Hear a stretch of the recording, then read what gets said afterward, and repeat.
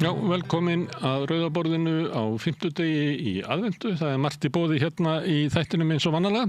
Hérna aftast í þættinum að þá höldum við áfram að tala íslenskuna. Við höfum verið svolítið með áherslu á það undanfarna daga. Björn Þorláks fær góðan gest í heimsókn. Það Þórarinn Eldjárn, skáld. Hann var líka kallað þjóðskáld á öllum tímum. Ég veit ekki hvernig við hættum að kalla fólk þjóðskáld, en Þórarinn það sannarlega og náttúrulega fjölfróður íslensku og líklega sá sem hvað lægnastur með að fara með íslenskuna. Áður en að því kemur þá ætlum við að tala mál sem hefur verið mikið í umræðu undanfarna daga. Það fæðingarorlofið. Hún Laufey Líndal fær til sín 2 góða gesti, Guðnýju Björk Eydal sem prófessor og Ásdísi Arnalds, lektor, til að fara bara yfir sögu fæðingarorlofsins, hvernig það hefur verið að breytast og þróast og hvaða áhrif og afleiðingar það hefur haft. Áður en að því kemur verðum við með mjög áhugavert viðtal sem að Ragnheiður Davíðsdóttir tekur. Hún alltaf með viðtöl hérna á 50. Hún fær núna 2 gesti til sín sem að báðir hafa fengið heilaskaða og ræða reynslu sína því. Það Þórir Steingrímsson sem formaður Heilaheillar, hann leikari og lögreglumaður, og Valgerður Sverrisdóttir fyrrum ráðherra. Þau ætla að ræða hvaða áhrif það hefur að fá heilaskaða. Reynsluboltar líka fastuliður hér á 50. Björn Þorláks fær þá gesti til þess að fara yfir svona fréttir vikunnar og þau mál sem að fólk vill helst ræða í heitupottunum. Þeir sem koma til hans í dag allt blaðamenn. Það Helga Arnardóttir, Ágúst Borgþór Sverrisson og Steingerður Steinarsdóttir, og þeir ætla að fara yfir ýmis mál, skólastjórun í Borgarholtsskóla, Úkraínu, samgönguáætlun. Það mörg heit mál sem í umræðunni þessa dagana. Talandi samgönguáætlun, Björn Þorláks sló á þráðinn hérna austur til þess að heyra hljóðið í fólki þar. Hann talaði við Eyþór Stefánsson í Múlaþingi. Þar fólk svolítið slegið, sérstaklega fólkið á Seyðisfirði, yfir að Fjarðarheiðargöng hafa verið slegin af. Ólíklegt að þau verði lögð næstu árin og áratugina. Næstu göng verða í milli á Norðurlandi, en síðan Fjarðargöng sem liggja frá Seyðisfirði yfir í Mjóafjörð og það yfir í Norðfjörð, að þau á dagskrá. En Fjarðarheiðargöngin sem þau hafa verið slegin af, sem Seyðfirðingar töldu að væri í hendi, enda þingi búið að samþykkja samgönguáætlun þar sem þetta var fyrsti kostur, og svo bætti það ekki kannski stöðun að það var hörmulegt bannaslys þar í gær, akkúrat þegar Eyjólfur samgönguráðherra var að tilkynna þessar breytingar. Áður en að við hringjum austur þá ætla ég að fá Pavel Bartósek hingað. Hann formaður utanríkismálanefndar á svakalugum tíma í evrópskum öryggismálum. Það eiginlega allt upp í loft í Evrópu, allt óvíst hvað verður tilraunir Trump til þess að búa til frið í Úkraínu. Kannski ólíklegt að það verði, líklegt að það verði hörð átök á víglínunni þar, möguleiki að það verði bara engin friður, að á endanum muni víglínan þar frjósa, verða svona það sem kallað frosin átök, og þessi víglína verði eins og krabbamein í Evrópu lengi enn sinn. Ég ætla að ræða þessi mál og ýmislegt sem tengist þessu við Pavel.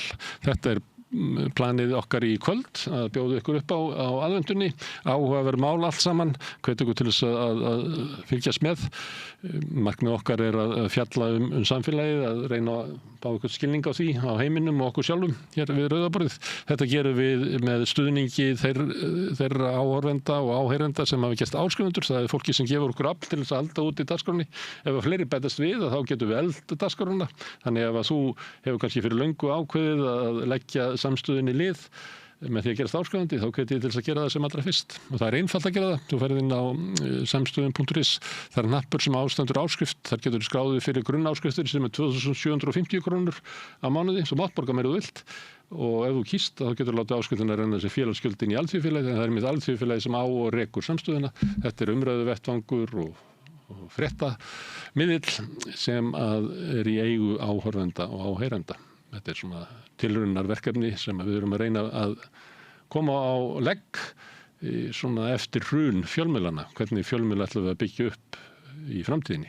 samstöðin tilraun til þess að finna þá lausn. Ef þú vilt vera þáttakandi í þeirri lausn, þá ættir að gerast áskrifandi.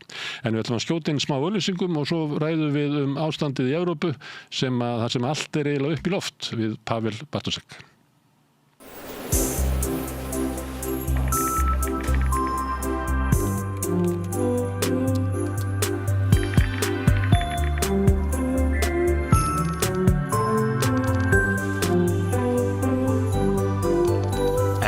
Líka með spurningar. Kynntu þér réttindi þín hátíðarnar á wafr.is. Kennarar eru þrefalt líklegri en ófaglærðir til að halda áfram í kennslu. Börnin okkar eiga skilið fagmennsku og stöðuleika. Fjárfestum í kennurum. Kennarasamband Íslands.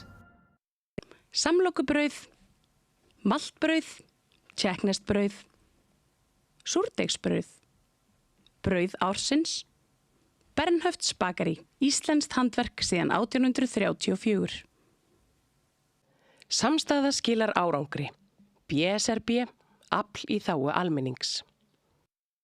Þú ert að hlusta á Samstöðina. Róttækt sjónarhorn á atburði dagsins.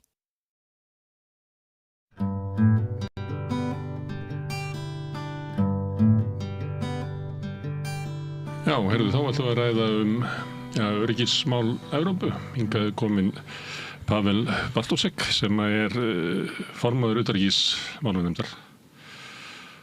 Ég sagði það við þig frammi að þú værir í ekki góðum málum að vera formaður utanríkismálanefndar á þessum tímum, þar sem að Evrópa eiginlega, hún hefur ekki verið svona tvísennir í staða í öryggismálum Evrópu, ekki síðan að þú fættist og ekki síðan ég fættist. Nei, það líklegast alveg rétt að það vissulega, og bara takk fyrir að bjóða mér í þáttinn, að staðan líklegast tvísinn. Ég reyndar út frá ef maður setur á sig hatt, ég meina pólska hattinn, þá þetta kannski ekkit endilega að staðan sé verri heldur hún var þegar ég fættist, menn þá var helmingur álfurinnar undir oki kommunismans og alræðisstjórnunar sem stjórnað var frá Moskvu. Ég sagði tvísýn, Já, ég skil hvort að fara. Ég ekki að leggja mat að hvort það verið gott að slæmt. En það líklegast rétt að við lifum á tvísýnum tímum. En það bara, ég ætla ekki að segja notorðið spennandi, svo þetta sé eitthvað ákjóslegt ástand. En bara það heiður að því að fá að gegna þessari stöðu í Alþingi Íslendinga. En núna þegar svona eiginlega allt upp í loft og þá má kannski spyrja það hver geta okkar Íslendinga til þess að leggja svona sjálfstætt mat á hluti. Það eru stærri þjóðir sem eru með mikil batteri til þess að meta stöðuna fram og tilbaka. Og hver svona okkar geta? Ég meina, við erum náttúrulega með eitthvað fólk í utanríkisráðuneytinu sem að vinna og ég veit ekki hvort að þið séu með eitthvað aðstoða fólk í hringinu. Því að þegar það svona tvísýn staða og þarf náttúrulega mjög djúpar greiningar á ótrúlegustu hlutum. Ertu núna að spyrja svona pólitíska greiningar? Já, bara pólitískar. Þú veist, hvað gæti gerst ef að Bandaríkin myndu draga sig svo til alveg út úr Evrópu? Hvaða áhrif hefði það á að valda hlutullin innan Evrópu? Hver þið framtíð Evrópusambandsins eða NATO? Hver þið átakalínurnar inni í NATO ef að þú kannast við það að Bandaríkin hafi verið svona haldið reglífi yfir og hafi fríð á öllum, haldið niðri á öllum mögulegum átökum, en ef að þeir draga sér tilbaka, hvað getur gerst þarna? Ég ekki að segja endilega að þetta sé aðalatrið, ég bara svona nefna sem dæmi í svona stöðu að þá þurfa greiningarnar að vera djúpar og byggður á mikilli þekkingu. Utanríkisráðuneytið hefur nú ákveðna greiningagetu. Auðvitað alveg rétt að það eru hvort sem kemur að þessum opinberu pólitísku greiningum eða jafnvel einhverju svona sjálfstæði greiningu á okkar eigin áhættum, þá eru þetta aðra þjóðir sem eru búið fyrir töluvert meiri getu heldur en við gerum. Við höfum ekki kannski sömu getu og jafnvel norðra þjóðir til þess að leggja kannski mat á fyrst þær hættu sem stafa okkur, en það eru kannski þær þjóðir þetta bara vanar því að vera með eigin her. Þannig að En ég myndi samt ekki segja, utanríkisráðuneytið er nú bara prýðilega mannað og það er bara mjög gott efni sem við fáum þaðan, hvort sem kemur að stöðunni í átökum í Úkraínu eða í fyrir miðausturlöndum, þannig að það er mikið gagnað því sem það best, þannig að við erum nú ekki algjörlega máttlaust. Nei, ég er ekki að finna kannski að fólkinu, heldur bara fjöldanum. Hvort að við höfum getu til þess að meta svona raunverulega hernaðarstöðu á ígvellinum, þú veist hvað gæti gerst ef við höfum stöðu til þess að meta ógnina Rússum gagnvart okkur, það er náttúrulega allt annað heldur en ef við varum Svíar að meta Eystrasaltið. Ég held að það sé alveg rétt að okkar geta til þess að leggja mat á þar hættur sem stafa á hernaðarsviðinu er töluvert minni heldur en geta annarra þjóða og ég myndi kannski segja að það væri eitt af því sem við nefnum nú í þessari stefnu í öryggis- og varnarmálum að við þurfum að koma upp okkur meiri getu til þess að geta greint stöðuna og til dæmis með þáttöku háskólasamfélagsins, það hefur legið fyrir þingi nokkuð sinn þingsályktun stofnun í öryggis- og varnarmálum og ég heyri svona vera nokkuð breið samstæðum að það væri sniðugt að koma einhver þannig verkefni fyrir, hvort sem það eru innan Alþjóðastofnunar Háskóla Íslands eða í samstarfi við aðra háskóla. Þannig já, ég held að við höfum það sé alveg klárt að það er tilefni til þess að auka okkar. Og ég spyr náttúrulega því að hættan er svo ef við höfum það ekki að þá verðum við að taka upp mat annara sem eru náttúrulega byggðir á öryggishagsmunum viðkomandi ríkja og við erum náttúrulega með sérstöðu, við erum með mjög sérstaka landfræðilega stöðu. Já. Og svo erum við náttúrulega með varnarsamning við Bandaríkin. Þannig að við erum á mörguleiti með ólíka stöðu en ég nefndi Svíþjóð áðan, ég geti nefnt Pólland. Nei, ég held að það kemur ekki upp ágreiningur þetta mál milli okkar. Ég held að við höfum þetta aðgangað ég meina, fyrst í gegnum við okkur í Atlantsbandalaginu, þá er þetta gerðar greiningar á svona hættum fyrir bandalagið þar, en mér finnst að sjálfstæð fullvalda þjóð verði að geta metið stöðuna út frá sjálfu sér líka, ekki einungis út frá við okkar í varnarbandalaginu. Já. Þannig að þó svo við séum inn í varnarbandalaginu þá verðum við að hafa sjálfstætt sín líka. Já, menn það myndi engin flestar aðeins þjóður gera það líka og eru með viðbúnað fyrir bara nefna í framhjálaupi að þegar að í síðustu kosningum í Pólandi þegar að í rauninni þáverandi varnarmála ráðherra lag hálfpartinn varnar viðbúna áætlanum Pólverja, þá var það svolítið til þess að gömlum til þess að ég veit ekki koma sínum pólitísku andstæðingum í vanda, þá voru það varnaráætlun sem byggði á sjálfstæðarvarnir án aðstoðar bandamanna. Þannig að slík varnaráætlun til í tilfelli Póllands og ég er ekkert að halda fram að það sé nokkuð raunhæft að tilefni til þess að við myndum hafa slíkt en ég tek bara þetta sem dæmi það. Það er líklega meira tilefni í dag fyrir Pólverja að hafa slík áætlun heldur en kannski fyrir 2 árum þegar að það svona virðist vera að Bandaríkin sé að draga sig tilbaka. Ég býst við að svona almenn tilfinning í Póllandi hafi verið það að það væri vörn í Atlantshafsbandalaginu út af herstyrk Bandaríkjana. En þegar þeir horfa til Úkraínu og Bandaríkin eru eiginlega bara sumir getur sagt að vera að svíkja Úkraínu að bara draga sig tilbaka. Þá hljóta menn í Póllandi að velta fyrir sér býttu þurfum við ekki að skoða hvernig við getum bara varið okkur einu og sér. Ég held að það tengist ekki, ég held að það hafa bara í gruna þess að þær þjóðir sem eru annaðborð með heri hafi alltaf slíkan viðbúnað. Og gerir ráð fyrir ólíku sviðsmyndum í eigin vörn. Og það er líka 5. greinin í Atlantshafsbandalaginu er ekki það að öllum byrja skylda eða það er ávísin í Pólland þá byrja ekki öllum skylda að koma að verja á heldur byrja að gera bara það sem að þau geti gert. Ég myndi nú ekki vera útvatna merkingu þeirra greina en það er rétt að ef maður lítur á hreinu lögfræði þá er rauninni greinin í Lissabonsáttmálunum varnir Evrópu, hún er að engu leyti sterkari en við vitum þess að það er töluvert meiri varnarmáttur sem liggur bak við Bandaríkin heldur en Evrópusambandið. Herðu, en við má spyrja aðeins Úkraínu, það náttúrulega mjög tvísýnir tímar og erfitt kannski að ráða í það og ég er ekki að biðja þig að segja hvað muni gerast, því að það getur enginn lesið það. Ekki samtalið reynd. Já.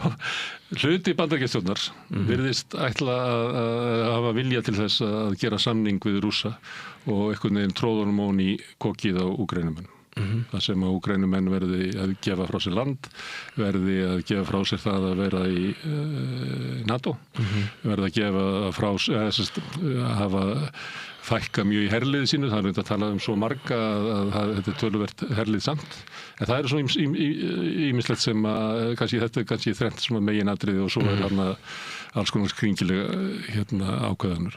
Það telurðu líklegt að þetta verði niðurstaðan að Putin og Trump semji, af því að mann finnir svona fréttin undan 2-3 daga verða ólíklegra?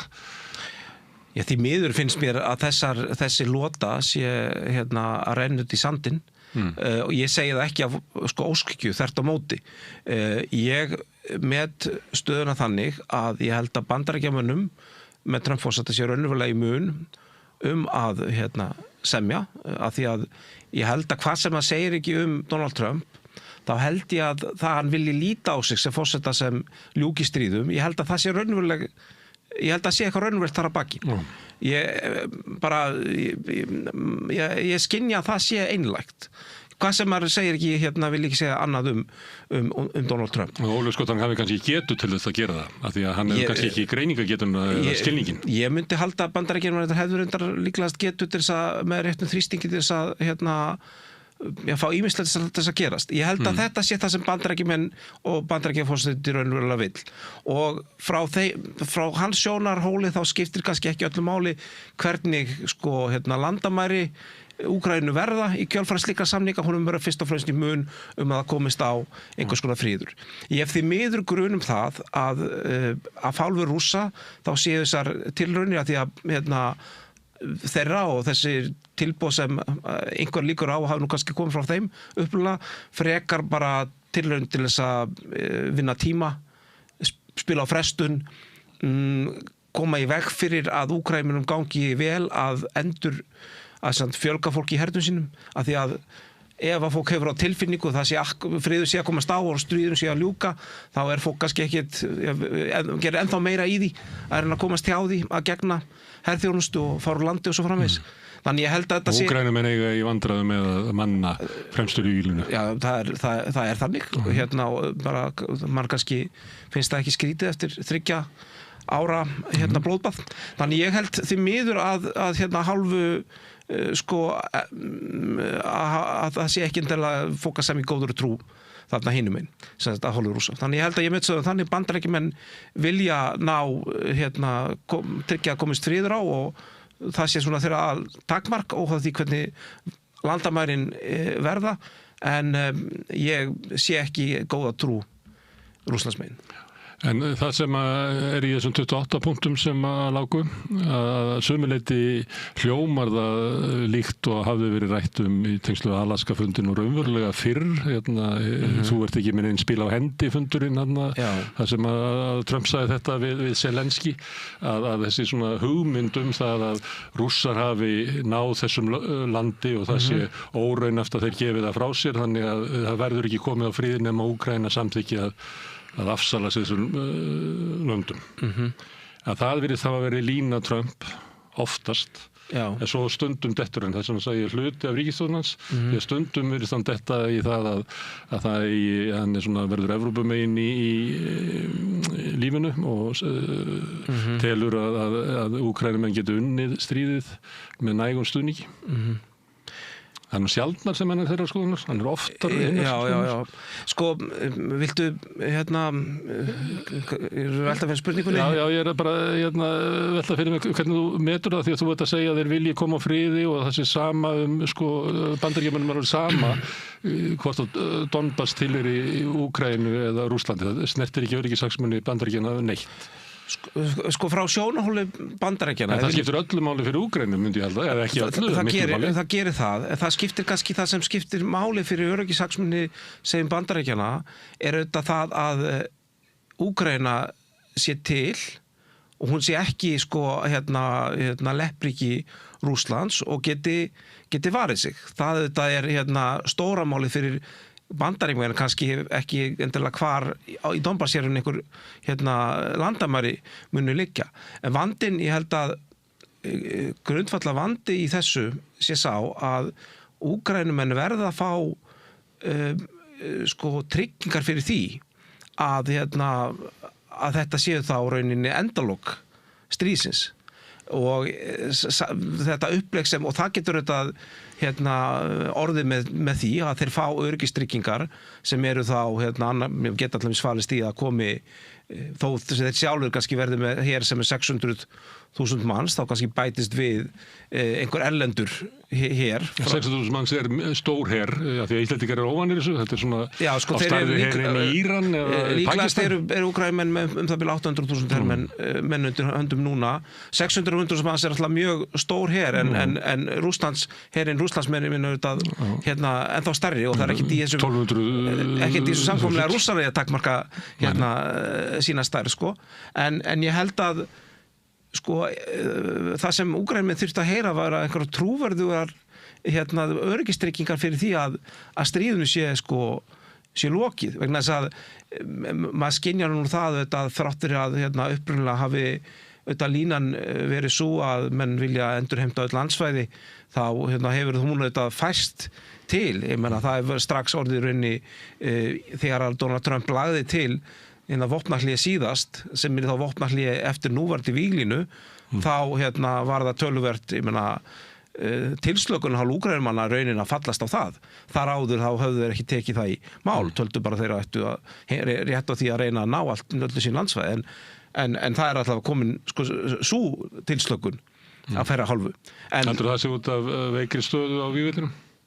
Það er ekki útilokað að menn kannski, og þetta líka bara það að ég meina, ég hef komið til Kíev og ég meina því er ekki að reyna á, það er ekkert leyndamála, svona langt stríð reynir þetta mjög á. Ég meina, það er bara mikill meirhluti fólks sem hefur mist nákomna ættingja eða vini á vígvellunum, og fólk það er einhvern veginn það er hvergi fólk sem þráir frið meira heldur en í Kíev og í Úkraínu. Það kom mér svo óvart, við vorum eitthvað að skoða úkraínska pressu og þá var svona farið út á götu að tala við fólk einhvern tímann fyrir svona kannski 1,5 viku og þá sögðu allir að þeir væru til í fríð og við þyrftum að gefa eitthvað eftir. Og ég var svolítið að velta fyrir mér hvað merkti þessu eftir náttúrulega stríðið búið að vera langan tíma, en svo var það líka það að vera að ræða að taka af landinu austustu héruðin, og landið er náttúrulega skipt. Það er sömuleyti ólíkt fólk sem býr vestamegin og austamegin. Þannig að ég velti því líka fyrir mér að fólk í Kív kannski upplifir að sé verið að berjast fyrir fólk sem er kannski svolítið fjarri þér, heldur en að við Íslendingar kannski upplifum alltaf eins og við sem öll bara sama fjölskyldan.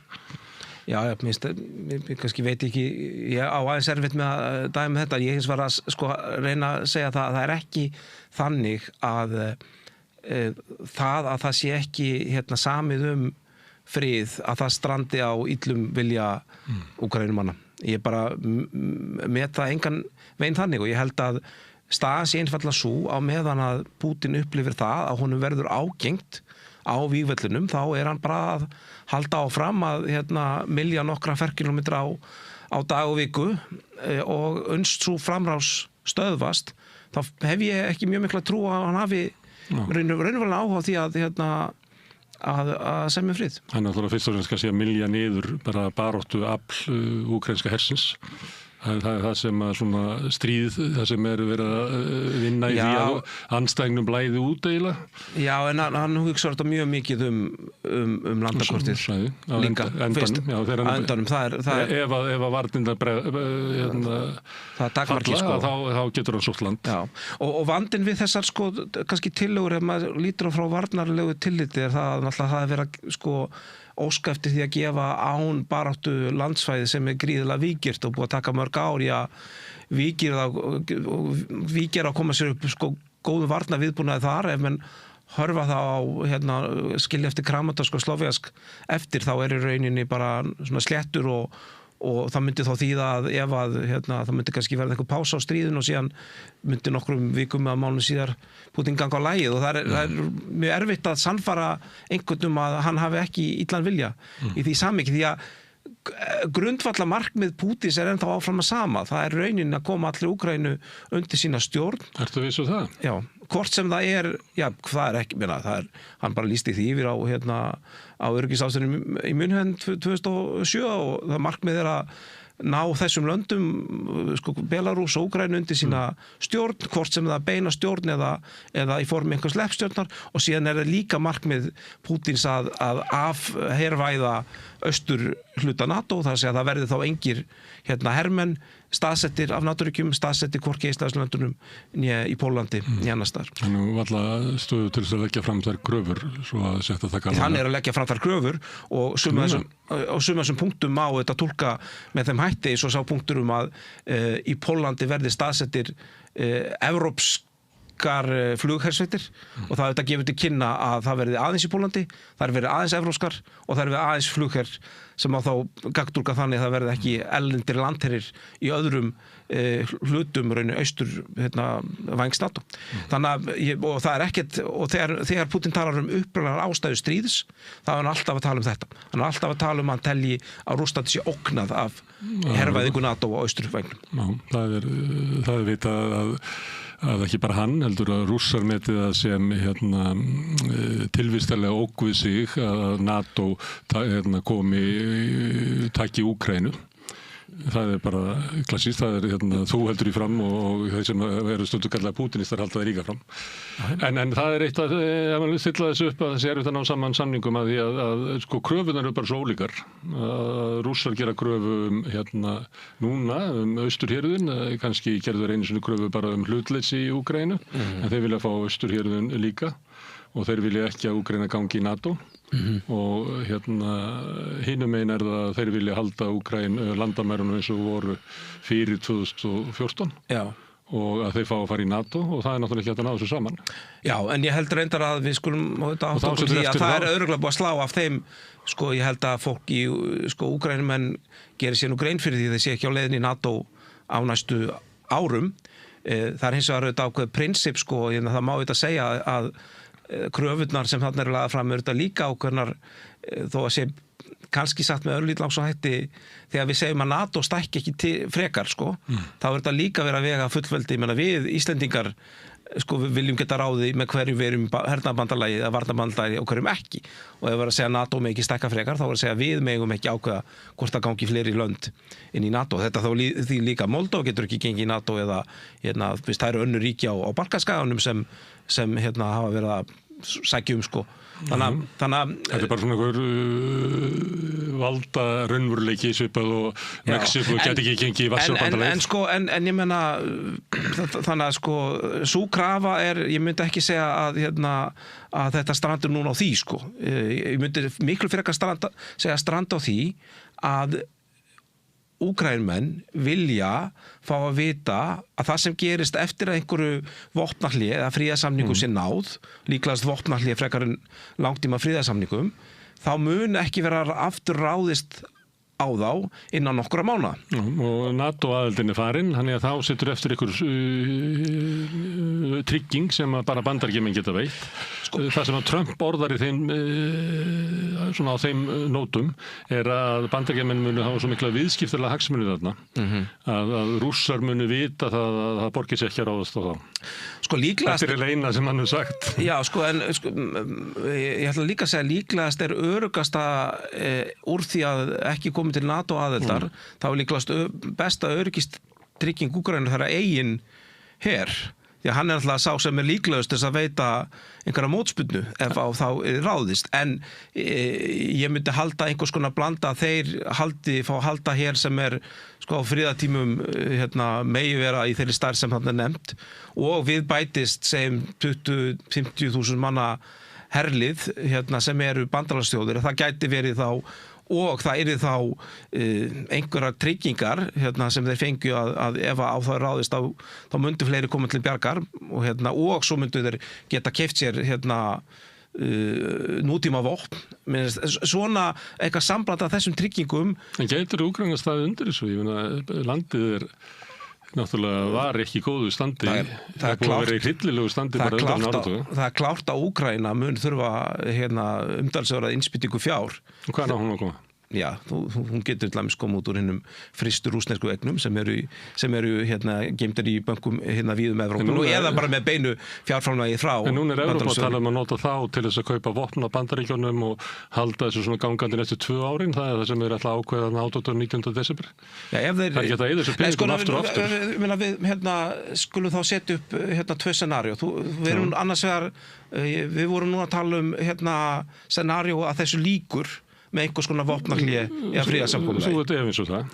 Ég er efins um það, en ég er að segja að því að ég held að það sem þetta raunverulega strandar á, ef það strandar á einhverju að fá Úkraínumanna, þá er það vilja hafa tryggingu fyrir því að þeir séu þá sannarlega búin að verja sitt fullveldi og sjálfstæði til einhvers tíma. Ekki bara að Rússland fái tíma til þess að anda áður en þeir taka yfir allt landið. Þannig að og til þess að koma slíkur tryggingu þá þetta kostar það að Úkraínumenn þurfa að hafa áfram almennan hér.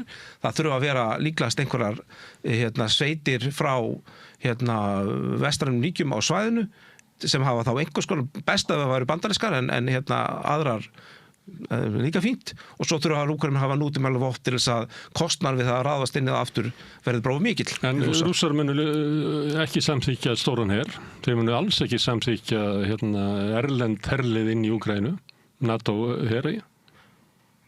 Já, þá sérðu bara að hver raunveruleg friðarviljinn er. Ég meina, ef að, þetta er alltaf leiðin til þess að ljúka þessu er með alvöru öryggistryggingum fyrir Úkraínu og ég held að sjá allir í hendi sér að það sé ekki ósökjut krafa á neitt hátt.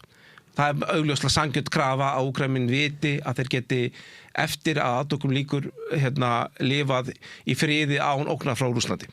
Og ef menn vilja ekki fallast á neina slíka tryggingar þá náttúrulega er friðarviljinn engin. En ef maður hugsa Rússlandsmegin þá myndu þeir segja að með því að hafa 800 manna her pluss NATO her pluss fjármagn til þess að kaupa vopn að þarna er bara NATO að endurskipuleggja herlið sitt til þess að geta ráðist á og tekið aftur þau lönd sem við tókum og kannski ráðast inn í Rússland, myndu Rússlandi segja og þeir myndu segja nei við þessu.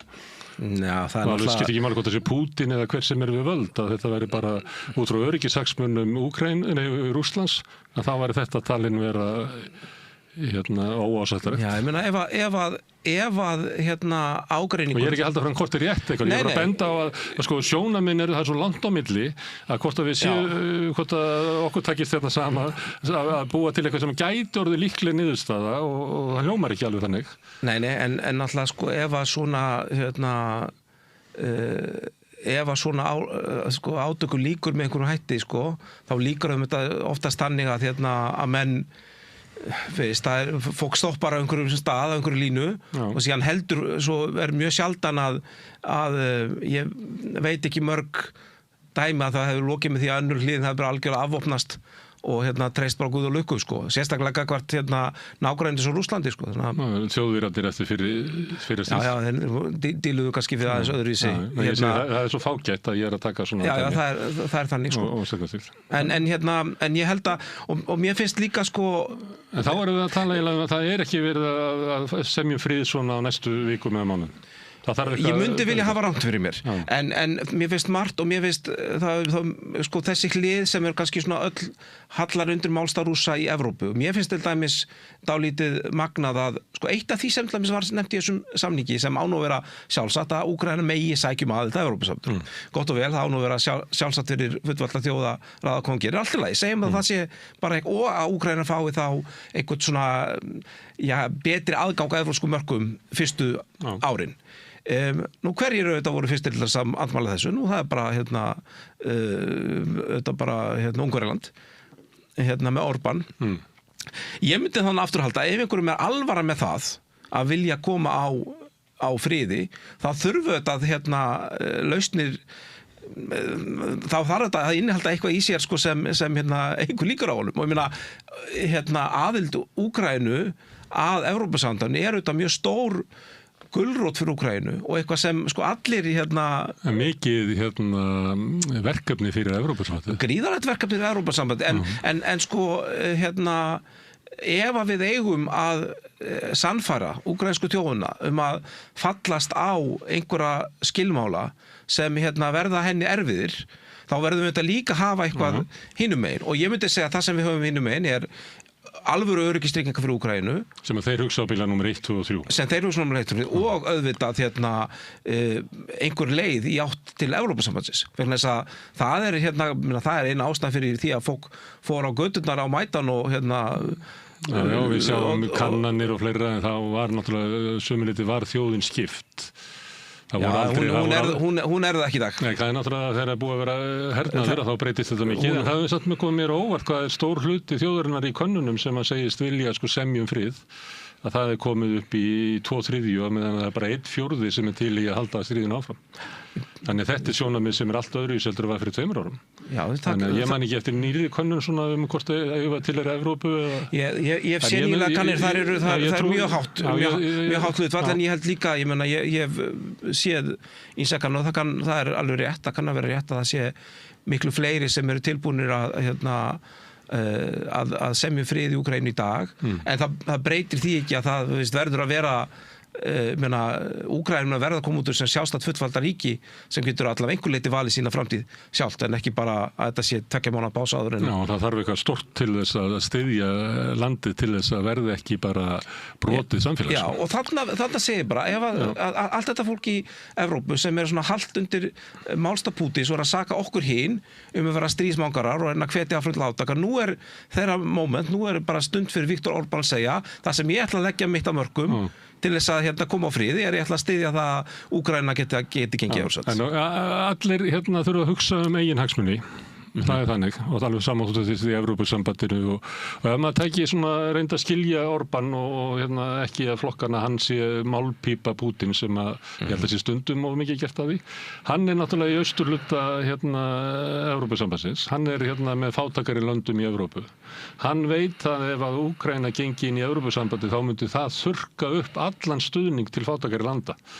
Þannig að það væri staða Ungverjalands og raunverulega kannski Eystrasaltsríkjanna og svona austusturíkjanna Portúgal. Ég kem mér ekkert óvart að það myndi heyrast allt í einu annað hljóð í horni frá þessum löndum með tillögunum að Evrópusambandið ætla að taka við Úkraínu og hjálpa þeim á fætur, því að þessi lönd vita alveg að þá verður fátt sem að við fáum næstu þannig að kannski Orbán bara þannig, hann segir þetta, en ef hann myndi ekki segja þetta, þá myndum við líklega heyri sér sjónarmið mjög fljótlega annars þar. Það kann að vera, og það kann að vera að stöðu sinna vegna líti Ungverjar síður á Rússa sem beina ógn við sig. Þegar að Rússar hafa verið að fara eftir ákveðnum ás inn í Evrópu, þá hafa þeir oftast farið þá í gegnum Pólland og Belarús, Úkraínu og síðan Pólland og sögulega séð, og það svona þeirra ás. En eftir sem áður hann bara næsti nágranni við þetta stríð. Já. Og það eru Ungverjar sem búa inn í Úkraínu, þannig að mér finnst stundum allt í lagi að reyna átt að sjá því hverjur hans sjónarmið en ekki alltaf afgreiðan eins og hann sé bara í einhverju búktali frá Pútín. Hann náttúrulega, einhver leiti hann að skilgreina hagsmuni Ungverjalands. Hann vill hafa það sjónum, hann vill kaupa ódýra olíu og gas frá Ungverjalandi, en ég nú bara að segja, ef að markmiðið að binda enda á þetta stríð, sem ég held að eigi að vera markmið okkar flestra, þá og ef að við ætlum að gera með einhverjum öðrum hætti, heldur að neyða Úkraínu beinist til uppgjafar og það allt svæði falli undir annarkvort beina stjórn Moskvu eða verði stjórnað einhverju leppstjórn þeirra. Leppstjórn Donald Trump hluta þessum hugmyndum að það verði eitthvað svona sjóður sem að tekur gjaldeyrissjóð Rússa og Bandaríkjamenn fá hluta á honum. Ég held að sé nú búin að slá það út af borðinu, en eins og segi, ef að okkur alvara með það að binda enda á þetta stríð, þá það líka þannig að við munum kannski þurfa að færa einhverjar fórnir til þess.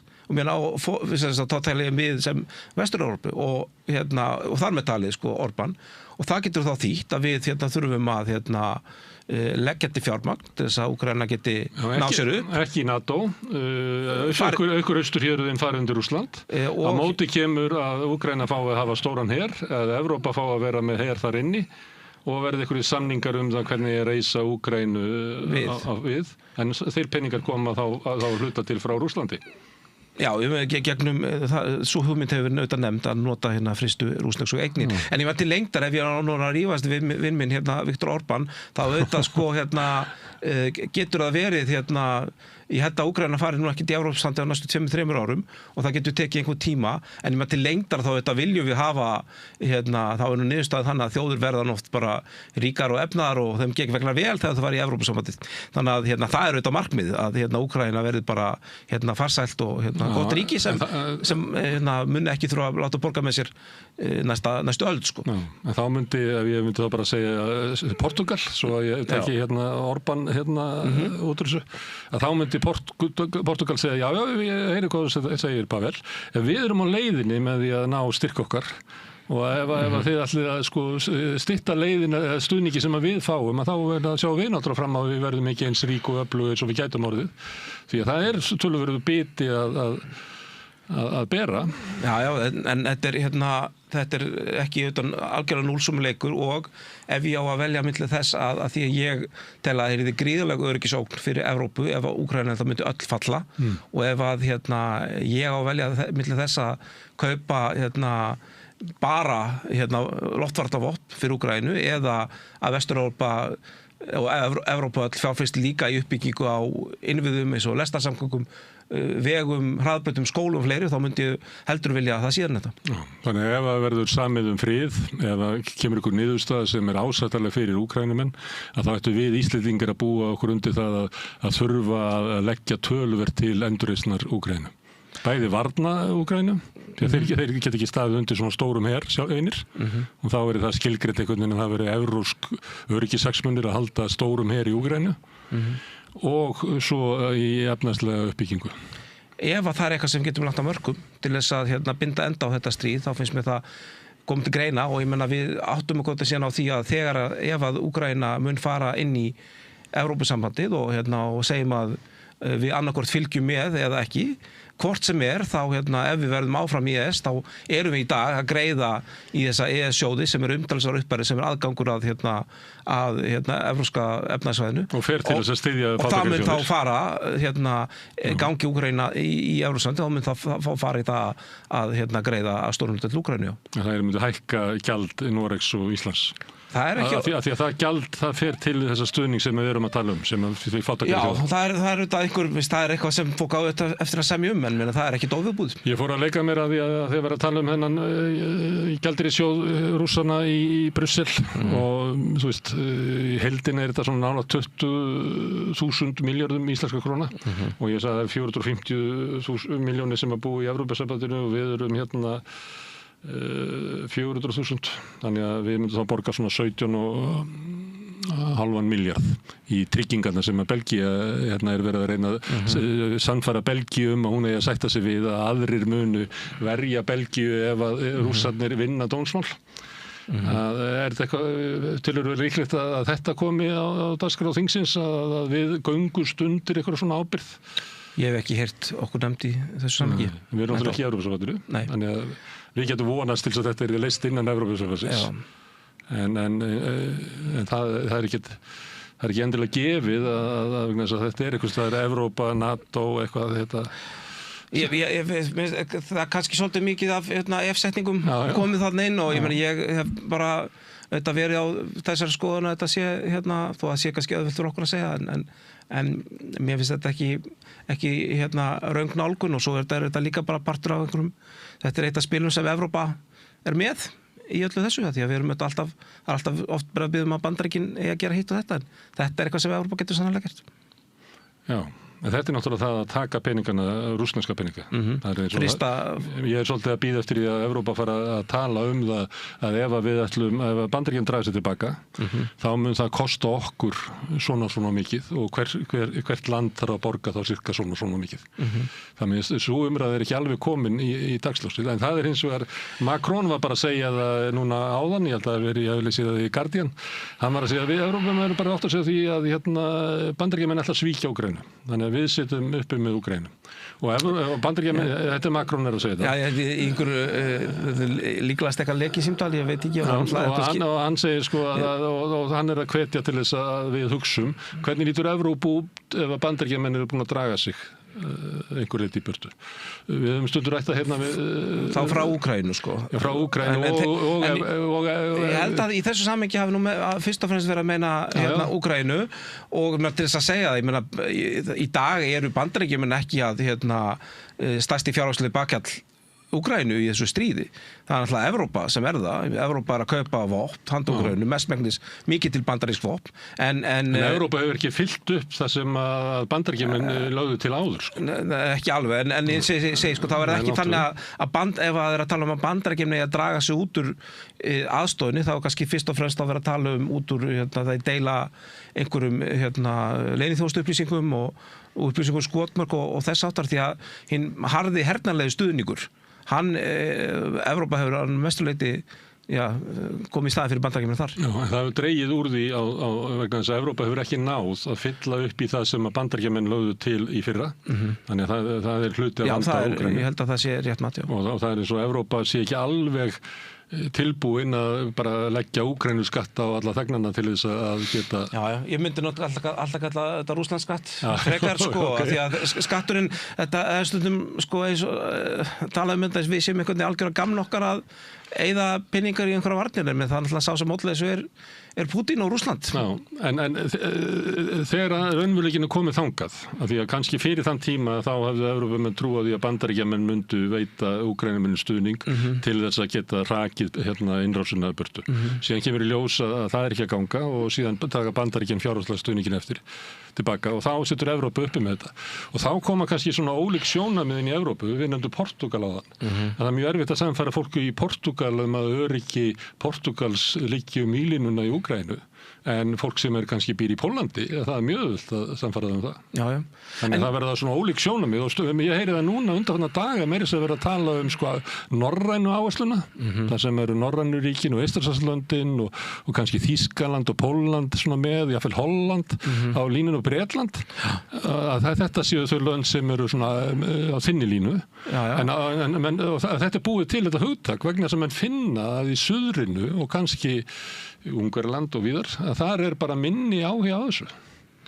Að taka á sig einhverja meiri átta fórnir. Það er vissulega rétt að þessi ríki sem er ekkert stundum kennt við Jeff sem er á Norðurlönd og Bretland og Holland, þau eru öll þau ríki sem hafa hlutværslega stutt hvað mest við bakið á Úkraínu, en ef við lítum svona á pólitíska yfirlýsingar þá þar sem ég fer og hitti evrópska þingmenn frá Evrópusambandinu, þá finnst mér almennur stuðningur alls á Úkraínu enn sem komið mjög sterkur og þetta eru ræðurnar sem klappað fyrir og þetta er það sem tekið undir og það miklu sjaldgæfara að fólk viðri einhvern hinn málstæðin sko, að við eigum ekki að stiðið Úkraínu að láta þá bara undirbúa okkur sjálfum sko. Já, en ástæðan fyrir því að tala sko fjárhagslega byrðin kemur á löndin, það er ekki vegna þess að ég sé að halda fram að ég ekki að gera það, ég er bara að segja að þegar það gerist að þá verður pólitíski raunveruleikinn svolítið annar.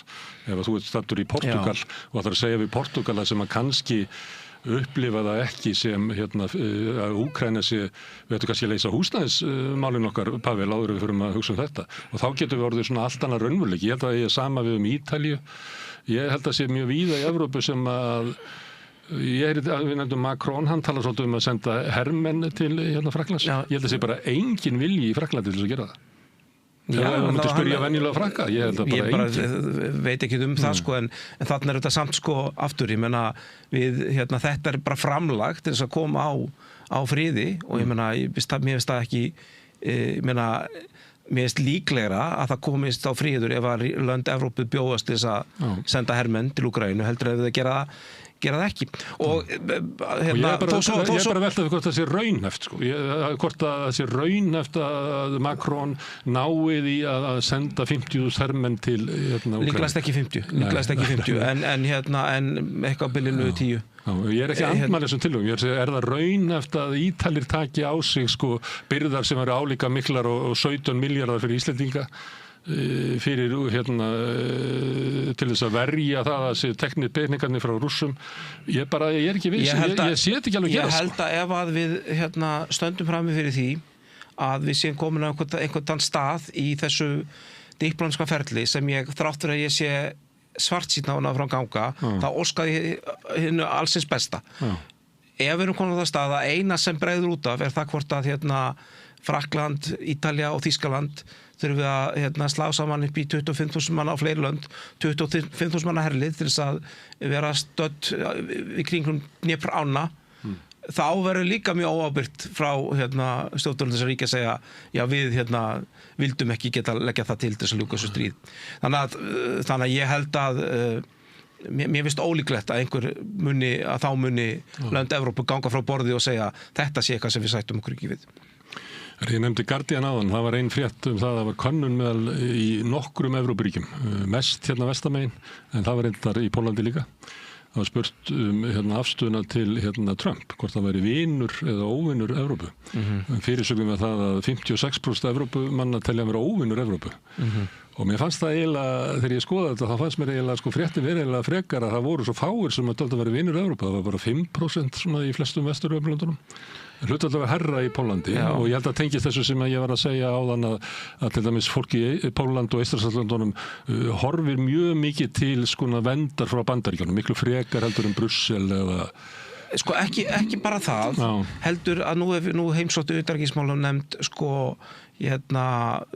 bæði Litáin og Pólland og ég vil að vera í mörgum þessum löndum og þegar að Trump lemur í borðið og segir við Evrópu, nú þarf Evrópa að stíga upp, það gengur ekki lengur að Bandaríkin greiði fyrir varnir eins ríkasta svæðis í heimi, þá eru viðbrögð við því náttúrulega svolítið ólík annars var á Spáni og svo eins var í Eystrasaltslöndunum. Í Eystrasaltslöndunum fólk hvað sem að fara að eyða töluvert miklu varnir og bara raunin einhver leyti þakklátt Bandaríkjafrásöld til þess að láta fleiri koma með og hjálpa til. Á meðan stemningin eðlilega eins önnur þar sem fólk upplifir kannski ógnirinn ekki með beinum hætti. En minna það að Donald Trump hafi fengið það í gegn að Evrópa eyða 3,5% í bein varnartengt útgjöld og svo 1,5% alls alls ekki óvinsælt í Eystrasaltslöndunum eða í Pólandi. Má ég aðeins spyrja Bandaríkin í Evrópu. Ég veit að mörgum finnst erfitt þegar verið að tala stækkun NATO og nýta það sem einhverja Putin-punta.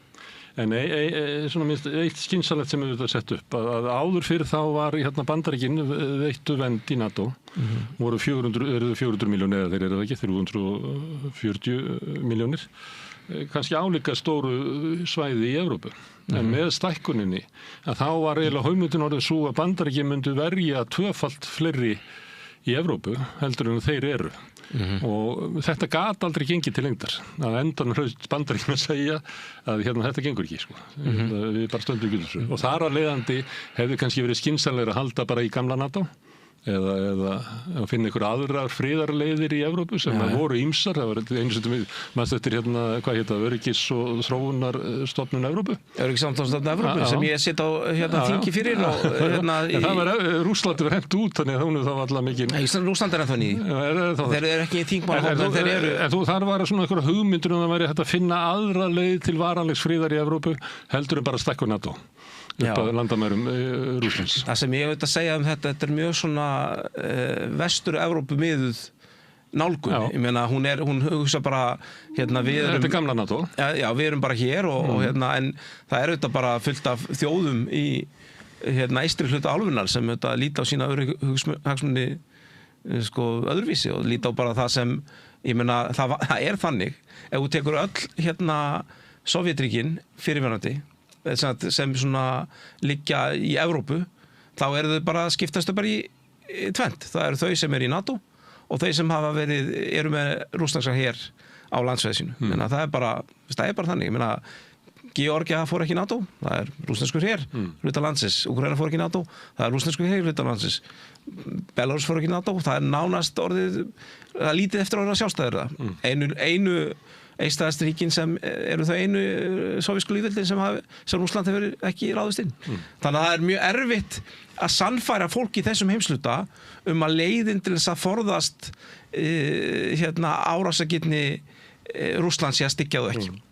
En þessi saga sem ég að segja núna, hún þannig þá séum við við ætlum að færa austur, við ætlum að tvöfalda fjölda Evrópumanna sem í NATO.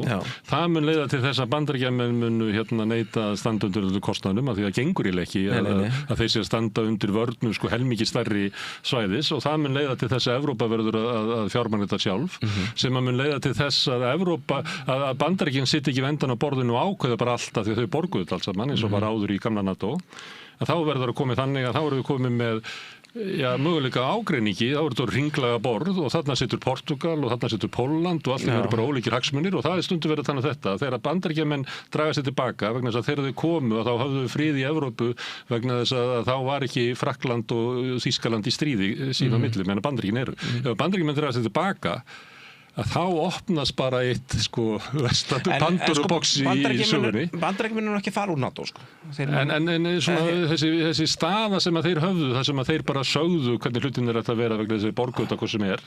Já, staða þeir eru alltaf mjög sterkan þá Men þeir sögðu Evrópu að borga 5% í varnartengt útgjöld, og hvað gerir Evrópa? Já, þegar þú ert búin að borga þá sestu með öðrum hætti við borðið. Það er ljóst en bara athyglisvert að því hún nefnir ÖSE sem bara valkost ég meina ég fór var ég á ÖSE-þingi í sumar í Portugal og þar voru menn að fagna 50 ára frá Helsingi sáttmálanum sem stofnaði öryggissamvinnustofnun Evrópu, og þarna frammi var myndir af risastórum Founding Fathers ÖSE, stórmenn eins og Brezhnev og Tito og Ceausescu og aðrir svona menn sem maður myndi ekki geta endilega alltaf setja upp á vegg hjá sér Þannig að það er heldur ekki svo ÖSE sé einhver svona saga sem þetta var bara ákveðin stofnun. Hún var náttúrulega bara öngstrætt í sögunni, en ég bara segja á þessu tíma var verið að leita af öðrum valkostum heldur en bara að allir færi í NATO upp að landamærum Rússland Já, ég meina það er og stefnan allir upp að landamærum allir í NATO upp að landamærum Rússlands hefur getið af sér stríð. Og þú segir að það sé vegna viðbragða Rússa og þessu ósakjönd, en þau eru eftir sem áður var ástæðan að þau Rússar upplifa tilvistarleg ógn af veru NATO í Úkraínu og mun aldrei lifa það. Ég bara trúi ekki eina sekundu að ef að Eystrasaltsríkin hefðu ákveðið að standa utan NATO að það væri minni líkur á átökum í Evrópu. Að því að viljinn Putin þetta bara, hann er ákveðið pródukt af bara ákveðnu hugmyndafræði sem aðhyllist bara þessa útþenslu stefnu sem er mjög ríkjandi í rússneskri þjóðasál. Ég meina það að færa mikla fórnir til þess að ná landi er bara eitthvað sem er mjög snar þáttur af því hvernig þau hugsa sig og ég hef enga trú á því að ef að Lettland hefði ákveðið að standa utan NATO að Eistland að það hefði ekki komið eitthvað tímabil þar sem Putin hefði ákveðið að beita ekki hervaldi til þess að reyna að ná hluta þess ríkja inn í sig. Eina sem kemur í veg fyrir að hann gerir það er að hann hefur trú á því að varnarmáttur NATO sé einhver. Það sé alvarlega skref. Já, það er þannig. Og þannig að þá viltu líklega styrkja NATO. Hefur þú tilfinninguna að þú manst eftir því að eftir innrásina að það var að tala að NATO hefði aldrei staðið sterkar. Mér finnst það alltaf farið að hljóma svona veikara eiginlega. Mér finnst ágreiningurinn innan NATO, afstæða Bandaríkjanna til NATO. Það raunverulega finnst mér erfitt að trúa þessari setningu núna að NATO hefði aldrei staðið sterkar og aldrei verið samhennara.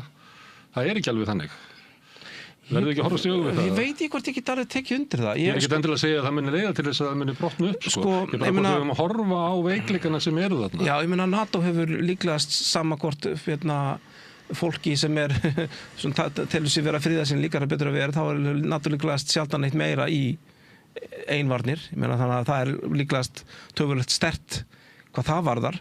Ég hef verð ég bara að segja sko hvað tilfinningu sem ég hef þegar maður ferðast Evrópu og hittir bæði Evrópumenn og bandaríska ráðamenn. Ég var á öryggisráðstefnunni í Varsjá, það sem þessi spurning kom ítrekað upp og þarna var Keith Kellogg og þarna voru bandarískir fyrir sendiherra Trumps í Pólandi og hún var spurð er Trump alveg, þá tók hún til að sem dæmi það þegar að þessi drónar margir fórun í Póland nýlega, þá hafi sko Bandaríkin hent upp þó nokkrum eldsneytisvélum og haft þar á sveim í 72 klukkustundir. Þannig að þeir voru alveg involved í því að verja lofthelgi Póllands á þessum tíma. Og mér finnst að því að það var rosalegur órói í rauninni upphafi ás með yfirlýsingu Trumps Grænland og ýmislegt annað og menn vissu ekki hvert stemdi. Mér finnst að eftir að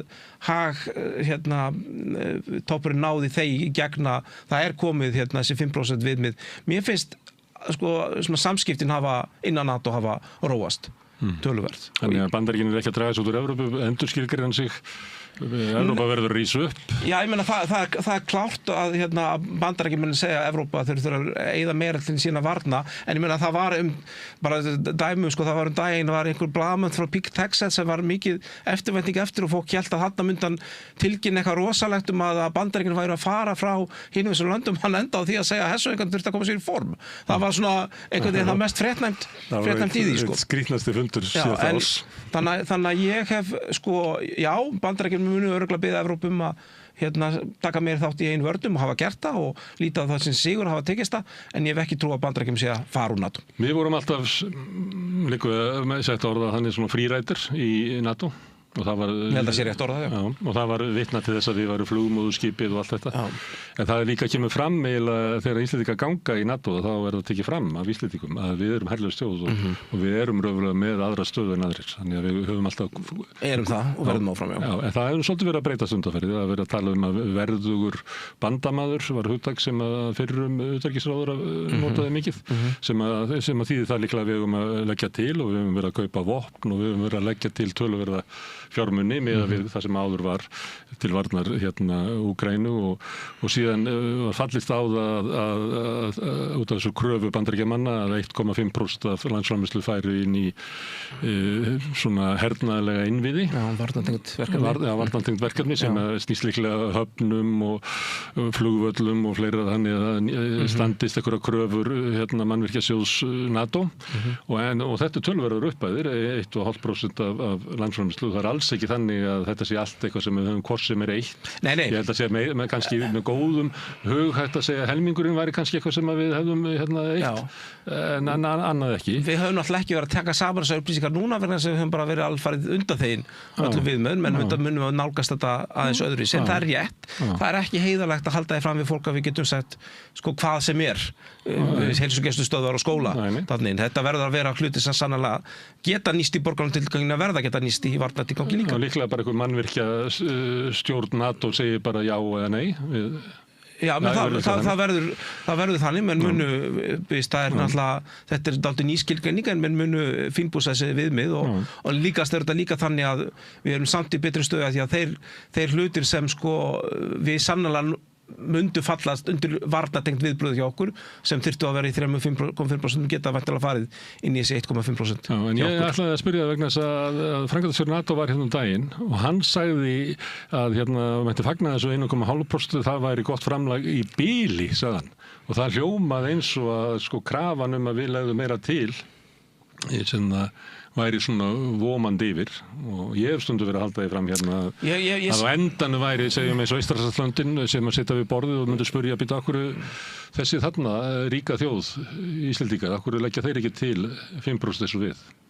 Já, svarið við því, við höfum alveg einstakann varnarsamning, tvíhliða varnarsamning við Bandaríkin sem engin önnur þjóð hefur og í honum segir að við erum herlaus þjóð og Bandaríkin sjá varnir okkar og þess vegna erum við ekki að taka þátt í hefðbundnum útgjöldum og það er bara okkar þjóðar hagsmunir að halda þeirri línu á lofti og hvorki kom okkur upp eigin her en ég heldur að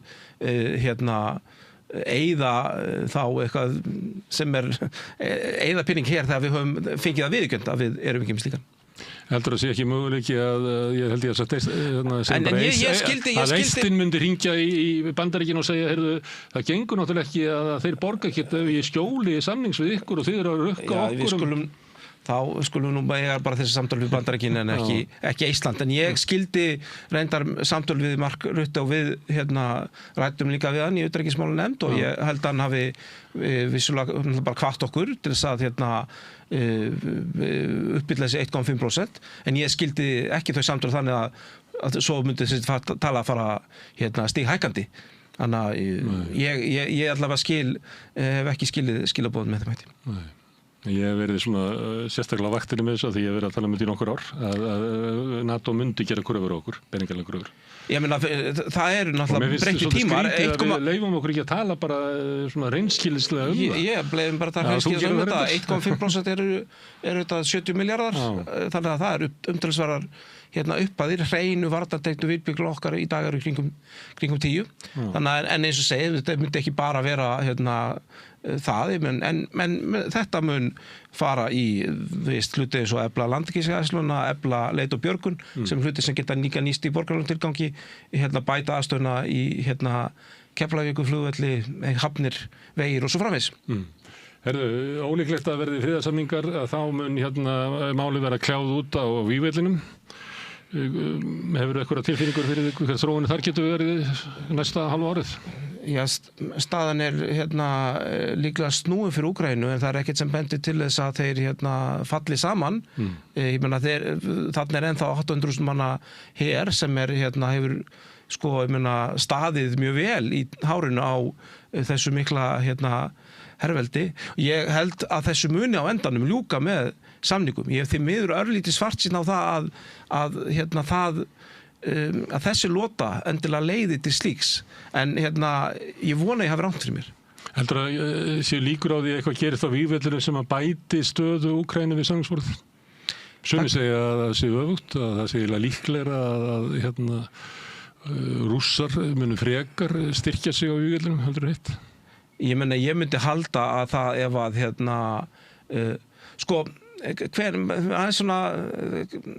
þegar að Rússar fóru að senda einhver skilaboð að væri tilbúin að semja og þessi Alaska-fundur fór í gang og allt þetta, þá var það í tengslum við allaveg á umræðu að Bandaríkjamenn ætlaði að færa Tomahawk flugskeyti. Ég held að það getur þetta gerst einhver hluti sem felist í því að Úkraína fái meiri herstig sem gera verkum að þeir kannski ekki tilbaka einhverju landsvæðum en gera verkum að framrás rússneska þessum stöðvist. Og þau getur skotið inn á skotmörk langt inn í Rússlandi. Já, og trufla þannig birgðaflutninga þeirra og koma í veg fyrir að til dæmis ef þeir geta gert einhverja drónaverksmiðjur ónýtar og svo fræðist, þá eigur það þeirra hernaðarmætti. Og ég held að ef maður lítur á einhver söguleg stríð sem hafa verið svona ljót og erfið ef maður kannski dettur helst í hug Kóreustríð sem stóð líka yfir í 3-4 ár og var svona fram og tilbaka stríð þar sem menn er ennþá óleyst og er ennþá óleyst. Ég meina það kann að vera að það verði niðurstaðan en það leystist samt eða það fraus auðvitað við það að víglundar stöðvust. Það fraus ekki við einhverju beinharða samninga að þeir vopnahléð kom sér stað þegar að annar aðeins hætta vinna land og ég held því miður að það þurfa að gerast Þannig að það væri þá Rússlandsmegin að Rússar haldið áfram þangað til þeir upplifa að þeir geti ekki unnið meira land og þá stoppi þetta eða kostnaður þeirra við stríðið gegnum kannski árás og þeirra innviði gegnum olíu verið það mikill að þeir átti sig á því að þeir þurfa að semja.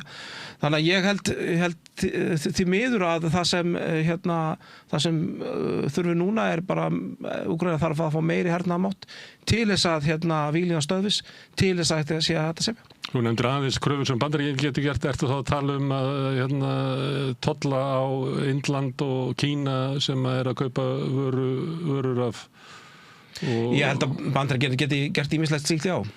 En telur það að vera líklegt að þeir muni gera það? Því að það er svolítið komið fram að eins og þeir viljið ekki, sko. Já, Bandaríkjamenn hafa auðvitað samt verið að leggja, ég meina þeir lögðu við þessa Rosneft og þessa viðskiptaþinganir á þessi 2 olíufyrirtæki og ég held að þeir mér finnst svolítið erfitt að segja hvað sé líklegt að Bandaríkjamenn geri og hvað sé líklegt að þeir geri ekki. Aðalþrýstingur þarf þetta að vera Rússland. Frosin vílína og Rússland ennþá næsti nágranni Evrópu. Já. Þannig að það verður þá samskipti milli Kóreuríkjanna ekki mikil. Nei. Og Norður-Kórea er eiginlega einangrað land. Það nú ólíklegt að Rússland verði með þá stöðu. Það er erfitt að segja sko, en ég held að þessi sko þessi svona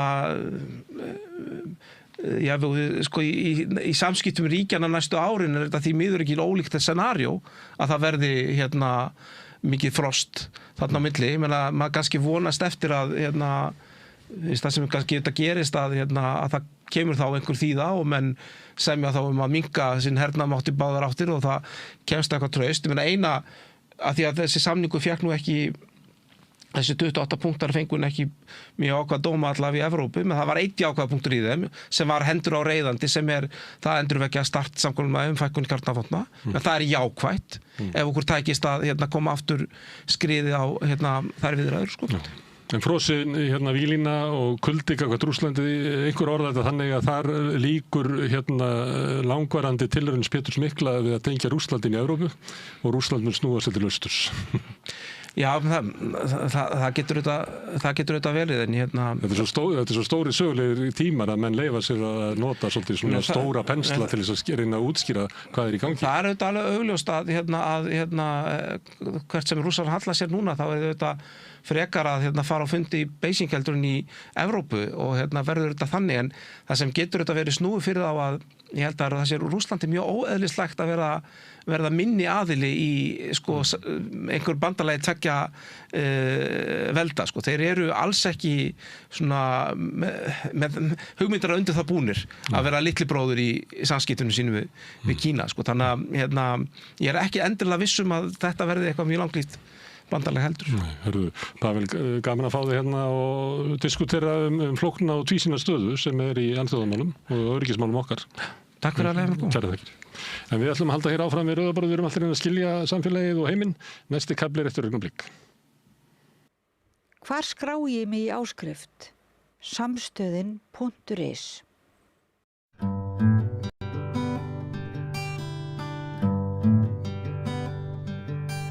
Já, það hefur ekki farið fram hjá mörgum að samgöngu áætlun sem kynnt var í gær, hún vekur mismikla ánægju eftir því hvar fólk er statt á landinu og svona hvaða áherslur landsmenn hafa í héraði vítt og breytt, ekki síst jarðganga plönin.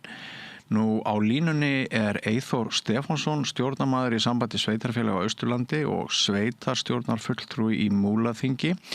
Komdu sæll og blessaður Eyþór, heyrðu sæmilega í mér? Já, ég heyri þér, komdu sæll og blessaður. Ljómandi, takk fyrir að ætla að miðla röddum íbúa í þínu héraði. Má ekki segja að það ríki nokkuð víðtæk óánægja í Múlaþingi eftir gærdaginn? Já, sko, ég held að þeir sem að raunverulega kynna sér innihald plaggsins þá bara sé ætti í það minnst að vera megn óánægja allt Austurland. Því að Austurland er bara hreinlega sett á bara bið eða ís og en þó sérstaklega er það náttúrulega í Múlaþingi í ljósi þess hvernig sérstaklega á Seyðisfirði og ég hef bara þetta er bara minn langversti dagur síðan ég byrjaði að koma nálægt sveitarstjórnarstörfum. Þetta minnir mig bara á svona andrúmsloftið í sveitarfélaginu okkar minnir mig bara svolítið mikið á þegar skriðuföllin féllu á Seyðisfjörð. Þetta er kannski ekki alveg jafnmiklar hamfarir en þó þetta er bara rosalega surrealist og ég átti fleiri en eitt símtal í gær þar sem viðmælandi minn bara brast í grát hvað hann talaði við mig. Þetta er virkilega sérstakt ástand sem þetta plagg er búin að framkalla í Múlaþingi. Þú lýsir þessu með mjög dramatískum hætti og kannski eru viðbröðin þá og vonbrigðin enn meiri heldur en við hin höfum haft njósn af. Er það þetta eina að Fjarðarheiðargöng verða ekki grafin eða er það fleira? Það er fleira.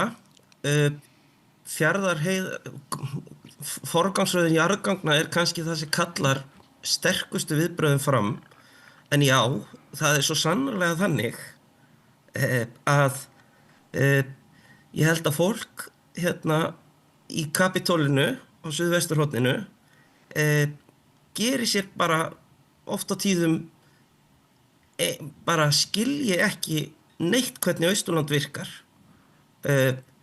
Við erum það hérna langt í burtu að það virðist heldur engu máli skipta hvað við segjum eða hvað við erum að vinna eða garga hérna. Þetta er bara eins og gamall maður á öskra á hafið. Já, ég lýsi þessum dramatískum hætti og ég vil kannski að biðja bara þá sem kunna á þetta líða að kannski sýna mér ákveðin skilning í því að maður er í ákveðinu uppnámi eftir tíðindi dagsins, kannski jafnvel ekki skynsamlegt að taka þetta viðtal á þessum tímapunkti. En sko, við til dæmis erum búin að vinna efnahagsgreiningu Austurlands, þar sem við sýnum fram á, við erum að eyða fullt af pening, sýna fram á 3% þjóðarinnar, standa undir 25% útflutningstekna hennar. Það virðist bara engu máli skipta. Ég sem sveitarstjórnarmaður hef á hverjum einasta fundi sem ég hef tekið núna í 5 ár við þingmenn eða ráðherra sem á einhvern snertiflötu samgöngumál eytt öllum mínum tíma í að tala þessi göng. Veistu það, ég sagði á einu fundi, heyrðu, þessi göng eru það niðurneld, getum við ekki fara að tala eitthvað annað? Og mér eldri og reyndari menn sögðu, nei, við hættum sko ekki að tala þetta fyrir en að þetta er komið. Og hvað gerist? Jú, þeim bara sjúpað, já, svo til að borðinu. En sko, og það er svo skrítið að hugsa til þess að nú verður maður að vona það að þegar að ný ríkisstjórn kemur muni þessari samgönguáætlun vera sparkað og ég held að það sé kannski ekkit endilega ástand sem við á Íslandi viljum búa við, að menn voni bara að það verði umbylting á samgönguáætlunum í hvert skipti sem að ný ríkisstjórn tekur við. Ég man nú ekki alveg að hverja spyrja, aðra kosti, sko það er engu á Austurlandi flýtt, þetta er allt á sama stað, við á Austurlandi erum orðin mjög vön því að vera aftarlega á samgönguáætlun. Það er engin breyting þar á. Framlög til Egilsstaðaflugvallar, senkar og rýrnar, Öxi, sem tengir saman Djúpavog og Egilsstaði. Og hún ekki bara, já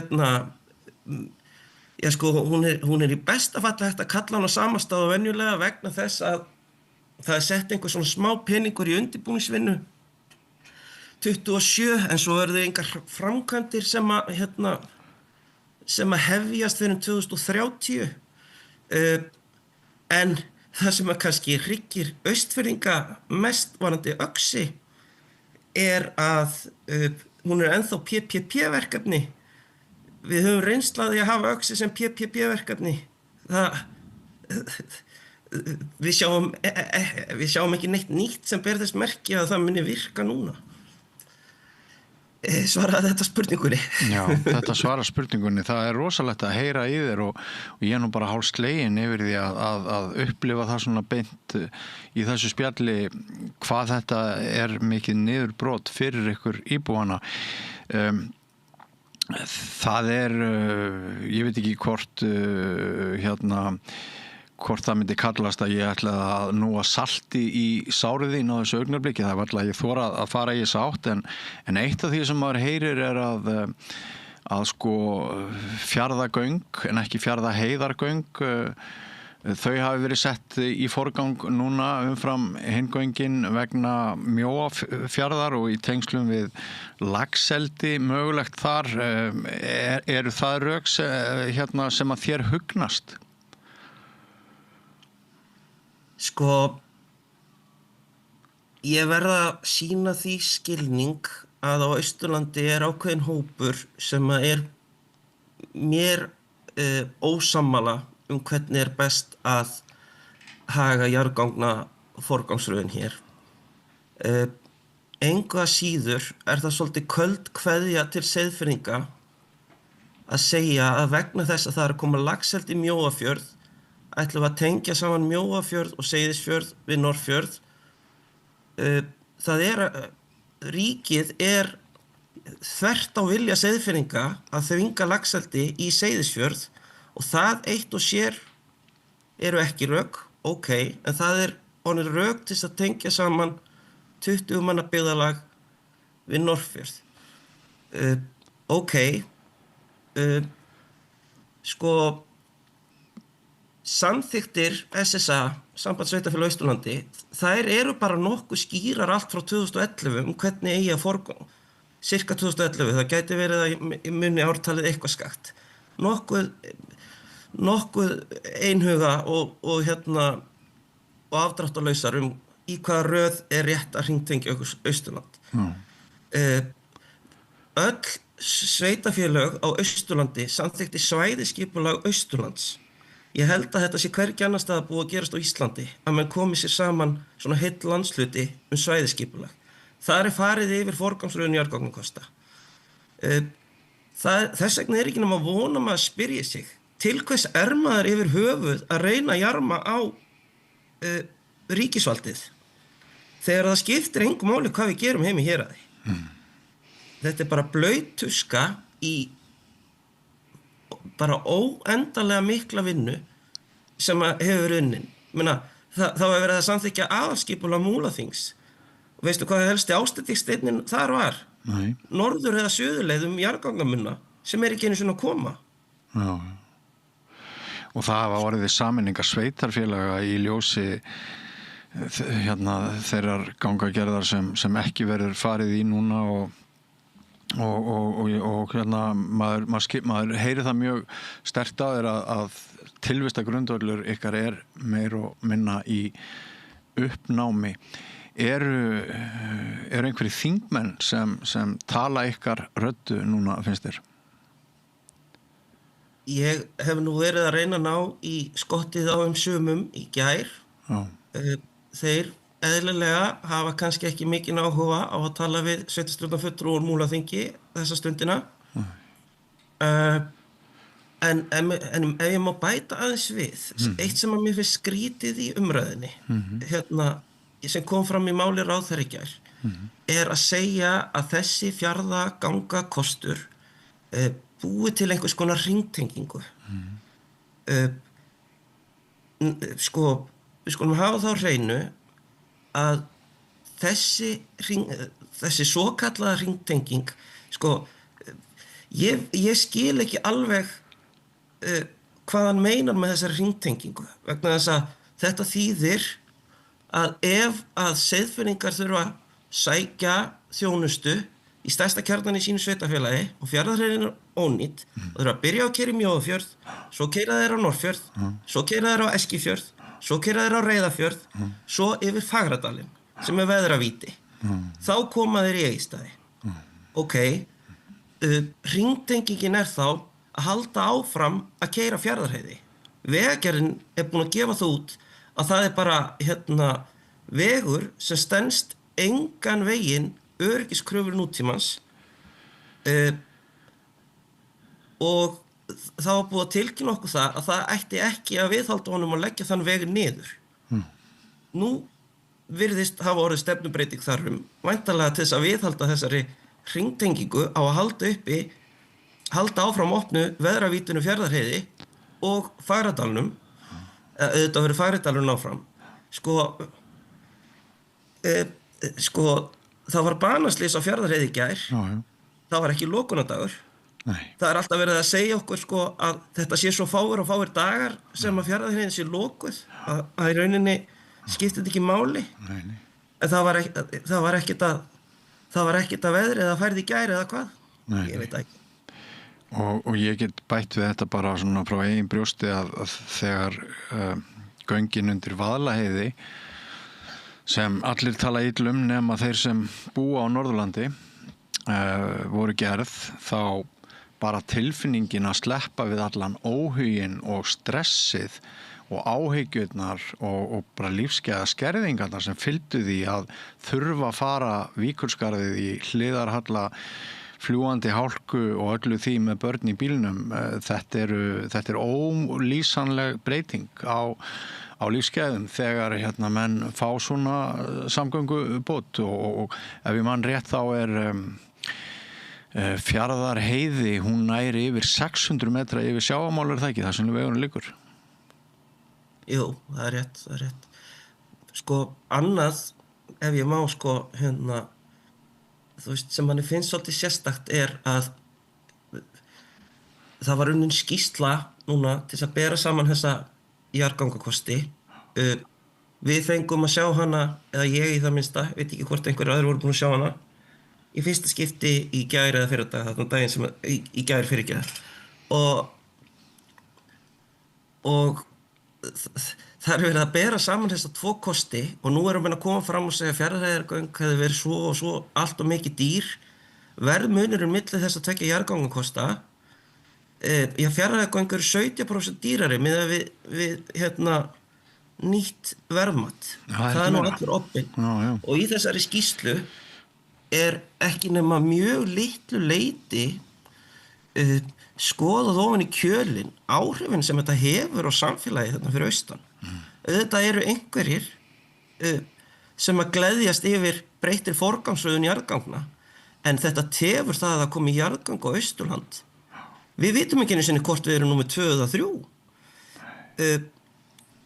Þannig að það gæti verið orðin núna 15 ár, kannski 10-15 ár, leiða mér að vera svo svartsýn. Það er svolítið bölmóður í mér, þú voru að afsaka.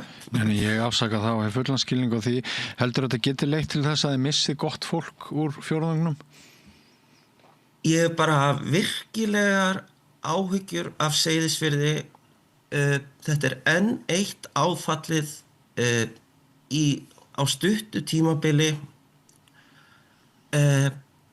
vegna þess að ég sé ekki hvernig það gerir Seyðisfjörð að betri búsetukosti svona að tengjast á Norðfjörð. Við höfum bara rannsóknir á því hvað það er sem skiptir máli þegar að velja sér stað til að búa á. Það er nálægð þjónustu, það er nálægð við flugvöll. Jú, sko, þetta styttir og veitir meira öryggi í fjórðungssjúkrahúsið, gott og vel, en flugvöllurinn sem er mest notaður í sjúkraflug, hann er eftir sem áður en þá og Egilsstöðum. Sko, ef að þetta snýst það að Seyðfirðingar, þeir verður nú bara að fara að finna sér vinnu einhvers staðar, fara að vera vinnudýr, vinnumaurar í Fjarðabyggð. Það getur vel verið að snúast það. Af hverju flytja þeir þá ekki bara í Fjarðabyggð? Þannig að þarna gæti orðið bara hálfgerð eyðing. Já, ég meina Seyðfirðingar hafa sýnt og verið nokkuð afdráttalausir í. Þeir vilja ekki fiskeldi. Þannig að mér er til efs að það sé, ég veit ekki, ég skal kannski ekki alhæfa, en kannski tala ég svolítið alhæfingatón, en sko, ég held svona, grunninn sé ekki rosalega margir Seyðfirðingar sem að endilega vilji vinna störfin sem að þeim stendur til boða sem einhverju vinnum er í Fjarðabyggð. Ok, en þeir sem það vilja, af hverju, sko, ég sé ekki, ég bara kannski verið að biðja þau að klippa aðeins þetta barn mitt aðeins til, sko, en við klippum aldrei neitt til samstöðinu, við bara leifum mannlegar tilfinningar og allt sem gerist, því að þannig er lífið. Nei, það sem ég segi, ég sé bara ekki alveg, hvað Seyðfirðingar, svona hvernig það gerir Seyðisfjörð að betri búsetukosti að hafa tenging á Norðfjörð og hvað Norðfirðingar ætla að gera á Seyðisfjörð. Þangað eiga þeir aldrei erindi. Þannig að þetta allt saman bara mjög súrrealíst og þú heyrir að ég í svolítið uppnámi og ég gerði mér eiginlega ekki alveg grein fyrir hvað ég í miklu uppnámi fyrir en ég byrjaði að tala við þig. Ég hef ekki alveg stjórn á tilfinningunum. Mér finnst bara mjög gott hjá þér og það mjög lærdómsríkt fyrir okkur öll hinn sem núna að fylgjast með þér sem fulltrúa þessa svæðis þarna að fá þetta bara svona beint í æð eins og maður gæti kannski sagt að það svo margt annað í okkar stjórnskipulagi en tölur, Excel-skjöl og allt það og mér finnst þú hafa miðlað með mjög eftirminnilegum hætti og sterkum hætti tilfinningum ykkar á þessum tímapunkti og Eyþór, við ættum kannski bara að segja þetta gott. Ég ætlaði svo sem ekkert að ræða lengur við þig en sem nemur þessu spjalli sem við höfum átt en það ekki það að tilfinningarlegt uppnám þitt valdi því að við förum að setja endapunkt en svona til þess að halda nú einhverjum ljóskeisla svona opnum þú nefndir áðan að ef það verða stjórnarslit þá geti orðið önnur forgangsröðun í nýrri samgönguáætlun áttu von á því að það verði átök þetta mál innan Alþingis núna þegar samgönguáætlun verður rædd sérstaklega áttu von á því að þið fáið ofta að heyra það í þingsal Alþingis að til ykkar sé hugsað?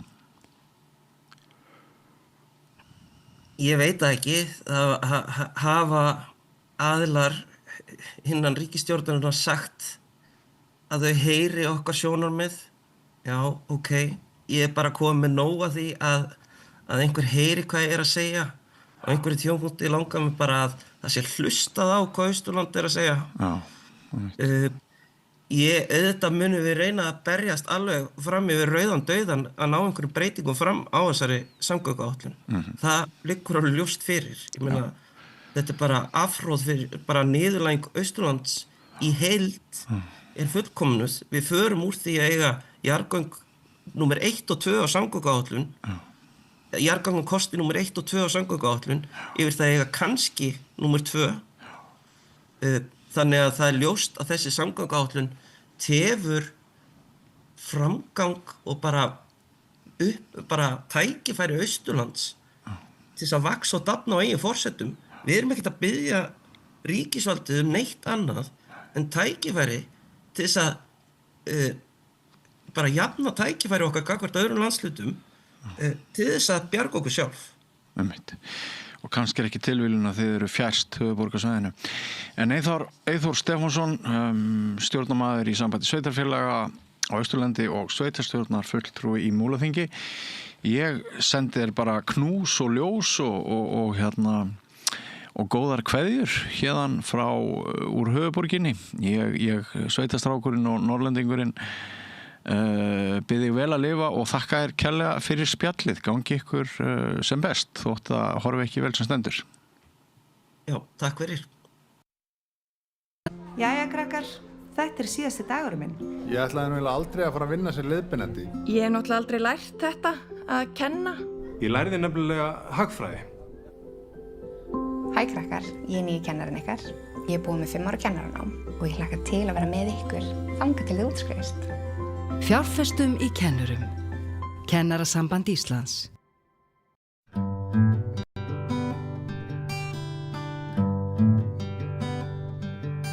Komið í sæl og blessuð og velkomin í reynsluboltana sem að í þetta skiptið eru einungis skipaðir blaðamönnum. Og það eitt mál sem að við hyggjumst taka að mestu leyti fyrir sem mál Ársæls Guðmundssonar skólastjóra Borgarholtsskóla. Stærsta frétt sem að hefur verið sögð að mati sumra, hún allavega mjög áberandi og við erum svona að ræða hana frá ýmsum flötum og reyna að greina hvað hún þýðir fyrir framhaldið og fyrir ríkisstjórnina og fyrir Ingu Sæland sem ráðherra og svona horfa á hennar stærri pólitísku línur. En gestir þáttarins í dag eru Ágúst Borgþór Sverrisson, velkomin, Helga Arnardóttir, velkomin, og Steingerður Steinarsdóttir, öll blaðamann eins og ég segi, þú fréttastjóri DVF og DVF var fyrst til þess að greina frá þessu máli í gær með það að Inga Sæland sökuð að vera á bakvið þá ákvörðun barna- og menntamálaráðherra að gefa, að láta skólastjóra Borgarholtsskóla vita að hún ætla að auglýsa stöðu hans þegar skipunartími rennur út, þegar ljóst hefði verið að hún hefði geta leyft honum að sitja 2 ár í viðbót, og það sem að gerir þessa frétt svona gríðarlega stóra og dýnamíska það að það eru illdeilur hjá þessum 2 sem greint hefur verið opinberlega frá. Hvernig Ágúst Borgþór bárust ykkur upplýsingar af þessu máli? Já, þessari bréfi var einfaldlega leikið til okkar eins og oft. Bréfi sem sagt, hvaða bréfi er? Bréfi sem Ársæll fékk frá menntamálaráðherra. Já. Og þá bara farið strax í það, enda hann mjög opinskár í þessu bréfi og segir að þetta sé hefndarleiðingur, tengir þessi mál saman. Já. Ég náttúrulega get ekki staðfest það eftir að svara fyrir þetta Inga og Guðmundur Ingi. Og nú svo kom þetta viðtal Moggans við hann í morgun. Ég var að sá þetta bara með stýrurnar í augunum í morgun, að það ekki mæti vinna fyrir 9 og svo leiðinu uppbyttur var hann í viðtali með þungar ásakanir í útvarpi. Ársæll. Já, það er alltaf alveg ljóst og sem Inga hefur viðurkennt að þetta símtal var óheppilegt tiltæki af henni á sínum tíma. Já. Og svo má líka deilum það hverju hann er að vitna í 2 manna tal. Og hann gerandi það mjög reiður, hann að ég verið að taka með einhverjum fyrirvara túlkun hans á símtalinu líka. Hann meira að segja að gefa skyn og hann hafi verið drukkin á þess að hafa nokkuð fyrir sér. Já, hann gerir það í morgun. Já. Og þannig að, og það mér veist líka svolítið þessi tónni, sko auðvitað náttúrulega fyndist manni, sko þessi lögum að breytta 96, það ekki, þá var hægt að sýsta, þá voru embættismenn ekki skipaði sjálfkrafa áfram. Þá mátti segja auglýsa starfið eftir 5 ár. Mjög veist tónnin í honum svolítið þannig samt eins og hann eigi bara þetta embætti, sko, og hann er svo hneykslaður, hann heyrði á Rás 2 eða Bylgjunni í morgun, hann er svo hneykslaður á því að hann með alla þessa menntun og þekkingu, hann verður þess að vitna í einhver námskeið sem hann er búin að taka á meistarastígi, að dirfist að endur á hann ekki, sko. En þetta komið að það stig að ég veist þurfa að svara fyrir þetta og við fáum reyndar aldrei að vita hvort hann hefði verið endurráðinn því að hann hefði getað sótt sem er samt ákveðin niðurlæging fyrir hann. Já, má ekki skjóta inn í þar, sko, hefði ekki verið eðlilegt hjá þeim líka að gera þetta með einhverju talsabandi, sko. Já, þú veist, ræða við hann, þú veist, staðis að senda þetta bréf og bóða hann að fund þar sem ekki eins og ráðherra er viðstaddur. Já. Að ræða þetta bara við hann, en fólk væri bara í samtali, sko. Það er óbúslega margar spurningar í þessu.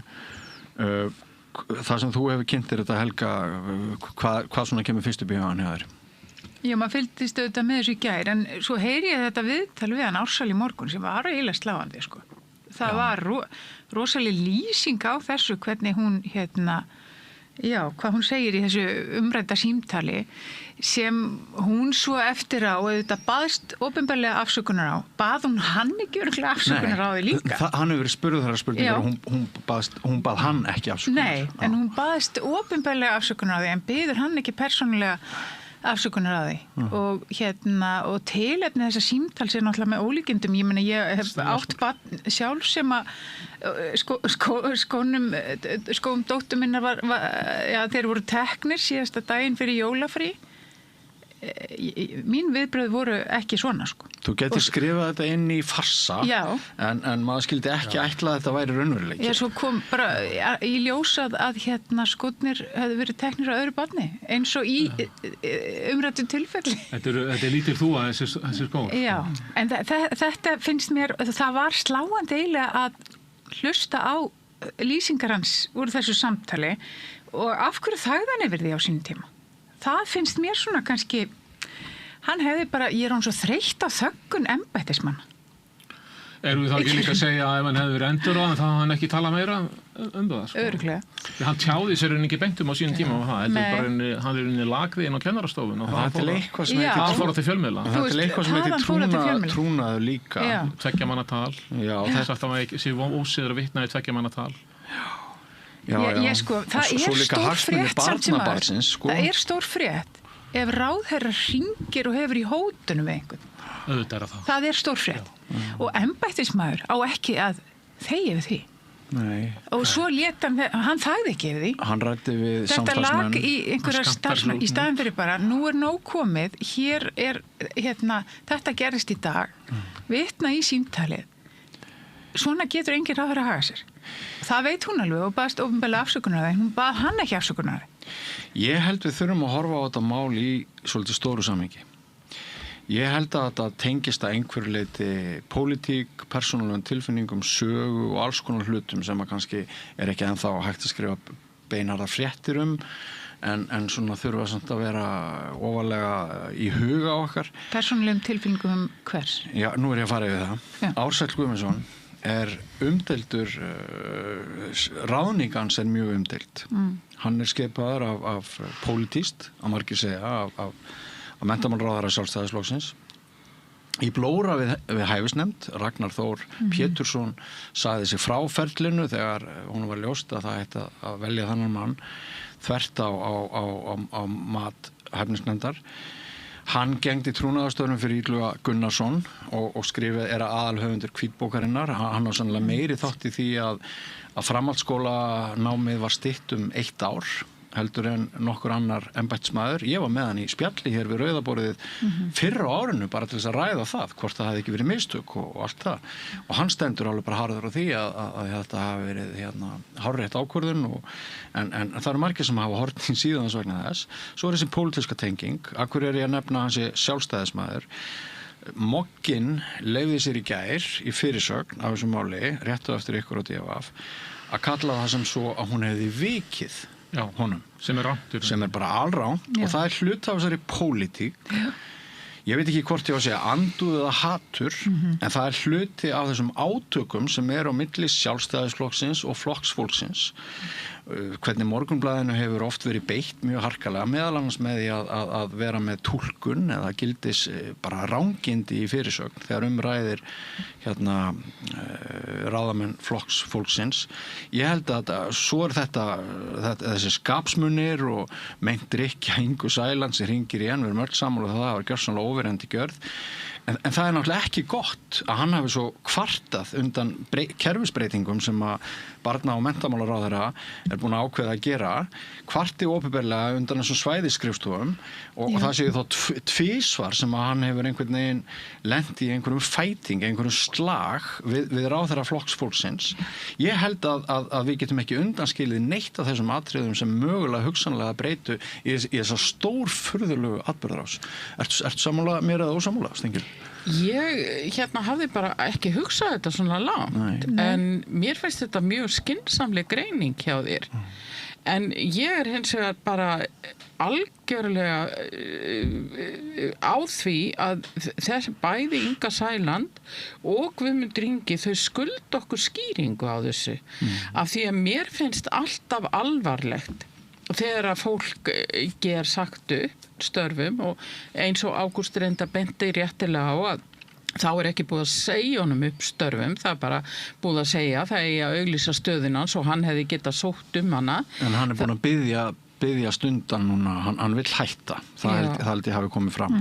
Út af þessu. Já. Og manni finnst líka alltaf svolítið illa fari með fólk þegar það á eftir eins og í hans tilfelli, það eru 2 ár eftir af þessum samningi og manni finnst einhvern veginn alltaf svolítið illa fara með fólk og það þurfa að vera þá rík ástæða ef að þá að koma fólki úr vinnu fyrir litlar sakir því að hann hefur ekki fengið áminningar eða neitt. En það er greinilega auðvitað mikil pólitík í þessu og það er auðvitað engin vafi á því að þessi átök hans við flokk fólksins hafa eitthvað með þetta að gera. Til þess að hafið yfir vafa. Ef hann átök. Já, þetta allavega svo tilfinning sem við höfum þangað til að þau eru þá búin að svara og þau verða þá að gefa okkur. Og það líka fyrir litla sakir, það eru engar sakir. Sko. Já, akkurat, engar sakir þá aðrar heldur en þær að hafa verið að deila við menntamálaráðherra hans ákvarðanir. Það er þá það eina sem að má segja að sé opinberlega eitthvað, en ég veit það ekki, sko, eins og ég segi, þetta allavega mál sem að mér finnst að við almenningur verðum að fá viðhlítandi skýringar á. Og mér finnst svolítið áhugavert að við erum að horfast í augu við, ég var að hlusta á viðtal við hana Ólínu Þorvarðardóttur segðu mér hjá henni Sigurlaugu Jónasardóttur, að þar hún að segja frá því að hún var í Berkeley háskóla núna í haust og þar bara sjáanleg andstaða við Trump. Hún gekk hérna bæinn og það bara bóstaflega skilti út í glugga, sko, no king og we don't want any kings in America og þú veist, og skilti til varnar tjáningafrelsun og svona, og Trump búinn að standa í verulegum stríði við skólamenn í Bandaríkjunum, sérstaklega náttúrulega háskólana, af því að þeir hafi ekki getað samþykkt hans hömlur á bæði tjáningafrelsi, rannsóknarfrelsi og ýmislegt fleira, og maður svona bara velti fyrir sér, erum við að fá eitthvað svoleiðis hingað að skólamenn þurfa að vera varkárir. Ég bara hugsaði nákvæmlega þetta saman, ég var að fara að segja þetta. Er þetta trumpismi hjá Ingu að bara að maður sem fór sér að gagnrýna þau og gagnrýna sem hann hefur fullan rétt á og fagmennsku til, að hún sé refsa fyrir það. Það náttúrulega með ólíkjendu. Það gild spurning. Ég bara var að hugsa það saman. Ég varpa einum punktin í þetta. Ég ekki endilega að segja sem mín skoðun. En hafandi að huga að þetta ekki brottrekstur, heldur þetta skipunartímið liðin og þá má samkvæmt lögum auglýsistöðuna. Já. Getur það verið fagleg afstaða menntamálaráðherra að segja ég vil hafa mann í þessu embætti sem berst ekki gegn minni stefnu og fylgir okkar stefnu í menntamálum? Já. Það einmitt. Og sko... En þar sem forsagan svolítið blóði drefin, þá kannski kemur þetta ekstra illa út. Mjög óhefnilegt. Mjög. Og sko, mér ekki kunnugt að þessi ráðherra hafi tekið aðrar sambærilegar ákvarðanir. Við gætum haft sérstakann þátt í að ræða prinsipið að kannski væri bara best að svona stöður væru alltaf auglýstar. Já, það ekki? Eftir 5 ár. Við gætum komist að einhverjum konsensus að það væri alveg frábært. En af því að þetta eina tilvikið sem við það erum á hálfu þessa ráðherra sem heldur því fram að ráðherran sé handbendi Ingu Sæland.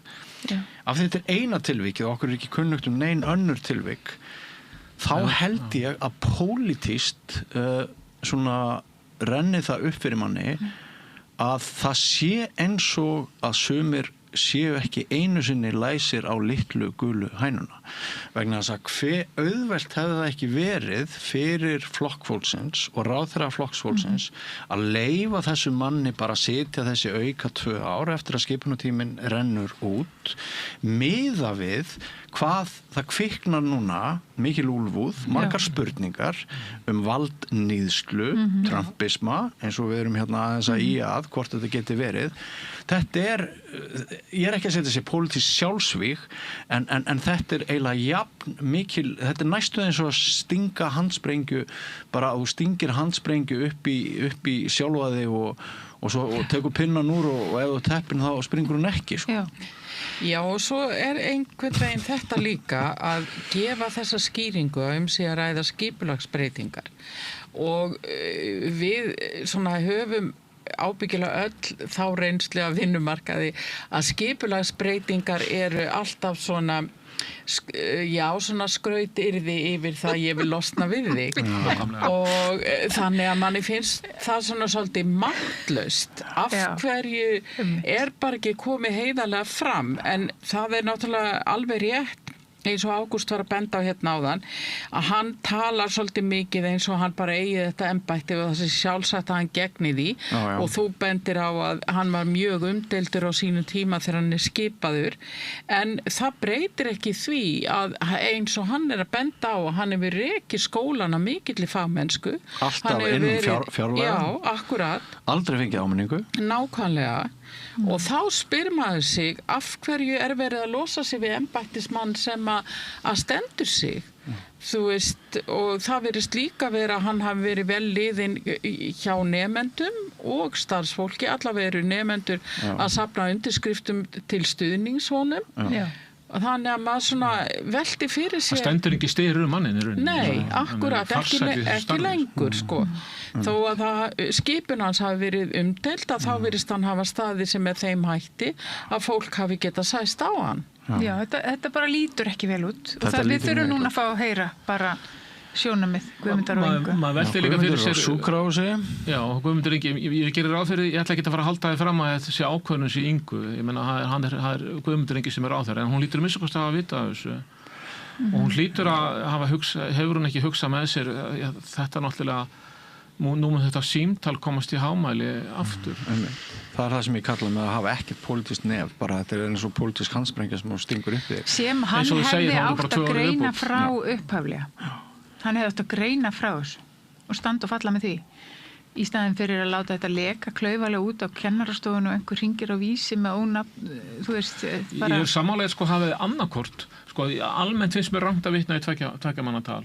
Og mér finnst mér óþægilegt þegar ég lendi í sjálfur að ræða við eitthvað á Messenger. Þetta er ekki tveggja manna tal óbreyttra manna. Þetta er valdsmaður og... Ég veit það, en hann hafði getað sagt þá, ég þarf að fara út með þetta samtal. Þetta er ráður að ringi mig. Já, mér er hótað. Já, og mér er hótað og sagt að við hana, ég geri þetta opinbert. Inga hefur ekki neitað því að hún hafi talað um ítök innan lögreglunar og hafi ekki hringt í hann eins og amma heldur eins og ráðherra. Já, einmitt.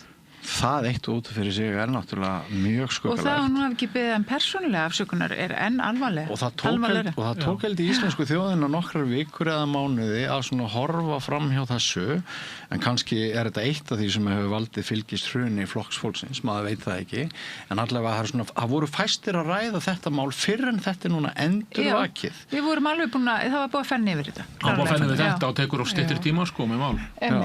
Og svo líka af því að í haust þá gagnrýnir hann þessa svæðisskrifstofur og þessa skipulagsbreytingu og það kemur ekki síður svona frekar þetta lúkkar ekki nógu vel. Kristrún Frostadóttir þarf sjálf að bera blaka Flokki fólksins í umræðum í þingsal í dag. Guðmundur Ingi, eins og ég nefndi áðan, komin á sjúkrahús og Inga ekki viðstödd. Inga hefur ekki svarað. Hún, þið sjáuð að það er svona stutt í að röddin í Kristrúnu titri þegar hún er alltaf náttúrulega mjög öflugur leiðtogi og flott, en maður sér samt ef þið skoðið myndbönd og hlustið á hljóðutöku þar sem hún svara fyrir þetta, henn er ekki skemmt. Og sko næsta spurning er getur þetta mál undið einhvern veginn upp á sig og orðið bara erfitt fyrir ríkisstjórnina? Hvað haldið þið það? Já, ég fór strax að hugsa hvernig hver viðbröðun yrðu bara á Norðurlöndunum, og ég meina eftir svona símtal hefði ráðherra náttúrulega þurft að fara. Já. Það er bara þannig. Við vitum það bara. Já, ég held sér rétt hjá þessu. En hér höfum við haft hingað til allt yfir þessi menningu, en menningin er samt að breytast. Já, og svona þaulsetna.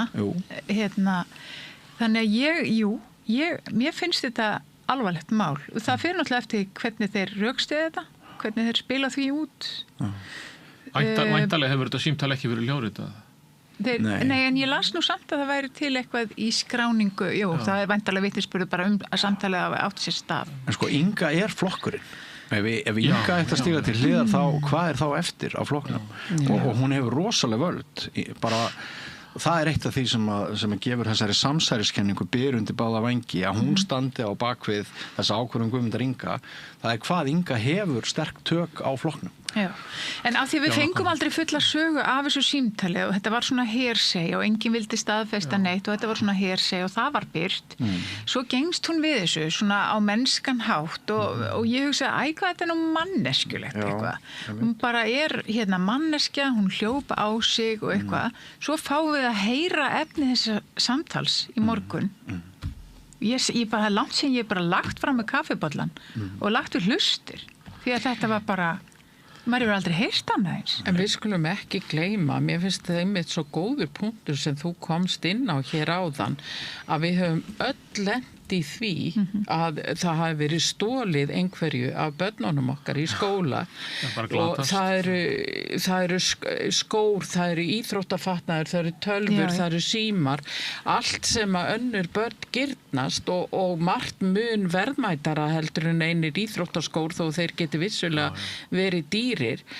En að fólk bregðist svona við barnið hefði orðið fyrir ofbeldi einelti og ekki tekið á því og eitthvað svona.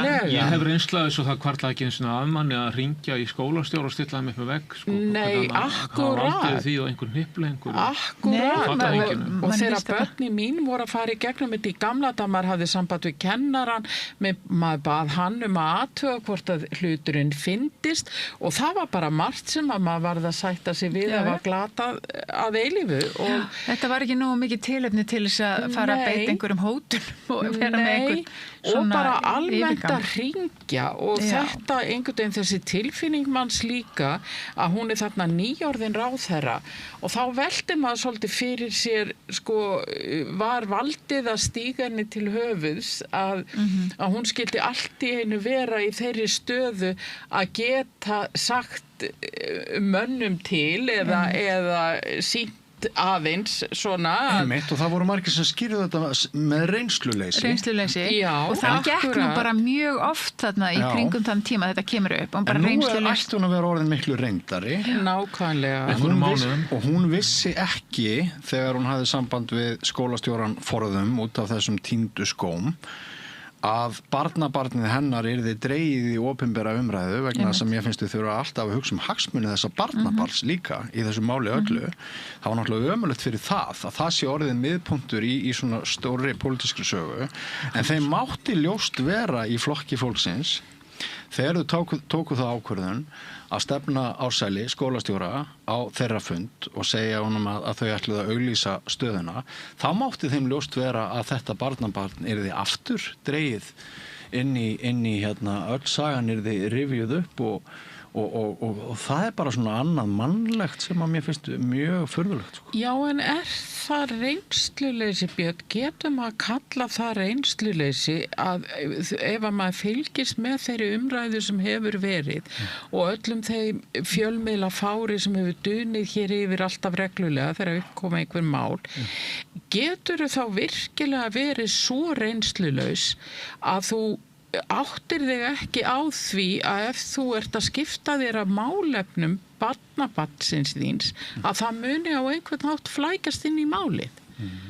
Og ég veit það ekki, ég held að við séum öll bara í þeirri stöðu, þú veist, ég meina Helga hefur verið mjög áberandi í sjónvarpi og hún þekkt manneskja og eins Ágúst, að ef að þau hefðu tekið upp á því að hringja og hella sér yfir einhvern skólastjóra, að þau hafi þá búist við því að það myndi aldrei koma niður á börnunum þeirra. Að þau hefðu hegðað sér illa. Við hljótum öll að gera okkur grein fyrir því að ef að við erum opinbera persónur og komum illa fram, að þá muni þá einhvern hátt hitta fjölskyldu okkar fyrir.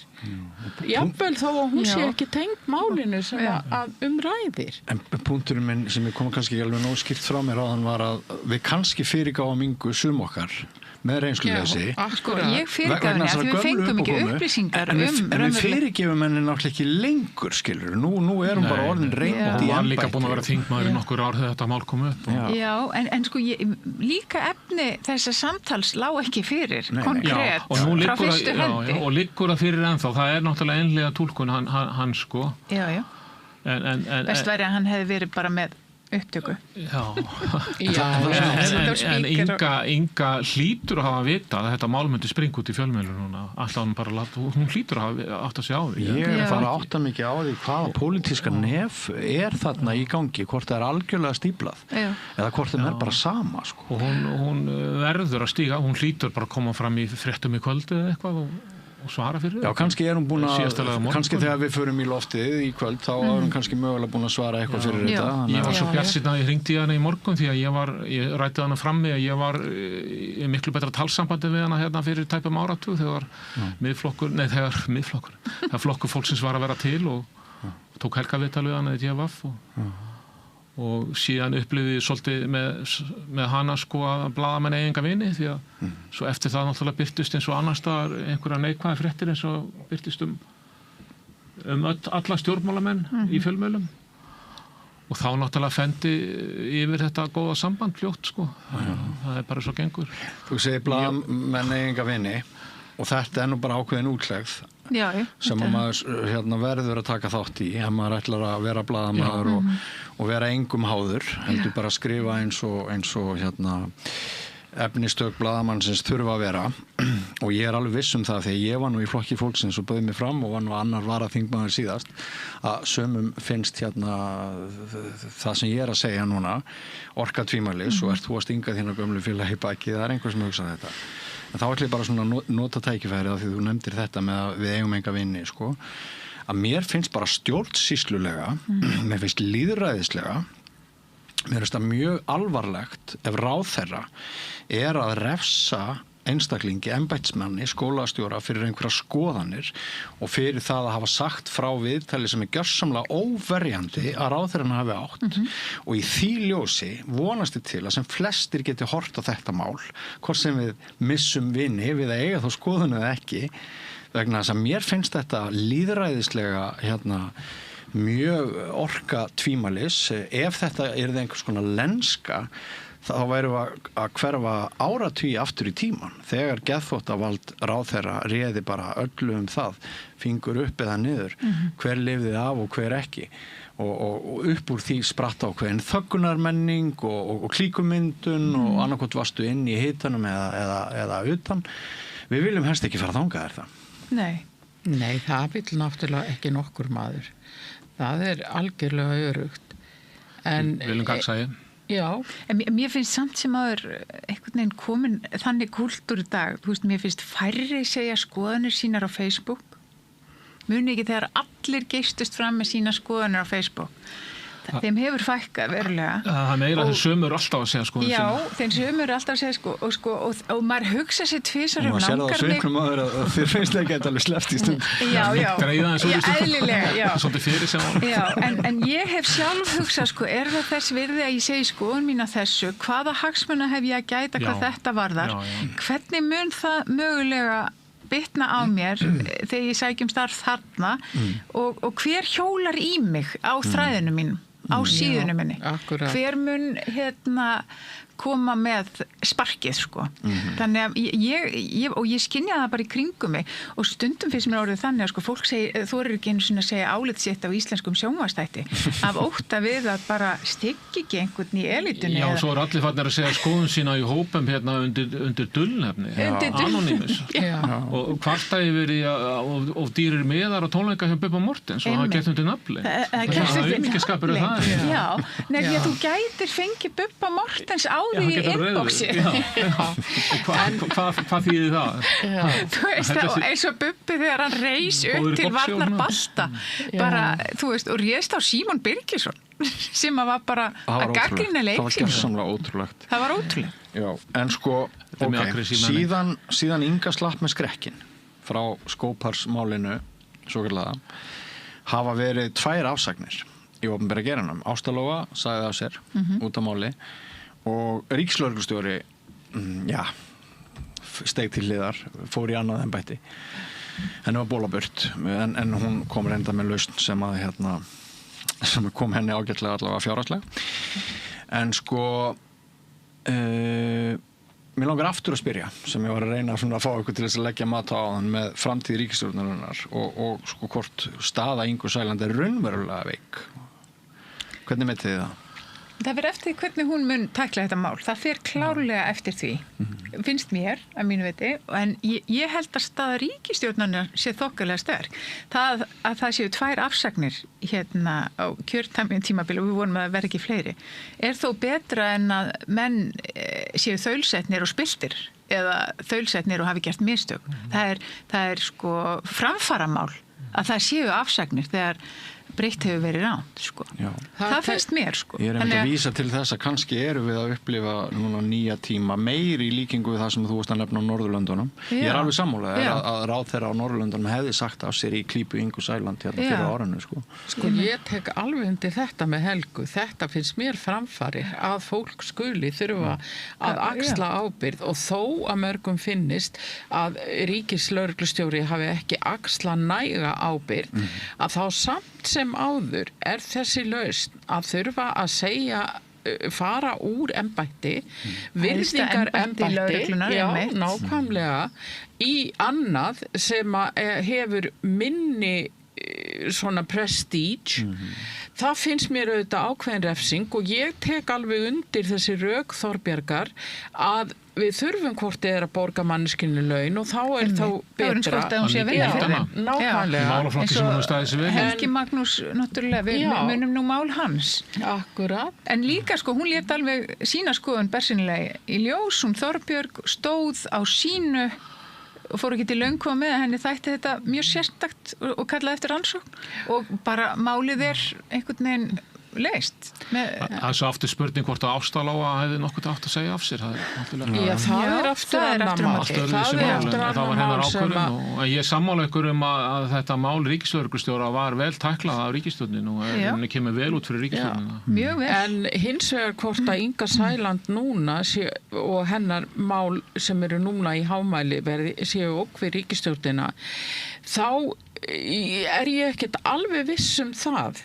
Því að ríkisstjórnin stendur mjög sterk samkvæmt könnunum en eins og þú bendir á að ef að Inga neyðist til að segja af sér, ef að þetta verður þannig að við getum ekki sagt okkur við hennar skýringar, að þá erum við auðvitað komin í svolítið aðra stöðu því að þá vantar sterka mannesku þarna úr flokki fólksins til þess að taka við mannesku sem getur þá staðið í stafni og það eins og þú segir spurning hver það yrði því að hinga til höfum við ekki séð neitt annan í flokki fólksins sem að getur einhvern veginn stíið í þessi spor Ingu.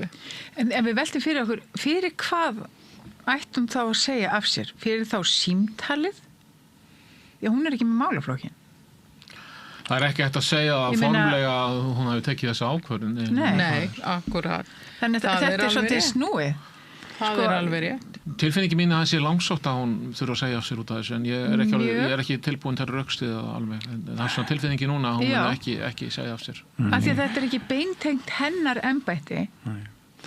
Þó hún auðvitað sé yfir flokknum. Já, og það megi alveg og það sé tilfinning fólks eins og Ágúst bendir á að hún standa baki þessu að þá samt sem áður þá þurfum við að hafa þá haldbærari kannski rök fyrir því að hún geri það. Ég heldur segjum kannski bara hreyfingu sko af því að þú nefndir áðan að Inga Sæland hefði þurft að segja af sér sem ráðherra á Norðurlöndunum þegar þetta skóparsmál kemur upp. Ég sammálaður, ég bara þannig hefði það líka verið. Að svo verður í millitíðinni við venjumst hægt og rólega að þegar ráðherra lendir í vondum málum eða einhverju yfirmenn embættismenn þá þurfið þau bara að axla ábyrgð að fyrri viðmið hvað í lagi og hvað ekki í lagi þau eru kannski komin önnur viðmið í dag og ég held að þetta sé smá krísutími. Það verður spennandi að sjá hvaða skýringar hún gefur. Það verður spennandi að sjá hvort íslenska þjóðin trúir Ársæli. Þegar Ársæll segir þetta allt allt kokkað úr haustnum á Ingu Sæland. Það Inga Sæland sem að gefa mig fingurinn af því að ég gagnrýndi hennar tillögur og tillögur Flokks fólksins breytingar á kerfinu og það var ég sem að hvíslaði því til samstarfsmanna sem var það risa fréttamáli með þetta stóra skómál sem afhjúpar náttúrulega einhverja bresti hjá Ingu hvort sem ykkur þykir vænt hana eða hún voða góð við fátæka og börn eða allt það þá afhjúpast þarna ákveðin veikleiki í þessu máli og það verður spennandi að sjá hvort það sem okkur fannst í lagi í gær, hvort okkur finnst það í lagi á morgun. Og líka kannski þarf að skerpa á því í fréttaflutningi að maðurinn var ekki rekinn. Það kannski grundvallar atriði. Og gefa til kynna hann hafi verið rekinn, sem náttúrulega... Já, þú veist, hann var ekki rekinn. Það ekki bara endurnýjaður, en ekki, samningurinn. En allavega pólitískt hefði verið mjög auðvelt fyrir flokkfólksins að gera ekki það sem gert var í gær. Já, það hefði verið svona... Leið flokksfólksins hefði verið greiðari. Við værum ekki að tala þetta gamla mál, þetta gamla skópar og það eitthvað í pólitískri strategíu flokksfólksins, hvað sem verður með ábyrgð tiltekinna ráðherra. Það allavega augljóst. Ég hélt fyrst að það væri það að kerfið væri svona, myndi hamast í þeim. Ef þeim þá minnstu mistök þá væru öflugir fjölmiðlar sem myndi hjóla í þau og svona. En það ekki hægt að afgreiða það bara með því þótt að kunna vera einhver smá bæjas af því að það oft þannig að það hefðar vald sem að gamlar pólitískar stofnanir hafa fá kannski ómeðvitað hjá blað og fréttamönnum örlítið meiri vettlingatök heldur en einhverju svona nýliðar, hvað vilja þessi nýliðar upp á dekk en þetta spennandi. Já. Það verður spennandi að heyra aðeins í Ingu. Það næsti kafli. Það næsti kafli. Hún hlýtur að svara fyrir þetta. Hún getur ekki komast hjá því. Akkurat. Heyrðu, við ætlum að reyna að ræða eitthvað fleira en þetta sannlega, það eru svo marga vítir í þessu. Það svona finnst þetta svo spennandi mál. Tókuð þið bakföll þegar samgönguáætlun var kynnt í gær eða það bara fólk út á landi? Ég ætla að segja ykkur það hér í kvöld spilað viðtal sem ég tók fyrr í dag við mann út á landi sem grætur í beinni útsendingu. Hann sveitarstjórnarfulltrúi og hann bara grætur fyrir hönd íbúa í hans eigin héraði á Austurlandi. Og hann bara skítræddur að þessi samgönguáætlun hún muni hafa skelfileg byggðarlega áhrif alltaf. Þannig að þegar við erum hérna sem búum á höfuðborgarþúfunni erum að svona láta okkur það í réttur rúmi liggja hvar séu göng og hvar setti peningar og svona, þá bara bókstaflega líf íbúana í brothættum byggðum út á landi oft undir. Það alveg rétt og mín skoðun bara svo að við eigum að fara í öll jarðgöng og við eigum bara að gera það strax og við eigum að leita allra leiða til að fjármagna þetta. Þegar að Hvalfjarðargöngin voru gerð á sínu tíma þá man ég nú svo langt af því að ég orðin þetta gömul að það var hrópað á torgum yfir því hvað þetta væri dýrt og hvað þetta væri vitlaust og þetta væri alveg alfarið óþarfi og fólk bara skildi ekki hvað ætti að gera við þessi göng. En það hefur nú aldeilis komið í ljós hvað þau hafa munað okkur öll miklu og mér finnst bara eðlilegt að við getum þá leita þess vegna til einkafyrirtækja eins og gert var í tilfelli Hvalfjarðarganga, gera samning við þau að fjármagna göng og síðan eru bara tekin veggjöld eins og gert var þar til þess að greiða þetta upp vegna þess að það eykst umferðin og það bara alveg ótrúlegt eins og gerðist með Hvalfjarðargöng. Það jókst svo ótrúlega umferðin þessi göng og mun meira heldur en hafði verið fyrir þennan tíma. Við erum líka með ferðamenn upp á 2 milljónir sem eru að koma hingað.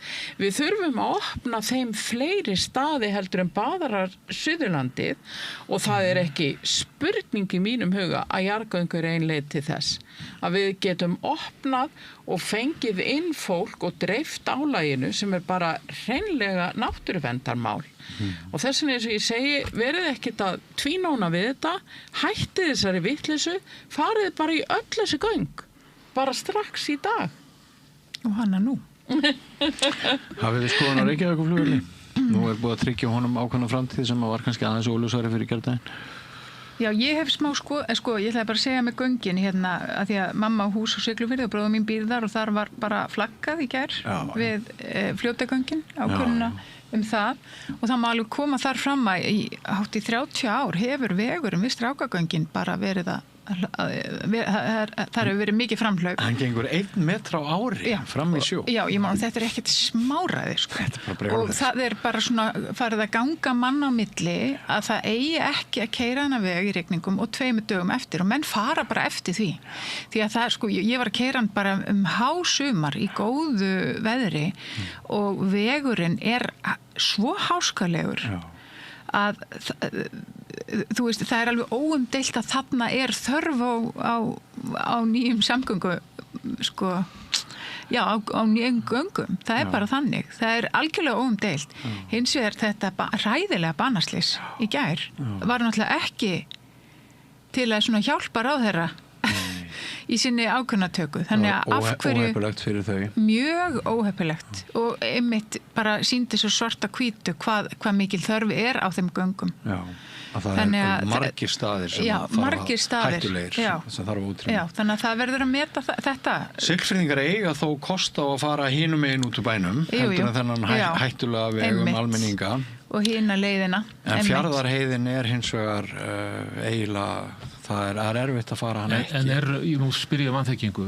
raunhæft að þessi kostir, þessi göng munu borga sem veggjöldum eins og Hvalfjarðargöngin gerði, það kannski óvenjulega mikil umferð þar á því svæði Já, ég hef einhvern veginn ég hef skilið það þannig að veggjöld okkar allra sem verða innheimt í stórauknum mæli á svæðum þar sem við höfum aka frítt, þau renni svolítið inn í þessar framkvæmdir þar sem fáir færi gegn. Já, en sko, mér finnst það eðlilegt bara að láta fólk borga fyrir að fara upp göngin og af því að þú ert að tala umferðina, að þá hægt að benda á það að það koma orðið skemmtiferðaskip á Austfirði með kannski 4.500 og alveg yfir jafnvel 5.000 manns sem hver þau leggjast á Siglufirði. Það hefur eins verið að reyna að byggja það upp á Reyðarfirði að taka á móti þeim og það alveg spurning með Eskifjörð hvort að það sé ekki hægt að taka á móti skemmtiferðaskipum þar.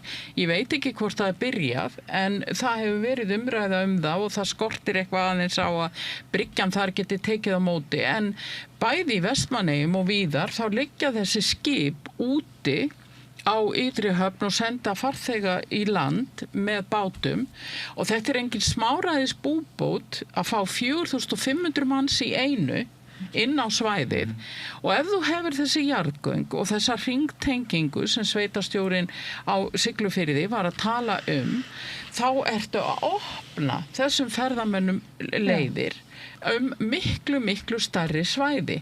Það getur orðið til þess eins og ég segi að létta álaginu af Suðurlandinu og það sama með Siglufjörð að ef að þar hægt að taka á móti skemmtiferðaskipum og ef þú ert með göng þar sem hægt að fara með ferðamennina sem víðast þá ertu að opna til dæmis allan Skagafjörð fyrir ferðamennum þú ert að opna þeim leið líka inn á Ólafsfjörð, Dalvík þetta ekkert annað heldur en bara tækifæri og ég skil ekki eins og ég segi að Færeyingar geta gert þetta og því hefur verið haldið fram hér á Íslandi að þeir fáu svo mikla styrki frá Danmörku og Evrópusambandinu að það sé þess vegna sem að þeir hafa geta gert þessi jarðgöng en þarna lögmaður Færeyinga, hann bar það nú tilbaka og sagði að þetta hefði verið stjórnvaldsákvörðun fyrst og fremst að þeir gætu gert þetta og ég held að það sé sami upp á teiningnum hér. Opinbera kenningar í byggðafræði segja að böl okkar hér á Íslandi sé að hér eru eiginlega allir á sömu hundaþúfunni og þar með verður allt svo Reykjavíkur og höfuborga miðað að okkur líður alltaf, við spyrjum alltaf eigum við að fara að borga fyrir þessi örfáu kvikindi sem búa þarna en til dæmis í Noregi, Færeyjum og víðar þá eru margir stórir íbúakjarnar og fólk hefur bara vanist í að stjórnsýslu dreift út borgir. Samgöngur eru sameiginlegt verkefni alls samfélagsins og það enginn að telja hvað eru margir íbúar og Siglufirði þegar að fara í Héðinsfjarðargöng og svona. Það nennir enginn að telja þetta, það ekki skrifað neina fréttir þetta. Þetta bara gert. Þannig að okkar bölvun hér að við erum bæjast, við erum með skekkju gagvart þessu á þess 8 gráði af því að það eru eiginlega allir sem búa hérna á sama svæðin og þess vegna verður þessi samgöngu umræði alltaf svona skökk. Segir byggðafræðin, svo ég vitni nú í hana. En þessi fjarðagöng og fljótagöng, það sko, þetta eru annars vegar 14 kilometra göng, fjarðagöngin og svo hins vegar 5 kilometra göng það ekki, þessi fljótagöng. Er ekki líka verið að vera sér við að fara í svona risa framkvæmdir, skilur, ég meina smá munur á þessum kílómetrafjölda. Vissulega. Maður velti því fyrir sér, sko. Já, þetta sé svona það held ég að sé alveg rétt hjá þér, sko. En svo bara líka annað að það að fleygja fram tækninni við að bora göng og það hlutur sem hægt að nýta sér. Sem hagkvæmni þá? Já, bæði varðandi hagkvæmni og hversu hratt hægt að gera þetta. Ég hlustaði einhvern tímann á viðtal við einhvern mann og hann var nú reyndar að ræða göng til Vestmannaeyja og þá var hann að segja frá einhverju nýrri tækni að þá þetta bora með vatni, með vatnsborum og þeir eru held ég 2 sinnum fljótari. Þannig að ef að þú væri með göng sem ætti að taka 3 vikur, við segjum bara 3 vikur að bora, að þá geta þeir gert þetta á 1,5 og það munar nú ekki lítið það. Bæði í kostnaði og öðru. Af hverju ekki verið að líta bara til þess líka og það getur vel verið að hér á Íslandi séu einfaldlega verktakafyrirtæki og verkfræðingar sem eru með þekking og kunnáttu þessu sviði og eru kannski jafnvel æstir í að fá að reyna nýja tækni sem að verið að vinna með erlendis. Já, ekki gengur vel að byggja hús núna allavega. Nei. Við erum að beina kröftu þeirra í einhver já, fara. Það er nú kannski svolítið annað. En af hverju ekki að reyna þá bara að sjá hvort að hingað vilji koma menn og jafnvel einkafyrirtæki og gera þessa hluti. Mér finnst þetta líka oft stöðvast á því að ríkið á alltaf að greiða fyrir þessar framkvæmdir og ríkið á alltaf að koma inn í þetta. Við höfum ágæta reynslu af því að leyfa einkafyrirtæki að grafa göng og af hverju þá ekki bara halda því áfram. Þetta svo stórt, þetta ekki bara stórt hagsmunamál fyrir byggðina. Ég bara sé það svo skýrt fyrir mér hvað þetta stórt hagsmunamál líka bara fyrir ferðamennskuna og fyrir okkur að við getum ferðast landið okkar á hvenær sem okkur sýnist og eins mikið á okkur sýnist. Þetta samt langstærsta hagsmunamálið fyrir íbúa í þessum dreifbýli og öryggisástæðurnar. Ég get ekki lýst fyrir ykkur tilfinningunni fyrir Vaðlaheiðargöng og eftir Vaðlaheiðargöng. Ég keyri ótal oft og keyrði sérstaklega meðan bjó fyrir norðan og milli Mývatnssveitar og Akureyrar. Og það bara í fljúgandi hálku á veturna í hliðarhalla með börn í bílnum, Víkurskarði, stórhættulegt og rússnesk rúlletta. Tugir eða 100 ferða sem að ég bara geymi í trámabankanum mínum stundum því að þetta voru svo hættulega ferðir að geta skotist í gegnum Vaðlaheiði núna og fá mínútum. Þetta bara allt annað líf. Heyrðu, en það búið að vera svo gaman hjá okkur og tíminn hefur liðið svo hratt að við eigum bara eftir svona 5-7 mínútur. Ég var búin að segja ykkur að ég ætla að ræða alls konar mál Já, mér langar nú að ræða örstutt mál, bara heilsufar þjóðarinnar, líknandi heilsufar þjóðarinnar. Það næsta mál, en eitt orð Reykjavíkurflugvöll af því ég spurði spurningarinnar, ertu sátt við að hann verði þessi búið að setja hann áfram? Ég hef alltaf verið andvíg því að hafa flugvöllinn þarna. Svo þegar fór að gjósa á Reykjanesskaga og hvað var það? Hvassahraun. Hvassahraun, já, það er það ekki hættulegur staður líka. Jú, uppnámi. Þá er ég bara búin að ákveða það að ég ætla ekki að mynda með skoðun þennan flugvöll fyrir en það finnst annar staður til að hafa flugvöllin. Ég ætla að hafa það þannig. Já, ég segi bara ditto. Eins með þig. Ég hef bara ekki lett hugan af flugvöllum í langa tíma. Ég finnst bara eitthvað svo vonlaust að mér fannst uppalað eins og innanlandsflug ég ætti alveg að geta farið fram í getum Keflavík líka sko.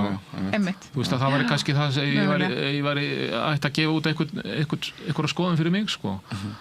En það verðist ekki vera vilji fyrir því. Nei, en þá að því sem að þú nefndir. Já, bara mér langar, bara örstuð. Ég skal, máli að það er þessi samnorræna rannsókn sem sýnir það að 70% Íslendinga eru þungir, 4 hvert barn of þungt, bara heilsufarið fer niður og við. Geðræn vandamál mikil. Já, vissulega, en ég er bara svona, því að ég setti fram og vann heilsuþætti sem heita Lifum lengur á Sjónvarp Símans, ég vann á 2018 þar sem ég var eiginlega búin að vera að safna í sarpinn bara upplýsingum frá læknum, heimilislæknum, bráðalæknum, lyflæknum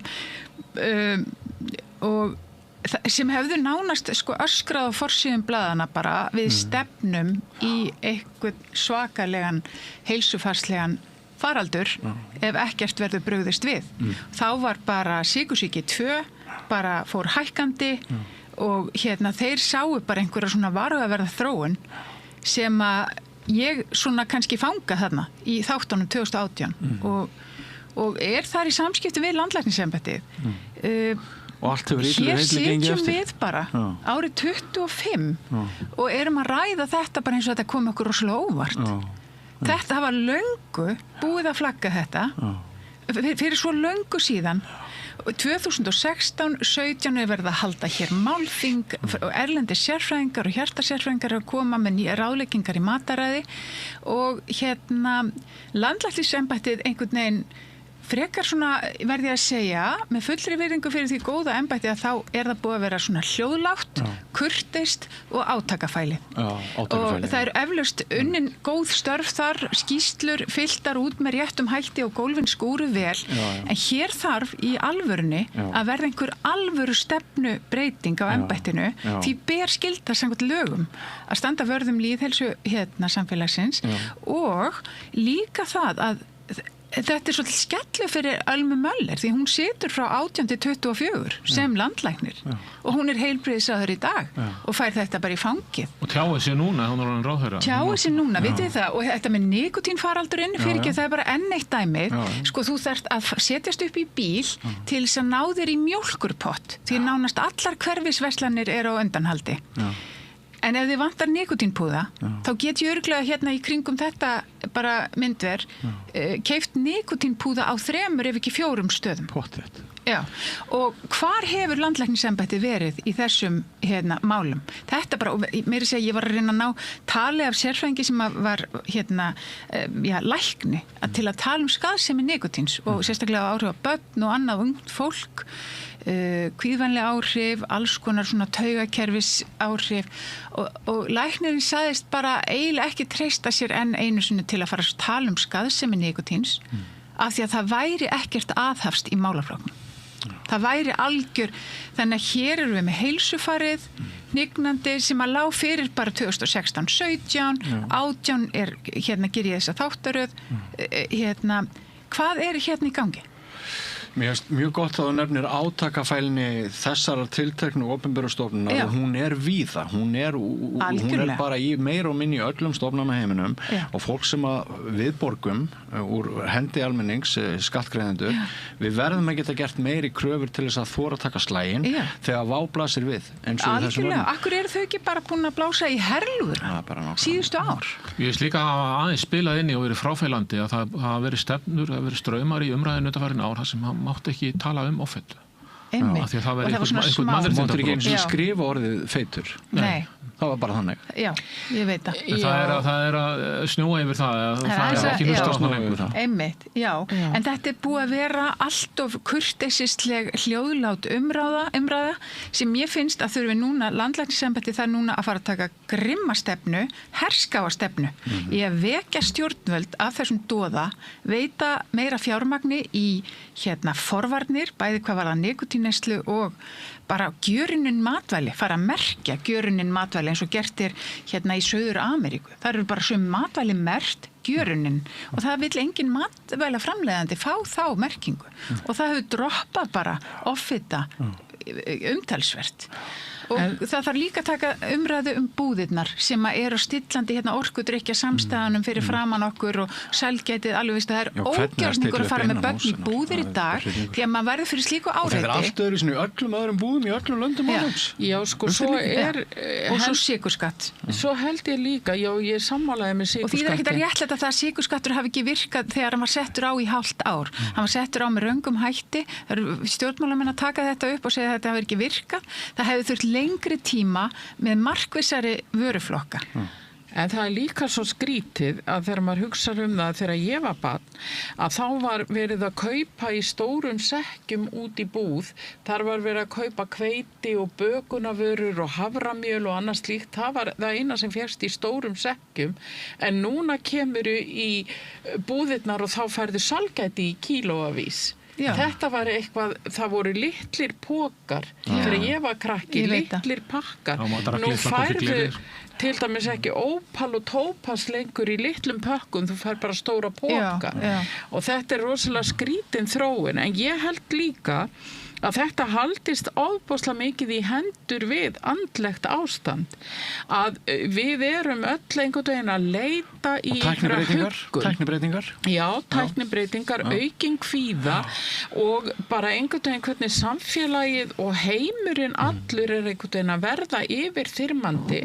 Við erum með börn sem að þjást svo af kvíða að þau jafnvel fara ekki út úr húsi og þau hanga inn í tölvuleikjum og þau eru, og sum þeirra auðvitað vegna þess að þeirra býður ekkert gott ef þau fara út, þau verða fyrir einelti og einhverju slíku, en svo eru bara önnur sem eru bara haldin einhverjum óskýranlegum kvíða og þau ráð ekki við aðstæður, í skólanum, skólaforðin, börn sem að bara mæta ekki dögum saman í skólan og þetta einhvern veginn, held ég, að við þurfum bara öll að fara að staldra svolítið við og hugsa, er þetta það samfélag sem við viljum hafa? Heldur betur.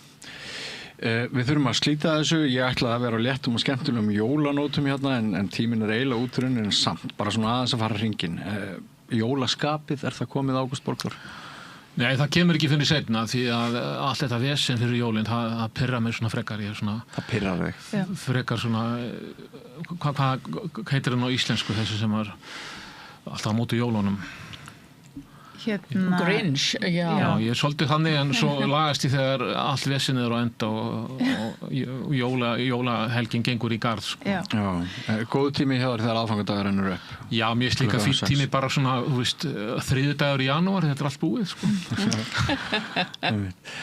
Þú ert hérna náttúrulega með þess að þætti þína blóðbönd. Já, síðasti þátturinn fer út í næstu viku og það verður mikið léttir. Og ég svona verð að segja það að mér finnst jól, ég var að tala það við nágranna minn sem kennari, að hann sagði svona jólastressið, hann fyndi ekki alveg fyrir jólastressinu, jafn mikið og í fyrra og ég var að segja það að ég með börn á 2 skólastigum og það er eitthvað, við vorum sammála það, ég og nágranna minna, það er einhver svona samfélagsleg svona meðvitund það að tempra álag á foreldra með jólahúfur, jólaviðburði, jólasýningar, jóla og mér finnst ég finna smá breytingu. Þannig að mér finnst ekki eins mikið Toppnum hafi verið náður. Brjálæðis æsingur, já, sem foreldri, 2 barna skólan. Þannig að það er þó jákvætt. Okkur fyrir einhvers stað fram. Já, frábært, gott að heyra. Og gangi ég vel með þessa þættir, flotti þættir. Já, takk fyrir. Og hérna þyrftum að ræða þá bara við annað tækifæri. Já, mér finnst þættirnir þínir alveg heillandi, ég verð að segja það. En varðandi jólaskapið að þá sem sagt ég mikil ró yfir mér á aðventunni núorðið. Þegar ég var yngri þá ætlaði ég nú að halda upp í standardin með mömmu og rengir á gólf og loft og taka alla skápa og baka 7 sortir og allt þetta. Það var ekki rengt nema í 2-3 ár. Og nú orðið þá sem þetta aðventan snýst kertaljós og samveru og notalegheit og ég til allra guðslukkur laus við það að börnin mín sjá orðið sjálf jólahúur og jólapeysur og allar uppákomur. Þannig að hjá mér snýst þetta að njóta og leið og ég sé fyrstu jólaljósin kvikna í hverfinni hjá mér þá kemur jólaskapið og ég verð alltaf einhvern veginn svona jafnglöð. Fyrir mér eru jólin svona demantur sem skín í miðjuskamdeginu. Endum þetta spjall á þeim fallegu orðum. Takk fyrir þau Steingerður og Ágúst Borgþór og Helga, búið að vera sönn ánægja að hafa ykkur. Takk fyrir að koma hér á Rauðaborðinu og reyna að greina þennan samtíma sem við lifum í og þakka ykkur kæru hlustendur og áhorfendur fyrir samveruna. Við höldum áfram nýr kapli eftir andartak. Samlokubrauð, maltbrauð, tékkneskt súrdeigsbrauð, brauð ársins, Bernhöfts Bakarí, íslenskt handverk síðan 1834.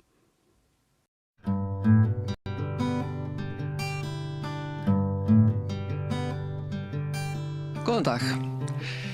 Velkomin að Rauðaborðinu og enn og aftur ætlum við að fjalla heim sem mörgum hulinn en nauðsynlegt að gæjast aðeins inn í og til þess að ræða það og þennan dulda heim fyrir flestum sem betur fer að þá höfum við fengið hingað til okkar Valgerði Sverrisdóttur, fyrrverandi alþingismann og ráðherra og Þóri Steingrímsson sem nú bara allt múgulegt mann, vil ég meina, hann formaður Heila heillar og hann leikari og hann fyrrum rannsóknarlögreglumaður og vinnufélagi minn, svo ég skjóti því nú að.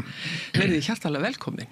Takk. Og við erum búin að ljóstra upp hvað við ætlum að tala Við ætlum að tala slag, við ætlum að tala þá sem að gerast meðlimir í Heila heill. Og nú langar maður að spyrja bara formannin sjálfan, Þóri, hvaða inngöngu skilyrði eru í Heila heill? Já, allir geta gerst félagar í Heila heill, þeir sem hafa áhuga á málefninu að gera að skrá sig í félagið inn á heimasíðunni. Því að náttúrulega fjöldin hefur mikið að segja varðandi tekjuhlíðina hjá okkur, við erum undir Öryrkjabandalagi Íslands og því fleiri félagar, því meiri peninga fáum við til þess að starfa. Og það eiginlega, má segja það sem svo að í félaginu nægur fjöldin núna, þannig að við getum svona malað áfram, auðvitað allt sem að sjálfboðastarf. Það númer 1. Og við erum núna, þessi hópur sem núna, þessi fasti kjarni sem að sækir, við erum með deild á Akureyri líka, og þessi fasti kjarni heldur fólkinu lifandi, það að segja, allir þeir sem að hafa fengið aðkenningu heilablóðfalls eru gjaldgengir í félagi og eiga skráð sig í félagið af mínum mati. Og mér finnst það eðlilegt að allir þeir sem að fá þessa aðkenningu skráu sig þó vilja ekki láta vita af sér. Það ekki nöðsynlegt að þeir láti vita af sér. Ég hef ekki samband við neitt nema ef að viðkomandi aðili setur sjálfan sig eins og Valgerður gerði, hún setti á Facebookina hvernig hennar staða væri eftir slagið. Og þegar hún búin að setja þetta út í loftið, að þá snýi mér að henni og fæ henni í liðnum mér. Þannig að allir þeir sem að vilja styðja Heila heill eru velkomnir bara málefninsins vegna, þeir þurfa ekki endilega vera sjúklingar, þeir geta verið bæði aðstandendur og með fulla heilsu og þess vegnar. En það ekki aðalatrið. Heldur bara allir þeir sem hafa áhuga á málefninu og veita því framgang á íslensku samfélagi, að þá gerast þeir félagar. Og því fleiri sem að við getum kynnt sem eru í félaginu, sem eru skráði félagar, og það eru tæpli 600 manns sem eru núna í félaginu og það eru allir gjaldgengir. Það að segja allir þeir sem hafa áhuga á málefninu. Það rétt sem að ég las eitthvað staðar að það væru 2 einstaklingar sem að fengju heila skaða, við getum orðað bara þannig, annarkvæmt heila blóðfall eða heila tappa á hverjum degi? Já, því miður, það 2 og mikið. En staðreyndin svo, þetta svona sambærilegt við það sem að gerast í Evrópu. Og við erum búin að vera í sambandi við evrópska samtök sem heitir Stroke Alliance for Europe. Það eru slagþolar á Evrópusvæðinu sem að sameinast, voru fyrst að sameinast 2004 og þá voru bara 8 lönd sem að voru inn í því, en núna eru 37 sem eru inn í þessu og þessi samtök, Stroke Action Plan for Europe, þeir eru í nákvæmlega saman, það eru 2 á dag á minnstkosti hlutfallslega eins og hér 100.000 hjá sumum, ég menna 50.000 framir í þeirra tölum, en hér á Íslandi eru 2 á dag. 2 á dag. Valgerður, þú hefur væntanlega ekki hugsað til þess að þú þyrftir einhvern tímann að gangi í þennan félagskap? Nei, þetta kemur þetta á óvart alltaf þegar eitthvað svona bankar upp á. Þannig var alltaf að vera með mig því ég vissi bara ekki hvað að vera þegar ég veiktist og var náttúrulega glannaleg með það að leita ekki strax til læknis. Ég held að þetta myndi nú lagast og allt það og fór nú bara í það að gera ýmislegt sjálf sem ég held að myndi lækna mig, eins og að fara í sund og fara í nuttum og þetta gerði þetta bara enn verra allt saman. En þetta hvarflaði aldrei að þér að það væri svona alvarlegt? Nei, maður vissi bara ekkert þetta og guðsjálf hafði maður verið mjög hraustur og Og þess vegna kom þetta náttúrulega alveg bara á óvart.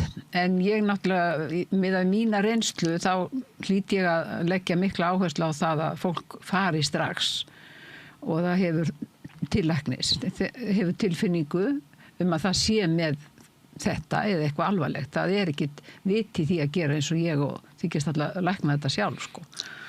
Og hvernig voru fyrstu einkenni hjá þér? Já, það byrja bara með óstöðuleika, svona miklum óstöðuleika og þann daginn sem ég fekk þá gerði ég nú ekkert í því. Svo það bara morgunin eftir sem að ég að fara fram og var stödd í Reykjavík þó ég nú heima fyrir norðan og það var nú ágætt, að þá þessi óstöðuleiki enn meiri og ég bara slaga þarna fram á snýtinguna og ég ein því að maður með var fyrir norðan í íbúðinni. En já, ég bara hugsa með mér að hann ekki langt í Vesturbælaugina, best að bara drífa sig þangað og reyna að hrista þetta af sér. En þá var ég nú enn verri því ég kom upp úr heita pottinu, þá þurfti nú bara að styðja mig. Svo lét ég þennan dag eiginlega alveg líða, sko.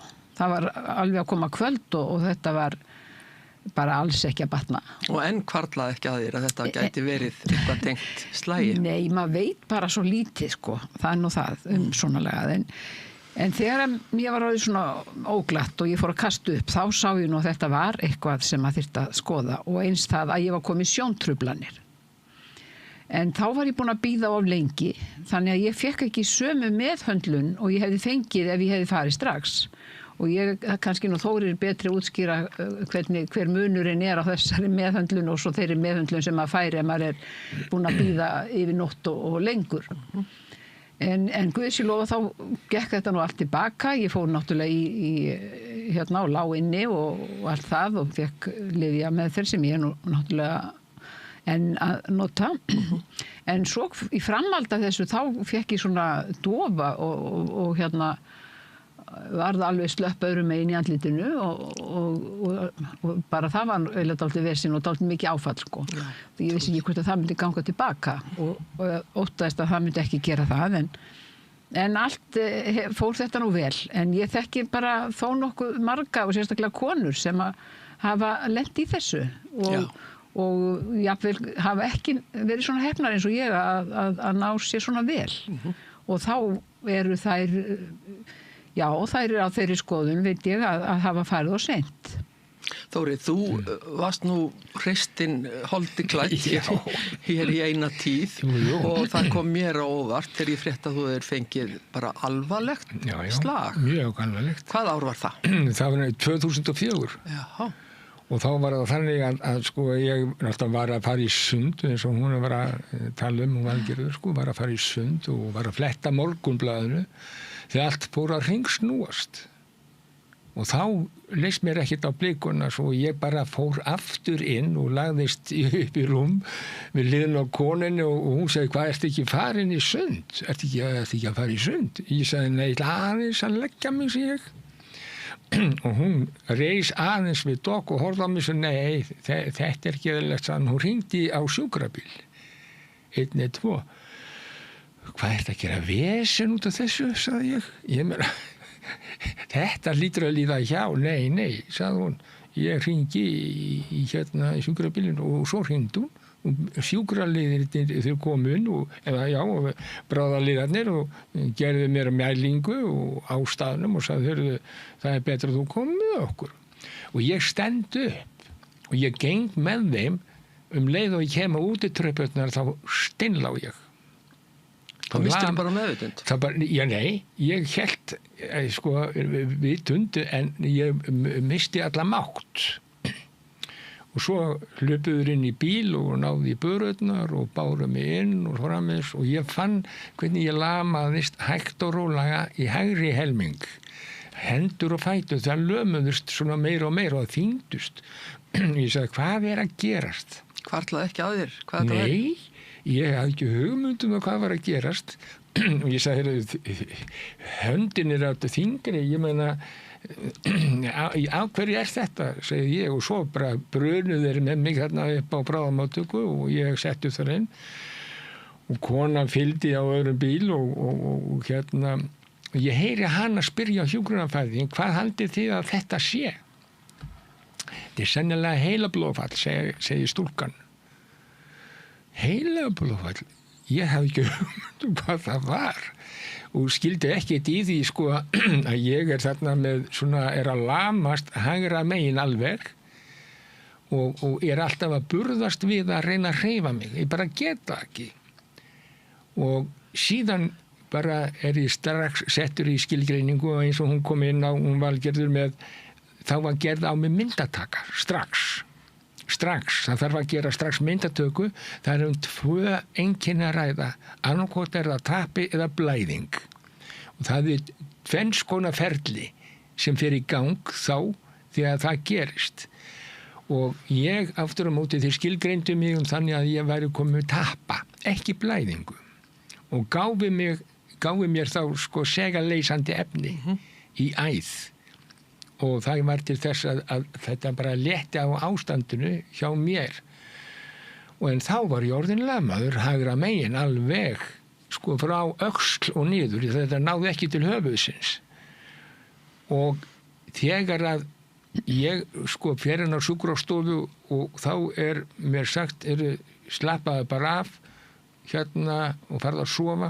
og ég sofnaði en þegar ég vaknaði var algjörlega lamaður hægra megin frá öxl og niður og það er svo skrítið það er alltaf með alla sem hann verða fyrir þessum áverka á einhvern hátt að heilinn hann fer á 0 ég meina batteríin tapast algjörlega verða alveg á 0 þú þarft að vinna alla hluti upp og nýtt og þá var það þannig að ég gæti varla snúið við í rúminu ég var bara örþreyttur við það að sko snúa mig við og auðvitað þegar að hægri helmingur á mig var lamaður að þá fann ég svakalega mikið til að þegar ég sko svaf þá auðvitað var handleggurinn á mér alveg lamaður og þá fekk hann alltaf stöðu og olli mér miklum bara sársauka við það sko að geta ekki hreyft hann eins og ég eða fært mig til og svo framvegis.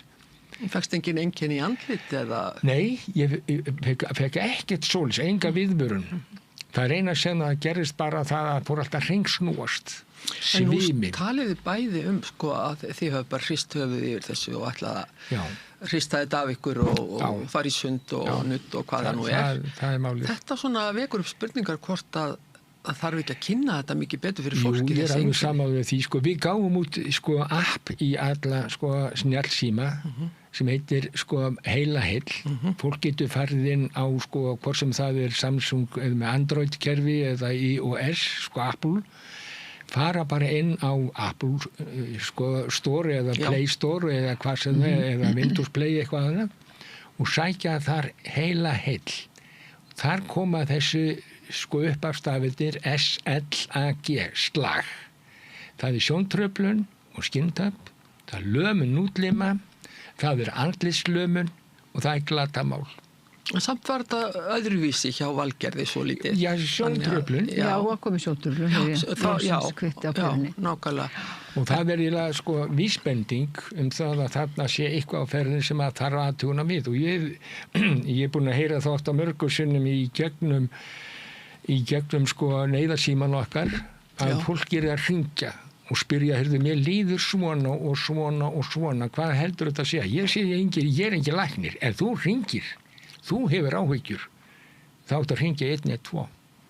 Nei, þú ert að grínast, hringdu 112 og láttu sækja þig. Mér er svo minnist að þetta einhvern tíma þegar ég var að vinna í forvörnum,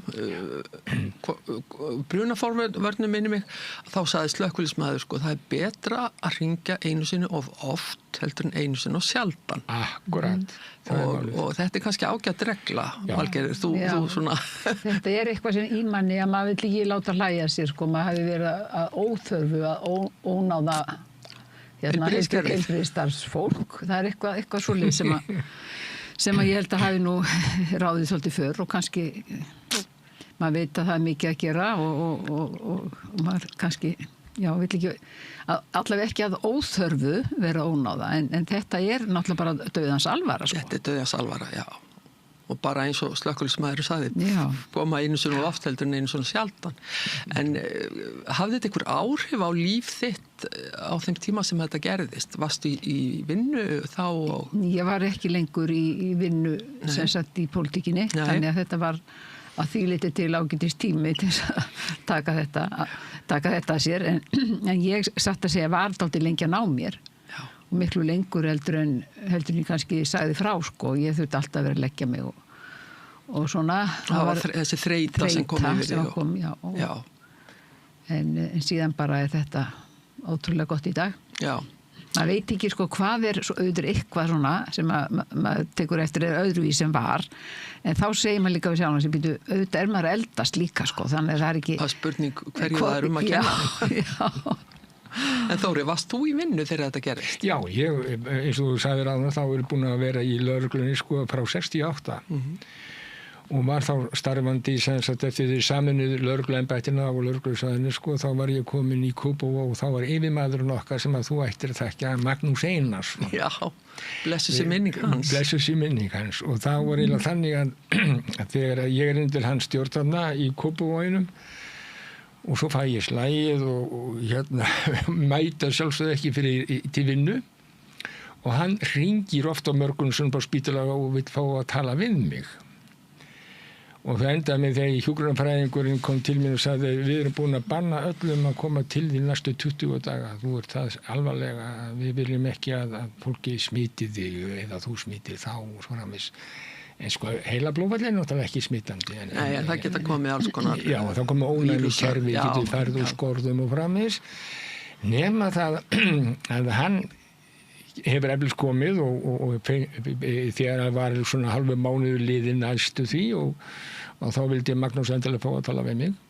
Og það dugði nú ekki, það fekk nú ekki að sjá mig. Svo kom hann, held ég, eftir svona 10 daga að þá kom hann og sagði bara einfallega í búning. Hann kom í búning, sagði hjúkrunarfræðingurinn og hann kom inn og sagði, hver gaf þér veikindafrí, sagði hann. Já, og hress og kátur og brost í kantinn og hérna sagði, rétti hérna fram hendur og sagði, leiði mér að finna fingurgómana. Og það er svolítið atriði hjá honum þegar hann segir, þú ert með tengingu fram í fingurgóma, þú nærðir, þú kemur til vinnum leið og búin á þér. Þannig var það, þú þekktir hann sko. Og fórst í vinnu eftir þetta? Svo fór ég, var náttúrulega á Grensás. Já, þú fórst á Grensásdeildinni. Já, ég var fluttuð þangað í hjólastól, ég gat ekki gengið. En svo náttúrulega var ég með hækjur, fyrst til að byrja með, svo var ég stafur og svo sleppti ég stafnum alveg. En þetta var svolítið áraun.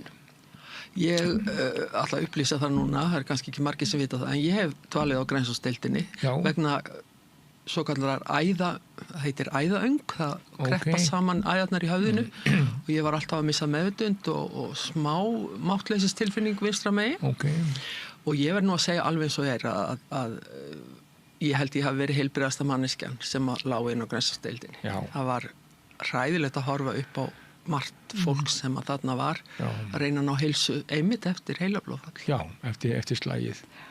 Og það er sem við ætlum að leggja á að slá á næsta ári, það er varðandi endurhæfinguna, varðandi það sem að Grensásdeildir að tala um. Og það er sko vanmetu fjársjóður í því fyrir samfélagið að sko hlúa meira að Grensás og endurhæfingunni sem slíkri sem það er stunduð.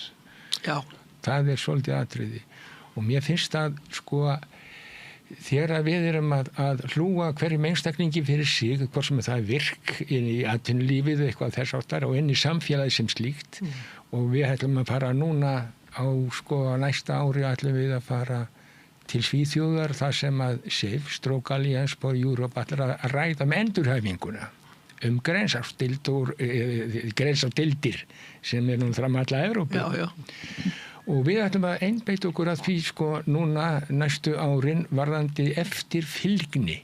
Við sem á pari við Norðurlöndin að minnstu kosti. Og erum við það ekki? Nei, sko það er þannig að ég var þarna á ráðstefnu síðan mig sem ég get skýrt frá. Það var ég á ráðstefnu það sem að Dani og Svíjar voru að tala eftir fylgnina hjá sér. Já. Og þá var það þannig að Danirnir segjast fara heim til viðkomandi. taka út heimilið og taka út vinnustaðin. Hvernig stendur þið vinnu? Sko, og hafa staðal sko, til þess að miða við árangurs ríka sko, áfanga stýrða endurhæfingu. Þetta eins og talmeinafræðingar með málstól. Við á vegum heila í dag deild talmeinafræðinga sem eru að þjálfa sko, fólk í því að ná tali og það getur hver sem sem að þarf á þeirri þjónustu að halda að hafa samband við okkur og við getum komið þá viðkomandi aðila í sambandi talmeinafræðinga í gegnum okkar þjónustu. Og það það sem við höfum kynnt sko, í erlendis, að þarna mitt á vegum SIF. Og þá mitt á þessari ráðstefnu þá heyrði ég Danan og Svía var að tala það að, með eftirfylgnina að Svíarnir þeir töldu sig ekki mega fara inn á heimili eða vinnustað. Heldur þeir hafa samband og hringja í viðkomandi aðstandanda eða þá slagþóla og svona kanna stöðuna símleiðis. En aftur móti Danisenni við förum heim. Við förum til... Nú til dæmis sko fordæmi fyrir fordæmi fyrir svona eftirfylgni hér til dæmis með hjartasjúklinga. Maðurinn minn fór í að opna hjartaskurðagerð og hann var fyllt eftir mjög lengi á eftir. Já. Og hann var ekkert spurður, hann sagði bara nú ferð þú upp á Reykjalund og nú ferð þú í þetta og hitt. Já, sko þá heilbrigðiskerfinu upp á lagt að fylgjast með honum. Já, ég minna sko eftirfylgnið þarf að vera á mörgum öðrum sviðum líka eins og til dæmis í ykkar tilfelli. Já. Það var ekkert hjá mér sko. Engi sem ég var bara gekk út á spítalanum og svo bara búið sko. En var haft samband við hann sko símleiðis eða var... Sko þetta var bara allt ráðgert áður en hann fór heim á spítalanum? Já, ég að segja það. Allt saman. Kom fólkið heim til ykkar til þess að kanna hans aðstæð? Ekki heim, nei. Nei, ég Þar eru nágrannar okkur á Norðurlöndunum okkur framar í þeim efnum. Nei, já, þeir sögust fylgjast með viðkomandi aðilar sko, eins og þú ert að tala varandi hjarta, þá heilinn, sko, þá erum við að tala að við viljum fá að vita sko símleiðis, segja Svíarnir, að þá eftirfylgnin okkar símleiðis, en aftur móti við ef að það krítiskt ástand, að þá förum við heim, eða vinnustað. Valgerður, þetta hlýtur að hafa verið svona svolítið wake-up call svo í slettinu fyrir bæði þig og ég tala nú ekki fjölskylduna þína og vini. Já, það er svona... En það nú... Komið ekki svolítið á óvart? Þetta kemur svona hlutir. Og þetta náttúrulega bara svona dálítið áfall fyrir alla, en hérna... þetta eitthvað sem að hægt að segja sig að ættgengt eða eitthvað svoleiðis? Nei, það held ég ekki, en sko mér finnst kannski að þurfa að leggja dálítið mikla áherslu á að fylgjast með blóðþrýstingi og það nú átak verið í gangi í sambandi við það ekki? Jú. Og svo líka að drekka vatn. Drekka vatn, það skiptir máli. Það tilfellið. Og ætti að vera lítill vandi fyrir fólk að fylgjast með blóðþrýstingum, það komið þessi fínu úr og alls konar græjur. Við sagt að gera þetta gegnum síman og hvað. Á alþjóðadegi sko heilablóðfallsins í fyrra, þá voru hérna 2-3 læknar með okkur hérna í Kringlunni og einn segði að þegar við buðum upp á blóðþrýstingsmælingu, þá sagði bara mikill hluti sem að þeirra sem við töluðum við, ég með þetta heima. Já. Segið mér hérna, kannski svolítið forvitnilegt að vita, er þetta tengt aldri og það fólk á öllum aldri sem fær slag og er þetta frekar kallmenn heldur en konur? Þetta fer alveg jaft yfir bæði kyni eða öll kyninu svo sagt þetta. Það er bara sjálfa þig sko. Já. Altså lífsmáti hvers og eins óhóflu neysla, ég menna ég tala ekki eiturlyfjaneyslu eða áfengisneyslu. Þetta er lífsstílstengt. Þetta er lífsstílstengt algjörlega og það hefur verið núna, ég ætla að koma inn að það að þetta Stroke Alliance for Europe sem var náttúrulega kom saman fyrst 2004, það eru svona reglífa samtök sko slagþola á Evrópusvæðinu. En svo var þetta múti annað að það var sem sagt European Stroke Organization sem eru faglæknar, altså læknar, það að segja hjúkrunarfræðingar, vísindasamfélagi, þeir sem framleiða lækningatæki og annað sko. þá það innan ESO, European Stroke Organization, þar sé fagaðilar. Og þegar ég var í stjórn SAFE sinni tíma 2014 til 2016, 2016-2018, að þá var á deiglunni að reyna að koma á samstarfi á milli fagaðilina á Evrópusvæðinu og svo líka slagþóla. Og það tókst með samkomulagi einmitt í Helsinki 2018 og það tókst í starfi 2022. Og nýkomið á heitir Stroke Action Plan for Europe. Og þar algjörlega farið í sauman á því hvað viðkomandi slagþólið þarf á að halda í sínu landi til þess að ná ákveðnum árangri sem að mitt Stroke Action Plan að berast fyrir til 2030. Það að segja að reyna að koma í veg fyrir fjölgunina 10% í hverju landi fyrir sig. Hjá okkur hér á Íslandi sem betur fyrr eru læknar og hjúkrunarfræðingar mjög áfram það að fylgjast með því sem að gerast innan Stroke Action Plan for Europe. En það eitt af þeir sem við erum að berjast fyrir núna, sameiginlega, það að segja, eins og þið segja frá Stroke Action Plan for Europe, það alveg bráðnauðsynlegt að fagaðilar og slagþólar í hverju landi fyrir sig tali saman með formlegum hætti. Og þetta gerum við hér á Íslandi. Við erum komin í þetta formlega samband, það að segja mill okkar, erum fulltrúar núna, sem sagt talsmenn, það eru 2 læknar og hjúkrunarfræðingur og læknir á Landspítalanum og svo ég sem eru fulltrúar eða talsmenn Íslands einmitt í Stroke Action Plan for Europe. Gott að heyra. Og meira segir læknirinn okkar, Björn Logi Þórarinsson, hann núna í stjórn Stroke Action Plan for Europe. Því hann mjög áfram það að Ísland sé á pari við það sem að gera þessi besta í Evrópu. Nú hafa margir gagnrýnt, nú þekki ég það frá bara í sambandi við umferðarslýsa forvarnir og ýmiss konar forvarnir. Það skortir forvarnir. Það ekkert að vísindasamfélagi á fullu, læknandi fylgjast vel með og heilbrigðisþjónustan í lagi, en það eins og skortið aldrei forvarnir, bara til að koma í veg fyrir þetta. Já, það bara mannskapurinn sjálfur, hann hefur miklu meira val núna, eins og með gjörunna fæðu og annað, sem að vera að tala Þú veist að segja mér hérna frammi að það veri slæmt að borða mjög mikið unna matvöru. Já, mjög, það áhættu þættir sem að geta skapast við það. Og það það sem að Hvaða fleiri áhættu þættir? Það öll svona ofneysla á öllum hlutum. Ég meina offita og þetta eins og maður segir áfengisneysla, reykingar, eiturlyf og allt mögulegt, það kallar á þessa áhættu þætti sem að valda heilablóðfalli. En oft þarf það ekki til, Þórir, eins og í tilfelli ykkar, því hún hreistin upp máluð. Það getur gerst. Það getur gerst, en þeir vilja meina það núna á Evrópusvæðinu að það sé fyrst og fremst velmegunin í samfélaginu sem gerir það verkum að við erum að fara að einbyrða ýmislega ekki holla fæðu skyndibitarnir og svona ýmislegt sem við þurfum aðeins að hugsa betur og það til dæmis núna þessi umræða næringafræðinga sem mjög þörf og fólk þarf að taka meira mark á því.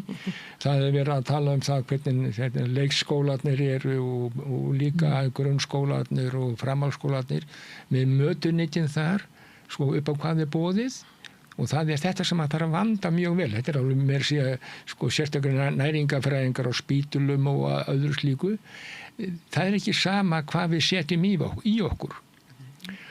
Og þegar þessi óhóflega neysla þá skapar hún áhættu þætti sem svo margvíslegir að læknarnir sjálfa hafa ekki töl á því hvað áhættu þættir. Það getur blóðþrýstingur, getur æða allt mögulegt, en þetta bara hlutur sem að sykursýki bara allt það sem að tengist fæðunni, þú ert ekki annað þar sem þú borðar og þess vegna það mjög nauðsynlegt að verðandi heila blóðfallið að þá er það mjög nauðsynlegt að vera með heilbrigt líferni, hreyfa sig og eins og þú segir, drekka vatn og svona lofa líkamannum aðeins að dreina út sko óheilbrigðum líkamsversu. Já, Valgerður, hérna að lenda í svona áfalli hlýtur að svona vekja fólk svolítið til umhugsunar. Það er kannski hallarslegt að spyrja en fannst þér svona lífsgildin eitthvað breytast við þetta? Já. Eða tókstu þessu bara svo hverju eru hundspiti? Já, ég er nú svolítið hörða að mér sko. Já, þú voru við það. En allavega, þá hef ég verið mjög persónusum með lyfin sem auðvitað er ég á lyfjum og alveg síðan þetta gerðist. Það er þetta kom í veg fyrir að myndist kekkir í blóðinu og fleira og það er nú eitt að passa upp á það og ég hef gert það en svo bara heldur lífið áfram og en hefur þetta ekki haft áhrif á þína daglegu venjur? Getur þú hreyfti jafn mikið? Já, ég hreyfi mig bara meira sko. Já, það er ekkert annað. Þú ert kannski eina af þessum lánsömu. Já, ég bara er bæði í reglulegu leikfimi og fer í sund og mikið í gönguferðir og allt þetta sko, þannig að maður gerir sér alveg grein fyrir því að maður á að gera þetta og maður verður að gera þetta til þess að halda heilsu og það er ekki bara þetta, það er bara maður eldist og maður vill halda heilsu og geta verið sem lengst með sínu fólki og allt það sko. Ertu eitthvað hrædd um að þetta geti endurtekið sig? Sko ég... Eða ertu á verði, mælur blóðþrýstingi reglulega og þetta? Ég gerir það nú kannski ekki alveg reglulega en ég finn alveg sko að því ég tek þessar töflur sem að halda honum niðri að þá er ég bara í góðu lagi og ég geri það. En að ég fyrir nú glemdi aðeins hvað ég ætla að fara að segja. Nei, þú hreyfir því mikið og ég hefur alls konar forvarnir upp á það að þetta komi kannski. Og svo þetta að drekka vatn. Drekka vatn? Já, ég bara alveg hef... Það er stórlega vanmetin þáttur. Tröll að trúa því og við með þetta góða vatn hérna á Íslandi sem við tökum beint úr krananum að það ættu nú að vera hæð heima tökin sko. Með við það svo fer maður til annara landa og þá þarf maður að kaupa vatni. Sem er ekki jafn gott á okkar vatni. Nei, bregður svolítið við með það sko. En hérna, ég finnst bara koma því þessu semst á framfærið að sérstaklega passa upp á blóðþrýstingin og hreyfa sig náttúrulega og drekka vatn. Og bregða strax við og svo bregða strax við að þetta geti verið. En ég skil það vel að það sé hringt í Þóri og hann spurður að því hvort að þetta geti verið slag þegar að fólk fær einhver einkenni. En ég hef líka aðeins orðið fyrir þessu því ég hef komið fram í fjölmiðlum og talað mína reynslu sögu að það hefur verið hringt í mig og ég spurði að því hvort það geti verið að værum slagaræða þegar fólk lýsir því hvernig það hefur það og hvað hefur komið fyrir. En ég er nú fljóta að segja það að ég sé ekki fagmaður á sviðinu sko, þannig að það verður að leita til eins og Þóri segir. Bara ef þetta er þannig einkenni þá verður bara að hringja á 112. Já, akkurat. Þóri, þú sagði það við í símanum daginn að þú hleypur ekki marathon á næstunni? Nei, það er svolítið skemmtileg saga frá því að sko ég var í fótbolta mikið áður. Já.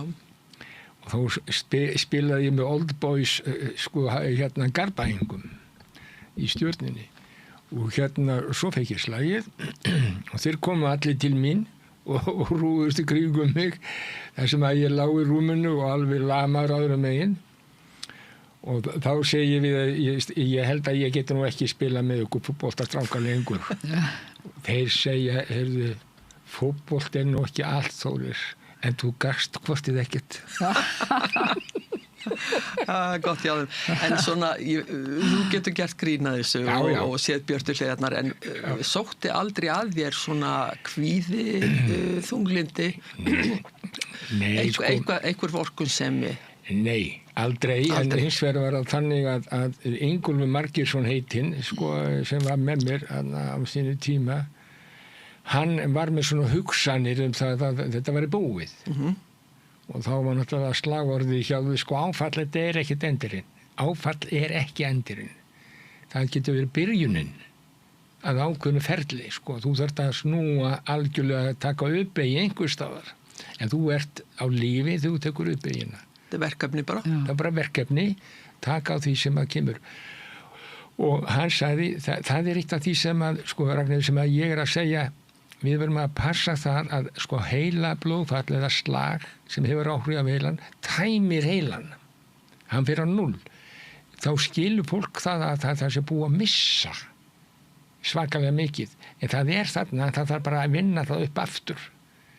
Það er til orka í heilanum, en það þarf bara að ræsa aftur. En nú gerðist það, þú náðir náttúrulega undraverðum árangri eftir þitt slag, Já. En ert samt sem áður dálítið fatlaður. Já, það er sko hægri öklinn, hann kom ekkert inn. Því miður, en það er svona ekki ekki spila fótbolta, en það er bara aukaatriði, sko, það er eins og því strákarnir sögðu, sko, fótbolti er ekki allt. Og auðvitað skilji það fólk sem er, sko, fellur í þunglindi og breiðir yfir höfuð, finnst einhvern veginn að lífið sé búið, það er bara alls ekki þannig. Það er bara miklu möguleika framundan. Og auðvitað saknaði ég fótboltans, en hann var ekkit allt og er ekkit allt. En það er gaman að fylgjast með hvað strákarnir eru góðir. En þetta er eitt af því sem að ég vil endilega koma að þetta þegar að menn verða fyrir þessu áfalli og eflaust hefur Valgerður mynd lent í því það er þessi stöðuga þreyta. Já, það er ennþá að hrjá þig, Valgerður. Nei, ég held ekki. Nei, hún er að minnka. Hún er að minnka. Ég held ég sé búin á mér eftir. Já, og doktor Sólveig Jónsdóttir, hún sagði, það heitir eitt af því, sérstaklega varandi gamalt fólk, sem að fær svona fyrstu... Eru við ekki gamalt fólk? Nei. Og þá var það sem við segjum, sko, að virða þreytuna. Já. Að virða þreytuna, hún á að vera þar sem að þú átt að byrja að vinna þig upp og það er það sem að hún var einmitt að hélt mjög góðan fyrirlestur í Borgarleikhúsinu á okkar vegum á sínu tíma og þá er akkurat þetta að virða í þá stöðu sem að þú ert í hverju sinni. Þú ert komin á 0, heilin, þú ert máttlaus, þú ert með þreytu og annað. Þetta kemur bara að vinna þetta upp. Mér langar svolítið í lokin til að forveitast hvað er það að gera þessa dagana, Valgerður? Nú ert þú hætt á þinginu og öllu sem því fylgir. Já, hans er langt síðan í hætti. Og já, og það er orðið nokkuð langt síðan. Hvað varstu lengi á þingi? 23 ár. Aðeins. Hvernig verður tímanum í dag? Gengur á fjöll og ferð í sund? Já, gengur kannski ekki nóg mikið á fjöll, en svona, ég er góð á jafnsléttu. Ég er náttúrulega á í raun 2 heimili, sko. Já, hérna í Reykjavík. Fyrir norðan og svo líka hérna í Reykjavík. Og við erum hér mikið veturinn hjónin að því að okkar afkomendur eru fyrst og fremst hér. Þannig að þetta gengur nú bara svona eitthvað með barnabörnunum og eitthvað að skemmta sér hérna með að fara á tónleika, til og með svo alveg yndislegum tónleikum í gærkvöldi hjá Hinsingkornum hérna í Digranískirkju og sko það er nefnilega svo margt hægt að gera skemmtilegt bara ef maður bara hefur hugmyndaflug til þess. Þetta er ég þekki það, ég er komin á eftirlaun og get eiginlega bara tekið undir allt sem hún segir, það eru barnabörnin og svo er náttúrulega nú jólin að nálgast og það ég er náttúrulega gaman á að baka til dæmis, er að baka svona fyrir stórfjölskylduna það er svo margt á dagskráni í desember en svo er þetta nú mismunandi og svo janúar verður nú frekar rólegri en svo ferðumst við dálítið til útlanda hjónin og hérna, það er eins og ég segi, maður er eiginlega bara fyrst og fremst að gera eitthvað skemmtilegt. Og þá kannski komum við aftur að því hvað það er mikilvægt að hafa heilsu til að gera allt þetta. Þetta er nefnilega sko, það er það dýrmætasta sem maður hefur þegar maður er komin á þennan aldur, það er heilsan. Þóri, hvað er þú? Ég ætti kannski að taka fram að ég er 75 ára sko. Það er nú ekki eftir að sjá það, þið eru svo unglum bæði. Þóri, hvað er þú að stúsa? Ég er bara í formennsku. Þú ert í formennsku í heila heil? Já, og ég er bara á fullu í því að vera með hugan við það. Þetta er alveg heilmikið starf. Þetta er ágætt starf og það gerir það, já, þetta er mikið starf. Eins og þetta alþjóðlega samstarf. Já, það er það sem er mest spennandi núna og við erum að reyna að, sko, þessi 3 eru talsmenn sem sagt Stroke Action Plan for Europe hér á landi erum að reyna að fá heilbrigðisráðherra Ölmu til þess að undirrita vilja yfirlýsingu sambærilegt þar sem hin löndin eru búin að gera í Evrópu. Og það sem sagt sú vilja yfirlýsing sem að liggur, ég kynnti hana á sínu tíma fyrir Svandísi Svavarsdóttur, nú fyrir Viljum líka. Það veist að Valgerður ekki á þingi núna. Já, ég get ekki mikið hjálpað þessu. Nei, ekki þessu, allavega er það þannig að við erum búin að fá vilyrði frá stjórnvöldum að fara þessa leið að undirrita vilja yfirlýsingur og ef við gerum það, þá erum við komin í formlegt samband við Stroke Action Plan for Europe og þá koma þau til að senda fram fyrirspurn til heilbrigðisyfirvalda hérna á landi eins og þau kalla Stroke Service Tracker þar að segja hvernig hafið þetta hér á Íslandi og þið verða að pikka í rétt box það varðandi þetta og lýðheilsuna, ég tala nú ekki það þið eru líka að tala mengun í lofti, mengun í vatni og svo framvegis og dýravernd jafnvel og svo framvegis sko. Ég heyra að þú ert ekki að baki Dótti Þóri. Nei. Hann er alveg ótrúlega. En þú ert ekki að baka fyrir jólin. Nei, ég er ekki að baka fyrir jólin. En að sinna barnaböðunum. Já, en ég syndi á hverju mótni. Syndir á hverju mótni, já. Það er alveg bráðnus. Varst alveg létt með það að synda? Já, ég nefna það náttúrulega ég er svolítið hægur í sömum sundum sko, Bringu sundi og öðru slíku er svolítið hægur en ég sigli áfram og ég næ í landi sko. Og þetta slag hefur að því letur til ekki haft neitt verulega áhrif á lífið þitt utan þess sem að þú, eins og ég segi, hleypur ekki að fjöll eða Nei, ég gerir það ekki sko. Eða stunda fótbolta. Nei, stunda fótbolta, ég get það ekki lengur og ég sko finn það að eftir því sem er eldist þá þarf ég að hafa meira fyrir hlutunum heldur ég og það hefur ekkert með slagið að gera Nei, það hefur ekki, en aftur á móti sko varðandi öklan að jafnvægisleysið kemur meira og meira inn í sko þá lömun sem að ég var fyrir sko í hægri öklanum Þetta virðist vera algjörlega líkamlegt hjá þér þú ert alveg eldklár hérna í kallinu Hann er svo stendur sér svo vel eins og heyrir sem formaður við góða sko liðsmenn og við Valgerður haldið sko fundi saman á Norður og Akureyri og víðar Ég er búin að vera svolítið löt að mæta núna upp á síðast Nei, þú er staðið mjög vel en sko bara við það eins og þetta viðtali sko hefur svo mikið að segja fólki viti hvað við erum að tala sko Algjörlega og við skulum þá að endingu minna fólk á bara í örstuttu máli hvaða einkenni það er sem að gefa tilefni til þess að bara fara strax upp á spítala og hvert það getur hringt til þess að afla sér upplýsinga. Sko það er það sem að það er orðið SLAG slag appið sem við töluðum á það. Já, við höfum alltaf talað þetta að láta slag standa og það er ekki vera feimin ekki vera að draga sér hlé þegar þessi einkenni kom að ringja bara einn eitt tvo láta sækja sig ég er búin að hafa samband við lækna í bráðamöttökunum við bjóðum öllum velkomið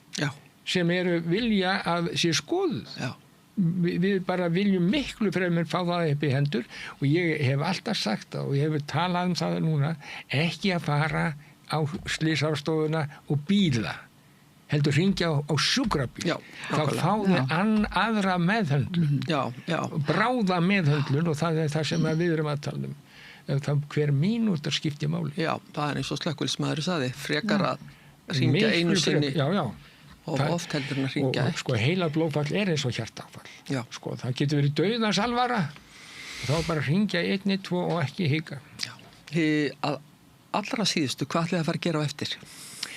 Ég ætla nú bara að fara heim og ég ætla nú bara að hafa það mjög rólegt og fínt sko en kona mín er farin að undirbúa jólin Það ekki að taka þátt í því eitthvað? Nei, svo ég er voðalega latur í því Ég heyrði að þú sagðir konan mín er farin að undirbúa jólin Já, ég teku þetta þátt í jólastemningunni Skilji, við erum á þeirri kynslóð Þóri minn sem að konan var ég er að segja en sko ég efast það að mín þáttaka í því sem hún er að gera myndi hjálpa mikið Valgerður, hvað ætlar þú að gera í dag? Ég ætla nú að hjálpa til undirbúning afmælis, yngsta barnabarnið verður 5 ára núna og næstu dögum og það þarf eitthvað gera. Unga fólk gera allt í mikill vinnu og þá ná geta leita til mín til dæmis í sambandi við svolítið bakstur. Nú svo bara hef ég nú ekki, það einmitt í kvöld sem er landsleikur, stelpunar okkar. Já. Maður fylgist nú með þeim. Já. Það var svolítið vonbrigði með síðasta leik. En svo ég nefnilega líka farin að horfa dálítið mikið á fótbolta. Já. Og held með United. Ég held með Liverpool. Og það leikur í kvöld. Já. Þannig að þetta er nú verkefni dagsins. Kæru vinir, það var gott að fá okkur hérna í dag og ég vona að þessi þáttur hafi vakið fólk til umhugsunar að þetta er dauðans alvara að fá slag og þakka ykkur innilega fyrir komuna. Takk sem gangi ykkur allt í haginn. Takk sem þetta með loki verið sæl. Ertu með fundi, fræðslu eða kynningar? Vorstjarnan býður baráttuhópum og félagasamtökum aðgang að ódýru húsnæði í 105 Reykjavík. Hafðu samband á vorstjarnan@vorstjarnan.is.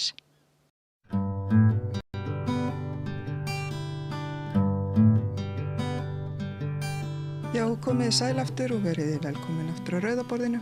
Ég heiti Laufey Líndal Ólafsdóttir og við ætlum í dag að fjalla fæðingarorlofið. En til mín eru komnar 2 góðar konur úr Háskóla Íslands. Það annars vegar Guðrún Björk Eydal, sem prófessor í félagsráðgjöf, og Ásdís Arnalds, lektor í félagsráðgjöf. Komið sælar. Sæl, og takk fyrir að bjóða okkur. Bara takk fyrir að koma. Ég ætla kannski bara að byrja á að fá ykkur. Ég veit að þið eru náttúrulega báðar búnar að stúdera fæðingarorlofið inn og út. Og viljið kannski byrja á að kannski segja mér aðeins frá fæðingarorlofslögunum. Hvernig þau eru úthugsuð og... Já, það saga að segja frá þeim. Já, hvar eigum að byrja? Ég stoppa þig og spyrja. Það er mjög áhugavert, ef maður horfir sögulega á þróun fjölskyldustefnu, hvað Ísland var seint á ferð, varðandi bara opinberan stuðning vegna umönnana barna. Ertu að tala miðað við önnur Norðurlönd. Við miðum okkur svona oftast við þau, en þó víða væri leitað. Og þau byrjuðu bara seint á síðustöld Svíar fyrstir að setja löggjöfum að mæður þyrfti að geta tekið sér leyfi frá störfum eftir fæðingu og fá stuðningu það. Og svo svona þróast þetta hægt og rólega hjá öllum hinum. En við rökkum í gang 46 þegar við setjum glæsilegu almannatryggingalöggjöfina og borgum konum sem að voru í starfi með ákveðnum skilyrðum, ákveðna upphæð. Og svo einhvern veginn þróast þetta þannig að það er bara ekki stemming fyrir því að vera að borga vinnandi konum en ekki húsmæðrum og það er flutt endurtekið frumvarp á þinginum að fella þetta bara út og það verður að endanum og þetta verður samantala fyrir alla og ekki greitt út nema að konur kjósa eiga barn heima. Og þurfa að greiða fyrir þjónustuna. Annars fór þetta bara í að greiða fyrir heilbrigðisþjónustuna af því að það að fæða barn var ekki sjúkdómur. Það var ekki veikindi. Þannig að þetta var mjög svona sérstök orðræða og allt mjög skrítið með það. Og þarna á þessum tíma er Katrín Thoroddsen, þingmaður sósíalista, að berjast fyrir að það séu stofnuð dagheimili fyrir börn. En það er ekki heldur neitt verið að taka mikið í það og það er nú eitthvað svona fér sem rennur til þess samt sem áður en þetta gerist alltaf alveg ótrúlega hægt. Svo upp úr 60 þá er aftur farið að stað, aftur þingmaður sósíalistaflokksins, kona sem flytur frumvarpum að við tökum upp fæðingarorlof en það er bara sett út á frumvarpið og þetta sé allt ómulegt og kemst aldrei neitt áfram í þinginu. En ég heldur tillögur að stofna eða styðja við dagheimilega rekstur. Þannig að við erum svona á einhverju annarri vegferð heldur en hinn Norðurlöndin og þetta eru stofnuð dagheimili og leikskólar, það eru þá sjálfboða samtök eða sjálfseignarstofnanir eða sveitafélög eða verkalýðsfélög og svo fá ríkisstarfsmenn rétt til launa í 3 mánuði 54 og ákveðin stéttarfélög líka ná því í gegn í samningum en önnur ekki. Þannig að þetta er allt svona mjög sérstakt. Og það ekki fyrir en 85 sem að það koma svo aftur fram frumvarp á þinginu. Bjartur Leósdóttir flytur frumvarp að þetta veri hluti á tryggingakerfinu.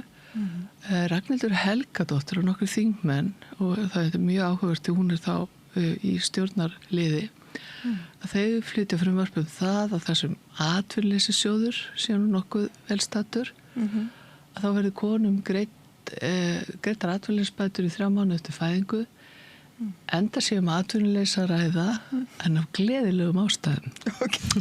Sem var mjög, það var mikil snild að ná þessu gegn. Og þetta var semst í 5 ár, en það ekki fyrir 1990 sem bara mjög seint ef við berum saman öll okkar nágrannalönd sem að við fáum þá inn í, nei það nú röglast, það aðeins fyrr sem við fáum inn í almannatryggingalöggjöfina. Hvað ára það ástís? Mér langar að segja 86. Já, eitthvað svo leiðis. Við getum flettið. Þá sem sagt fáum við inn í almannatryggingarnar þessa lög, nei það 85, ég röglast, það 78 sem hitti. Já.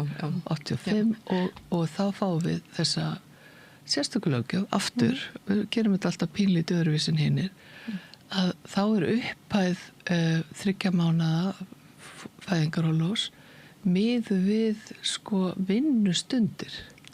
Ekki hvað þú hafðir í laun, þetta hvað þú vannst mikið.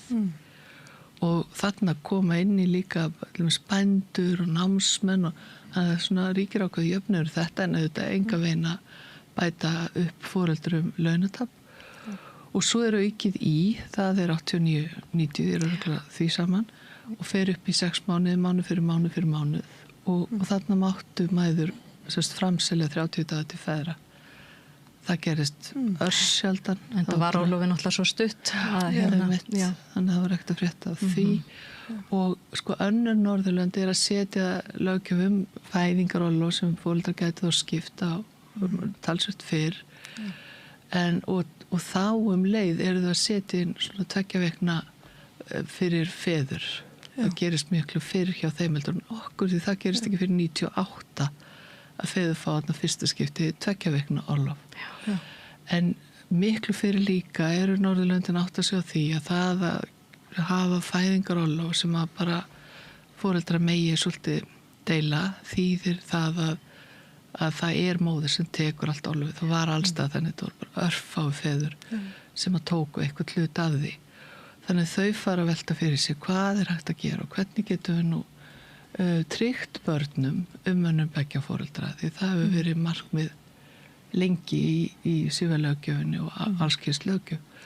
Og það normenn sem ríða vaði 93 með því að búa til taka mánuð af heildartímanum og láta feður fá hann og svo Svíjar og svo Danir og svo Finnar. Fylgja hinn Norðurlöndin í kjölfarið. En það ekki fyrir en 2000 sem að Ísland tekur þetta skref og þá það Páll Pétursson félagsmálaráðherra þáverandi sem að flytur frumvarpið fyrir hönd ríkisstjórnar Davíðs Oddssonar og það var líka svolítið öðruvísi en á hinum Norðurlöndum þar sem að kannski þetta ekki verið svona hægri og miðjuflokkar aðalega að berjast fyrir þessu þó það hafi verið svolítið blandað, það voru frjálslyndir í Svíþjóð líka sem lögðu áherslu á þetta. Og Ásdís, þú kannski tekur við og segir frá þeirri löggjöf. Já, þannig að við fengum þarna loksins árið 2000 tímamóta löggjöf. Og eins og Guðni var að nefna þá voru við eftirbátar hinna Norðurlandana hvað varðar rétt beggja foreldra en við gáfum heldur betur í þarna árið 2000 og tókum hreinlega fram úr hinnu Norðurlandunum því að Ísland var þá fyrst landa til þess að tryggja báðum foreldrum jafnan rétt til fæðingarorlofs. Þannig að þegar lögin voru sett þarna árið 2000 að þá var heildarorlofstíminn 9 mánuðir, reyndar komu réttu feðra hann kom inn í smá skrefum, þannig að í raun og veru ekki fyrir 2003 sem að löggjöfin að fullu komin í gildi en eins og ég segi heildarorlofstíminn var þá 9 mánuðir og það voru þá 3 mánuðir eyrnamerktir hvoru foreldri fyrir sig. Þannig að ef að foreldrar eru móður og faðir þá þýtti þetta það eru 3 eyrnamerkti móður, 3 föður og svo 3 sem að foreldra gátu ráðstafað að vild. Og þegar ég tala eyrnamerkingu að þá er þá óframseljanlegur réttur foreldra. Þannig að ef að foreldri nýtir ekki þennan rétt að þá í raun og veru fellur hann niður. Já. Og þannig náttúrulega líka breytist löggjöfin í eðli sínu því að þannig farið að greiða vinnandi fólki hlutfall af fyrir launum sem eru ekki verið einkennandi fyrir okkar tryggingalöggjöf. Við höfum verið að allt öðru róli þar, Stefán Ólafsson lýst þessu mjög vel, að við höfum verið með meira flatabætur og síðan þá tekjutengta þannig að það dreigð af fólki en ekki bætt í eftir tekjum og þarna sem þetta tekið þetta mikilvæga skref að því það eru þetta aðila vinnumarkaðar sem eru aðilar að því að semja þetta frumvarp og styðja það og þá samið þetta að þú fáir 80% af fyrir launum í fæðingarorlofi í staðan fyrir þessar flötu greiðslur sem voru áður. En það haldið enga síður réttindum til greiðslna fyrir þau sem eru ekki á vinnumarkaði en þær eru þá eins og annars staðar á Norðurlöndunum miklu mun lægri. Þannig að fæðingarorlofssjóður er stofnaður, fyrst reyndar ekkert þak á greiðslunum, það alveg til 2004. Þá bara sjóðurinn orðið mjög máttlaus og lítið eftir. Þannig að þá sett mjög hátt þak. Þannig að það var talið og búið að sýna sig í okkar rannsóknum og rannsóknum annara. Ef þakið of lágt þá koma feður síður til leiks. Það bara heimilin eiga erfiðara með að missa tekjur feðra því það ennþá kynbundinn launamunur. Víðast hvar og þannig það mjög mikilvægt að þakið sé hátt til þess að tryggja öllum að geta. En svo lendum við þannig í smá remmingum 2008 muniði. Og stjórnvöld neyddust til að skera ýmislegt niður og þar á meðal þetta þak sem var lækka kröftulega.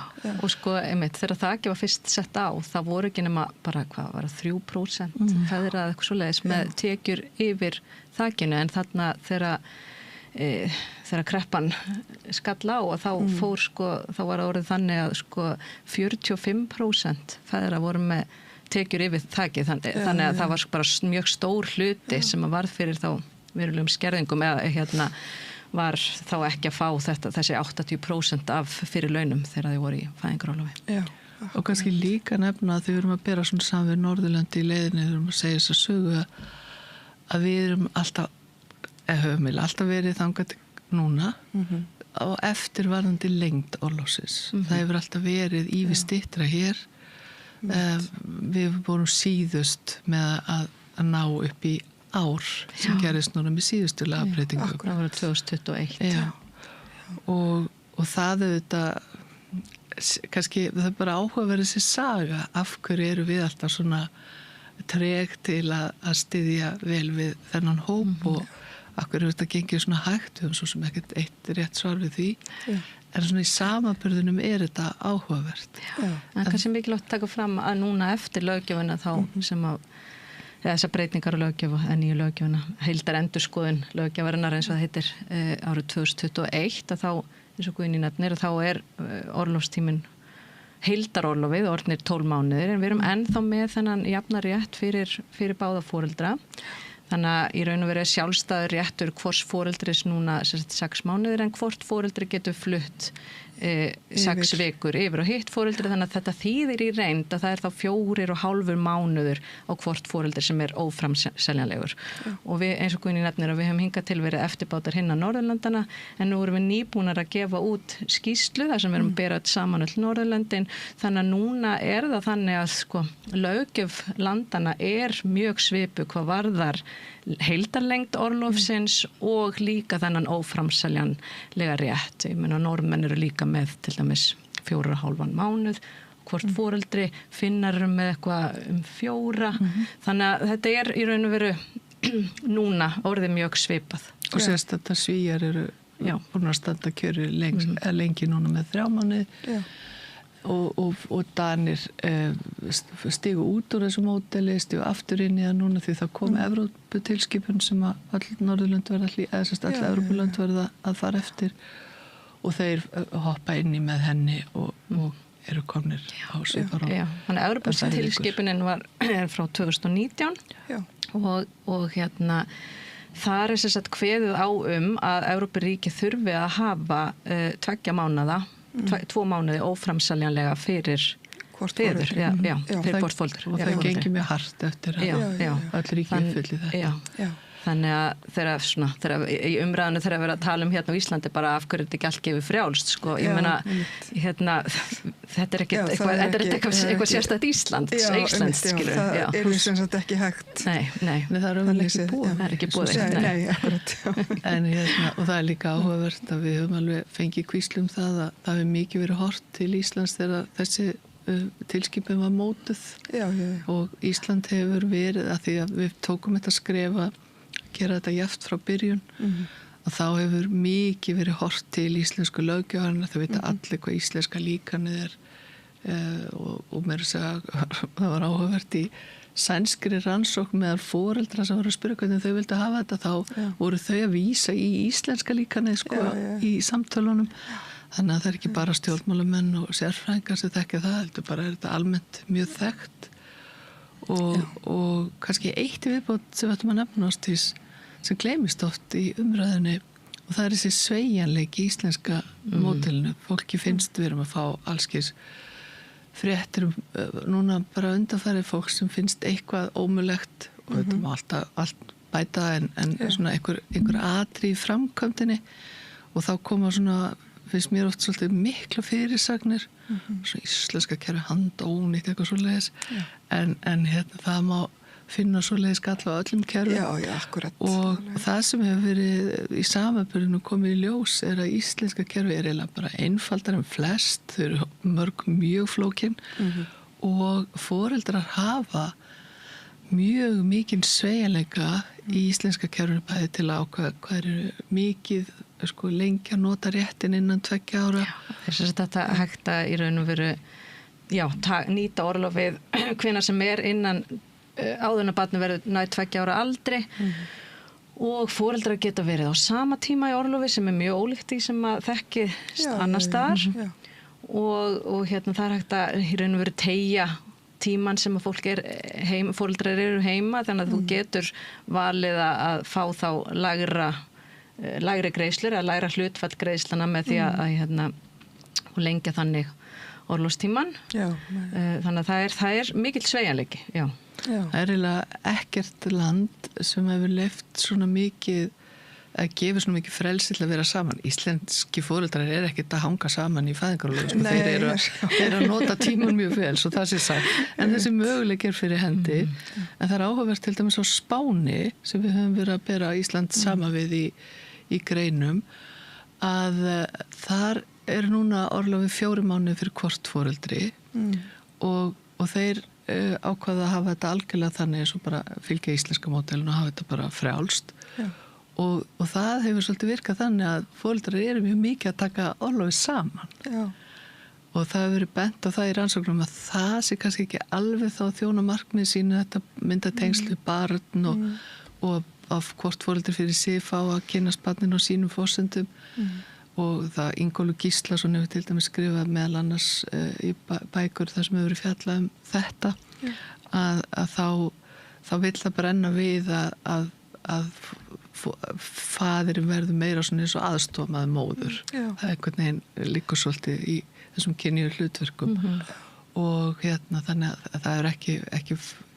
farið vel endilega þar og svo líka áhugavert og kannski eitthvað sem við ættum að hugsa að hérna þar var greitt 100% af fyrirtækjum en svo var einhver sem kvartaði því að þetta væri skattlagt og dómstólar komist á því að nei, það er bara ekkert það á ekkert að gera það. Þannig núna sem stendur, sem verður kannski breytti við það ekki, eru greiðslurnar 120% af fyrirtækjum. Og það er kannski má segja að það setur svona umönnun á nýjan stað við einhver fyrir henni og kannski eitthvað sem við ættum kannski að skoða til að og Spánn er náttúrulega svolítið áhugavert case að því að sko svona í umræðinu þá kannski höldum við að hérna þar séu öll svona fjölskyldu stefna, þetta sé því við Íslendingur státum okkur alltaf þessu jafnrétti sko og einhvern veginn kannski með það hugmyndir að hérna ríki í Suður Evrópu séu ekki kannski eins fjölskylduvæn og ekki eins miðuð að jafnrétti foreldra en það mjög áhugavert að þau eru að Spánni með þarna 4 mánuði fyrir hvort foreldri sko. Og líka bara ef við förum yfir OECD-löndi, við erum í alþjóðlegu netverki að rannsaka, það alltaf fleiri og fleiri lönd að koma þar inn og það gerum við áskýrslur á hverju ári kerfin og svo er það borið saman og það eru öll lönd nema náttúrulega Bandaríkjun sem skerast alltaf úr í fjölskyldustefnunni komið með einhvern vísi af svona löggjöf.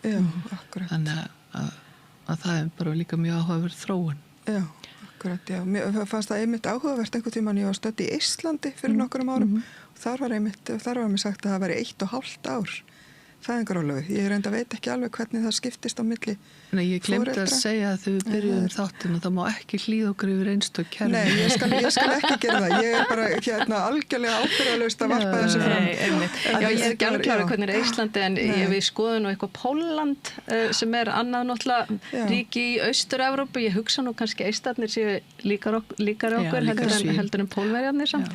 En við skoðum nú pólska kerfi á sínum tíma og það er þannig í mörgum löndum Austur-Evrópu að fæðingarorlofi er mjög langt en rosalega lágar greiðslur. Þannig að það er bara föst upphæð og mæður oft heima í 2-3 ár á mjög lágum greiðslum. Þannig að það eru ekki tengdar fyrir tekjum. Þannig að það er líka áhugavert að sko nefna það að því er oft fleikt hérna í umræðinni að það sé eitthvað svo miklu lengra á Norðurlöndunum sem það var auðvitað áður en við lögum í ár. En eins og Ásdís var að nefna þá sýnir sér nýja skýrsla við, það er mikil svona samleitni í þróuninni, nema Svíar er alltaf talsvert lengra og það gleymist þá og þetta sýnir svona hvað maður þarf alltaf að vera í neðamálsgreinunum til að skilja kerfin, að síðustu 3 mánuðnir eru ekki greiddir með sama hætti og fyrsta árið. Heldur er það bara lága upphæðin sem fólk utan vinnumarka fær. Svo er það líka stundum fleikt að það sé hægt að geyma orlofið svo lengi þar að sér svo langur tími til að nota það en í raun og veru er sett þak við 4 ára aldur. Þú mátt bara spara er ekki 92 eða 94 dagar sem þú mátt fara með áfram. En í raun og veru í Svíþjóð þá er hægt að nýta einhverja orlofsdaga þangað til að barnið verið 12 ára. En þeir eru þá hugsaðir þannig að foreldrar séu að nýta þetta til dæmis þeir eru starfsdagar í leikskólum eða eitthvað svona vetrarfrí og eitthvað svoleiðis. Þannig að það er hægt að þá nýta einhverja orlofsdaga. Og við erum alltaf með þetta foreldraorlof sem gleymist oft. En það er náttúrulega ólaunað. Við segjum aldrei frá því að við höfum annarkinn eftir því, afsakið. En það er auðvitað líka réttur sem getur skipt máli en er ólaunað. Þannig að við höfum eitthvað tölfræði við hvort fólk er að nota það. Nei, það er bara ekki. En það er mikilvægt að muna til því að sá réttur rétt staðar. Já, þetta er ákaflega fróðleg yfirferð. Takk fyrir hana. Ég hef náttúrulega unnið mikið með einstæðum foreldrum og hef verið einstæð foreldri sjálf, þannig að ég er svona, einmitt þegar þú segir að það að líta á kerfin bara svona utanfrá er allt annað heldur en að, svona reyna þau á eigin skinni.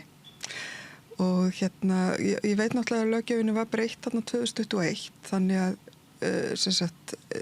fólki sem var bara eignast börn 1 og ekkert annað foreldri var til stað var sem sagt þá gert heimilt að nýta. Var reyndar fyrr. Já, var reyndar fyrr, ok. Það sem var kom upp í hugan á mér þegar ég sá þetta, sem að ég sjálfsögðu fagnaði vegna þess að þetta var mikið baráttumál félags einstæðra foreldra á sínum tíma. Ég var formaður þar 2006 og það var einmitt svona stuttu eftir að feðraorlofinu var komið á og þá var að byrja svona þessar feðrahreyfingar og svo framvegis, þannig að þetta var svona svolítið smá tókstreita þarna einmitt þennan óframseljanlega rétt. En ég hafði svona mestan áhuga á því bara hvernig þetta væri í praxis. Getið þið einhvern veginn svara því hvernig þetta virkaði í reynd? Sko já, við getum það. Já. Við erum búin að rannsaka það í aldarfjórðung. Já, Ásdís vann doktorsritgerðinu sína það. Akkurat. Já, kannski ekki sérstaklega einstæða foreldra, en við höfum skrifað grein einstæða foreldra og já, við höfum verið að skoða nýtinguna og kannski byrja svona aðeins á að segja bara að við vorum að tala um þennan óframseljanlega rétt og hann á líka við í tilviki einstæðra foreldra ef að það er raunverulega eitthvað annað foreldri til staðar á lífi, sem sagt. Og ekki á spítala eða fangelsi eða útlöndum eða eitthvað. En ef að mæður eru að eignast barn einar, það er til dæmis með aðstoð tæknifrjókunar og þannig að það er raun og veru ekkert annað foreldri til staðar, að þá á móðirinn rétt á öllum mánuðum, eða sérst heildarorlofstímabilinu. Og ég meina þetta getur verið mjög flókið auðvitað ef að foreldrar búa ekki saman til dæmis við fæðingu að og ef foreldrar hafa aldrei kannski mikið þekkst þá er það flókið verkefni að mynda foreldrasamband, kynnast, eiga samstarf í 18 ár að ala upp barn og sko, ef maður hugsa hvaðan kemur þessi hugmynd? Jú, hún kemur 1920 og eitthvað þegar við förum að setja sifjarétti norræna af stað og leggja áherslu á það að barn eigi rétt til beggja foreldra og það er síðan nýtt mikið á þessu í barnalögunum 1981 og síðan höfum við verið að gera allskis breytingar í sifjaréttinum, innleitt sameiginlega forsjá, lögfest sameiginlega forsjá og svo framvegis. Þannig að svona áherslan í löggjöfinni sögulega séð og í fjölskyldustefnu og í barnasáttmálanum er á þetta að barn á að fá að kynnast báðum foreldrum. Svo eru bara foreldrar alls konar eins og við öll vitum. Bara eins og fólk er. Og það er eins og það réttu barna að kynnast báðum foreldrum, en auðvitað þekkist það að það eru foreldrar sem að brjóta á þessum rétti barna sinna og hafa ekki áhuga á að umgangast eða kynast barni sinna sem betur fer vonandi undatekninga tilfelli. Og við höfum séð sko bara í okkar gögnum að það sem við höfum gert rannsóknir ítrekkað að það er að aukast mjög mikið þáttaka foreldra þar sem þau búa ekki saman í umönnum barna sinna, þannig að þetta er alveg að hafa mjög jákvæð áhrif. En við höfum líka bent á það mjög lengi eftir við gerum viðtalsrannsókn við foreldrar sem ekki byggur saman bara hvernig er þetta virka fyrir ykkur og það sýndi bara svo rosalega vel hennan fjölbreytileika hvernig fólk kemur að þessu hlutverki eins og sumir höfðu þá bara mjög lítið þekkst en þetta bara gerðist og það fólk þurfti að finna taktinn sinn sjálft og ég man alltaf sérstaklega eftir einu dæmi þar sem að fólk hafði slitið parsambandi á meðgöngu en þau héldu áfram að sofa í sama rúmi einu sinni í viku til að faðirinn geti tengst barnin og meðgöngu og þú veist maður bara verður að orðlaus við hvað fólk er hugmyndaríkt og vandar sig í foreldrahlutverkinu en svo vorum við líka með dæmi þar sem að parsambönd hafði enda með kvelli og það var að lita allt foreldrasamstarf með mjög neikvæðum hætti og gerði foreldrunum mjög erfitt fyrir að eiga jákvæð samskipti önnu barnsins og þar með hvernig þetta skipta fæðingarorlofi og við bentum á og það hefur ítrekka verið gert í tillögum, opinberum tillögum líka að það sé þörf fyrir markvissari ráðgjöf á meðgöngu fyrir foreldra, jafnvel hvort sem er að deila sem búa saman eða ekki bara réttindi og skyldur gagnvart barni því þetta er alveg ferðalag og flókið og því miður erum við ennþá að sjá dálítið háar skilnaðartölu þó að eins og við höfum verið að benda og þá eru íslenska rannsóknir sína fram á að það að deila orlofun er vendandi þáttur og þá samt gerist þetta og það er mikið álag sem að verður á fólk í kjölfar barnigna að lækka tekjur og það er í mörg horn að líta og bara svona krefjandi tímabil. Þannig að við myndum auðvitað alla daga leggja til að við legðum meira áherslu á að vera með góða öfluga ráðgjöf, það væri bara fjölskylduráðgjöf fyrir öll í ungbarna og meðgönguvendinni. Þannig að fólk fengi svolítið stuðning við að til dæmis klára svona óuppgerð mál í parsambandi, byggja upp gott foreldrasamstarf og svona sinna þessu alhliða hlutverki sem foreldrahlutverki er. Og það skiptir gríðarlegu máli, sko, náttúrulega auðvitað fyrir barnið, það sé ekki tókstreitt á milli foreldra, en líka bara fyrir, sko, það, í hvers konar umhverfi barnið mun alast upp í til dæmis varðandi framfærslu foreldrana, þannig að við höfum gerðum greiningu á gögnum sem við höfum aflað með ítrykkuðum könnunum meðal foreldra á Íslandi. Og það sem við sjáum þar þegar við erum að skoða einstæðu foreldrana sérstaklega að ef að foreldrar hafa náð að deila umönnum barnsins jafnt sín á milli ef að báðir foreldrar koma að því að annast barnið, að þá eru mæðurnar sem eru yfirleitt lögheimilisforeldrið, þær eru líklegri til þess að segja að það er auðvelt með að láta endan á saman. Og af hverju ætli það sé? Jú, það er auðvitað þannig að ef það er gott samstarfi með umönnum barnsins, að þá er náttúrulega kannski móðurinn líklegri til þess að geta tekið fullan þátt á vinnumarkað og haft þetta aukna svigrúm til þess að geta sinnt vinnu og svoleiðis. Ef það er eitthvað annað foreldri þarna á mótinni sem að getur tekið barnið, sko. Það er einmitt, þetta er annað sem að höfum bent mikið á í einstæðra foreldrahreyfingunum að sjálfsögðu er það allra hagur að samstarf milli foreldra sé sem best. En það gerist ekki alltaf sjálfsögðu. Nei, einmitt og það þarf náttúrulega gríðarlega mikla ráðgjöf. Ég veit náttúrulega að það var í kringum þarna að sameiginlegu forsjóni var komið á, þá náttúrulega fór í gang eitthvað batteri innan sýslumanns, en það er langur biðlisti og þetta er alls ekki eitthvað sem að kannski... Við erum nefnilega með frábært úrræði núna sem hefur verið að festa sig í sessi, sem er CS ráðgjöf eftir sambúðslit og skilnað, en maður myndi þetta vilja sjá svoleiðis ráðgjöf miklu fyrr, þannig að bæði hvort sem fólk býr saman eða er í sambúð. Það þarf að stíga þarna fast að gera.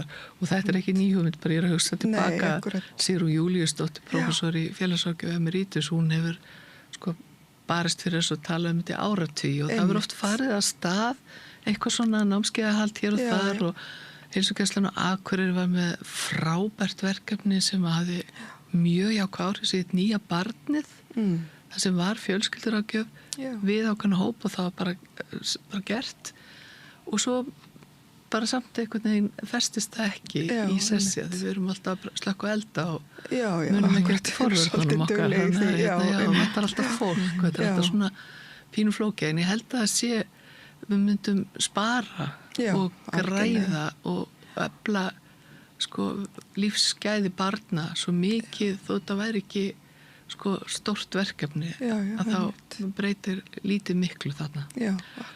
En við höfum ekki talað hvernig íslenski feður, hvort þeir nýttu sér hana rétt. Já, þú hefur rannsakað það svolítið. Já, fyrstulega er náttúrulega bara til opinbera staðtölur það, að því Fæðingarorlofssjóður hefur auðvitað talið þetta.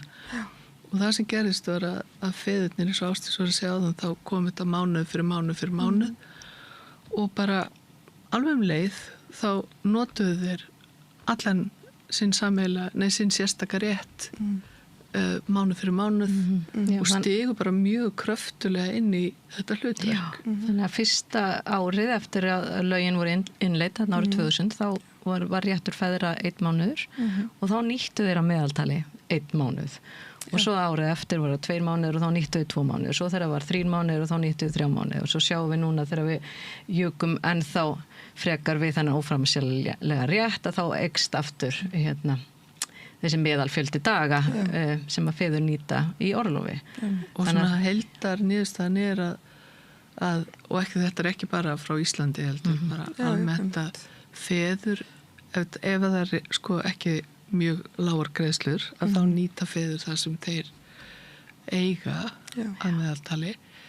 En við eigum svo áhugaverða svona tilraun þar sem að Norðmenn ákvaða að fara að auka frelsi og bara, ég held þetta, það myndi ekki breyta miklu þó að vera fækka þessum vikum sem hvert foreldra, svo þeir tóku það niður og bara leið og það gerðist. Þá datt notkun feðrana niður í þá tölu.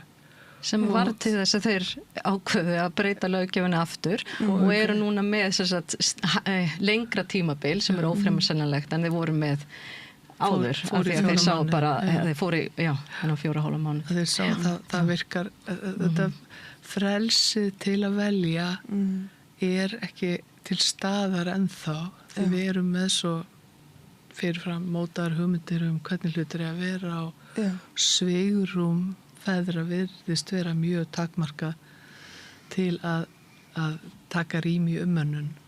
Og enda sjáum við það í viðtölum við foreldra það er ennþá þannig að þeir segja að þegar við spyrjum hvað réði því að þið skiptu orlofun á þennan hátt að móðurinn, það var hún sem réði því, sko, þannig að það er ennþá svolítið svolítið. Við höfum verið að skoða þetta líka varandi bara vinnumarkaðin og svona þetta á líka við umönnun almennt að við sjáum ekki mikið af körlum í umönnunarstörfum. Það eru örfáir sem sækja til dæmis í hjúkrun á hverju ári og í félagsráðgjöf okkar fæi við lýsum eftir ungum körlum en þetta er bara ennþá gífurlega kynjað svið þannig að það er svo sterk félagslega öfl sem að halda okkur í viðjum þannig að ef að þessi réttur er ekki til staðar þá gerist þetta bara ekki eða mjög hægt eins og við reyndum fyrir áratugum að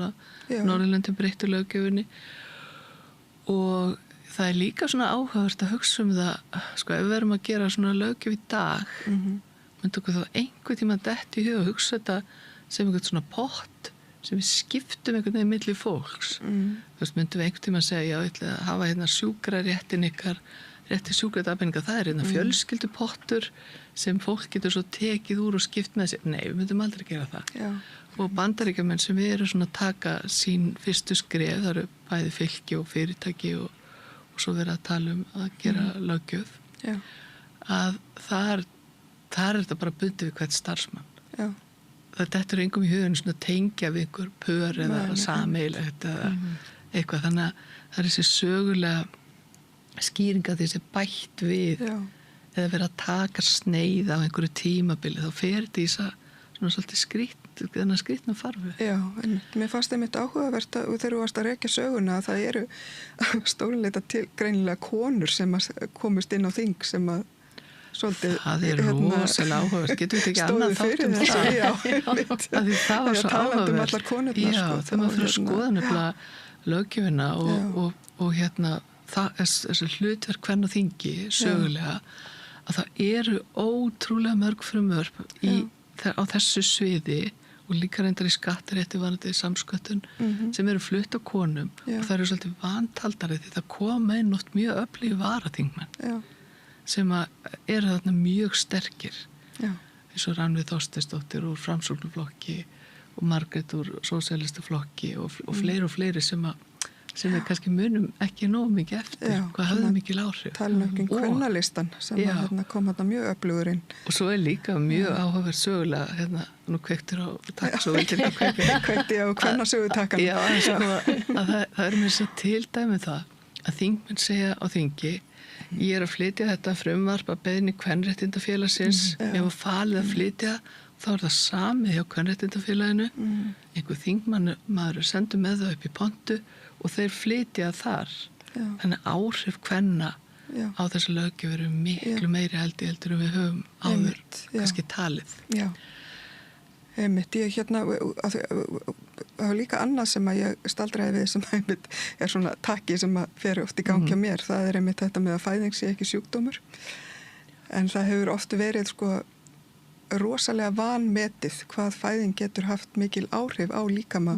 kvenna og og einmitt sem betur fyrir nútíma löggjöfin auðvitað allt öðruvísi þengjandi varandi þetta og verið að auka í rétt vegna veikinda á meðgöngu og það allski sem við erum aldrei að tala í þessari almennu lýsingu og var verið að auka núna fyrir fjölbæra foreldra og fleira. Og ef að barnið er mjög veikt, þá er þetta að auka mánuði. Þannig að það er alls konar svona undantekningar ef alvarleg tilvik er að ræða. Og það er enginn sem reikna með að fæðingarorlofi sem er hugsað umönnun og barns sé nota sem veikindaréttur. Þannig að við höfum verið mjög heppin með það hvað það hefur verið ávarpa skýrt hjá okkur.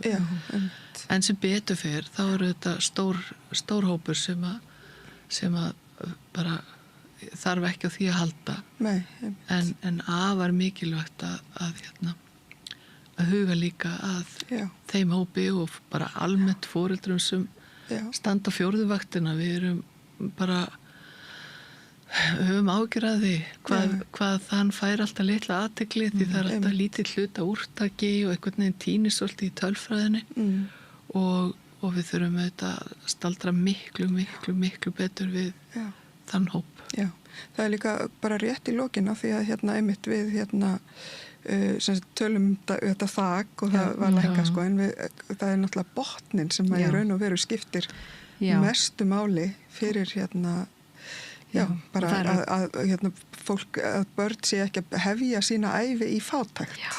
Og fyrir fólk sem er með mjög lág laun sko, að fá 80% af laununum að það eru þetta rosalega mikil skerðing á tekjum sem að voru þegar mjög lágar en það er í löggjöfinni lágmars upphæð sem að foreldrar fá en hún er rosalega lág sko. Þannig að þetta er örugglega hóp, eða það er þessar upphæðir, það er sjúkradagpeningarnir, það er lágmars upphæðin, fæðingarstyrkur og lægsti sem svona einhvern veginn er ekki í takti við neitt umveruleika og svo þessi hópur sem að er minna námslánin eru mann ekki rúmlega 200 framfærsla Reykjavíkurborgar er 247 ef ég maður komin upp í það núna og fæðingarstyrkur hann er kringu 220 ég meina þessar tölur er ekki takti við lágmarslaun eða svona neitt framfærslu kostnað.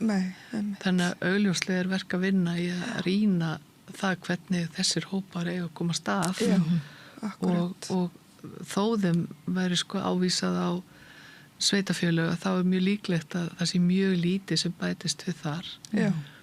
Þannig að þarna er hópur sem fær ekki náu mikla athygli alveg klárlega. Já.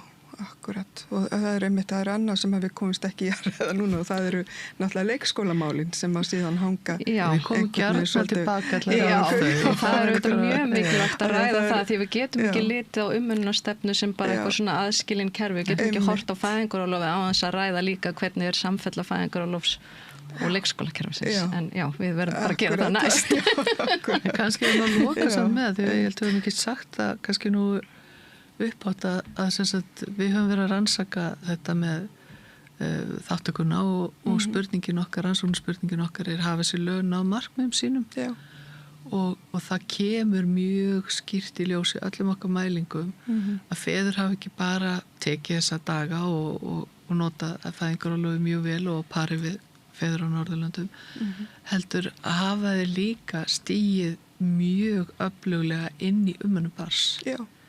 Þannig að eftir að fæðingarorlofi líkur sko. Þannig að hlutfall foreldra sem að skiptir umönnun barna sinna jafnt til 30 ára aldurs að það hefur hækkað stanslaust eftir að löggjöfin var sett og við sjáum hvernig hún er að hafa áhrif á þetta umönnunar hlutverk eftir að fæðingarorlofinu líkur og það kannski gleymist oft hvað það er mikilvægt og ég held að við sjáum það bara í samfélaginu líka við sem erum bara með börn í kringum okkur þetta hefur breyst greiðarlega mikið þannig að ég tek alveg undir það með ykkur sko þannig að en já, eins og ég segi ég þarf að fá ykkur aftur til þess að alltaf til, bara gaman heyrðu, bara Ásdís og Guðný ég bara þakka ykkur innilega fyrir komuna og við bara sjáumst síðar. Takk fyrir okkur. Og við ætlum að vinda okkur í eitthvað allt annað hér við Rauðaborðið eftir örskamma stund. Með því að ganga í leigjendasamtökin styður þú baráttu leigjenda. Leigjendasamtökin eru fyrir öll þau sem vilja vinna að réttlæti og öryggi á húsnæðismarkaði. Leigjendasamtökin.is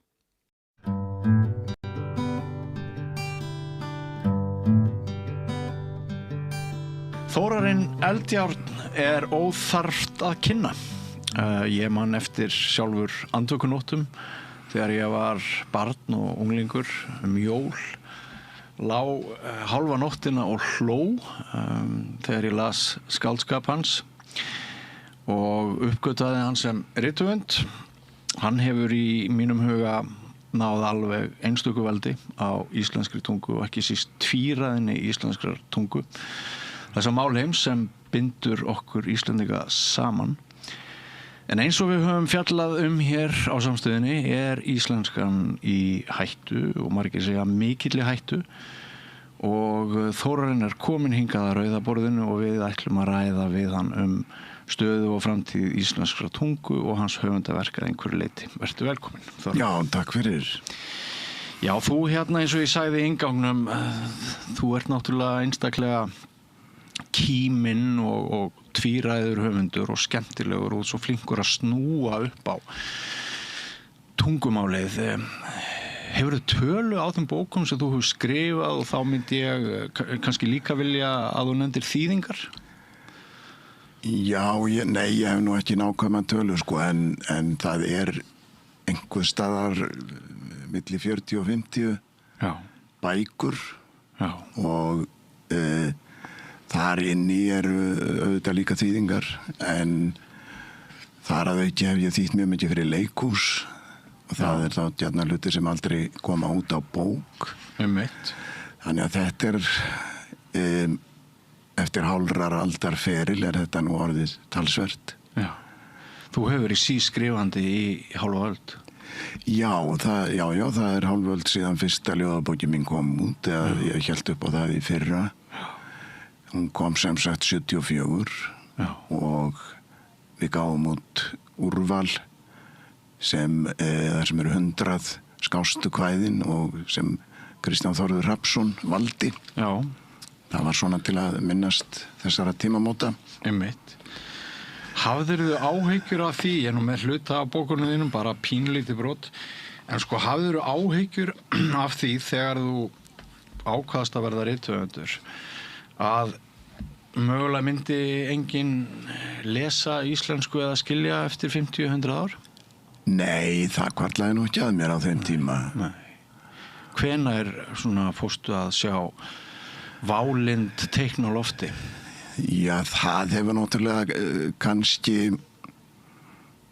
verið svo sem alla tíð að maður væri meðvitaður að það þyrfti að halda dálítið utanum tungumálið en það hvarflaði aldrei að mér á þeirri tíð að tungan myndi hverfa eða einhvern veginn láti minnipókan fyrir öðrum. Nei.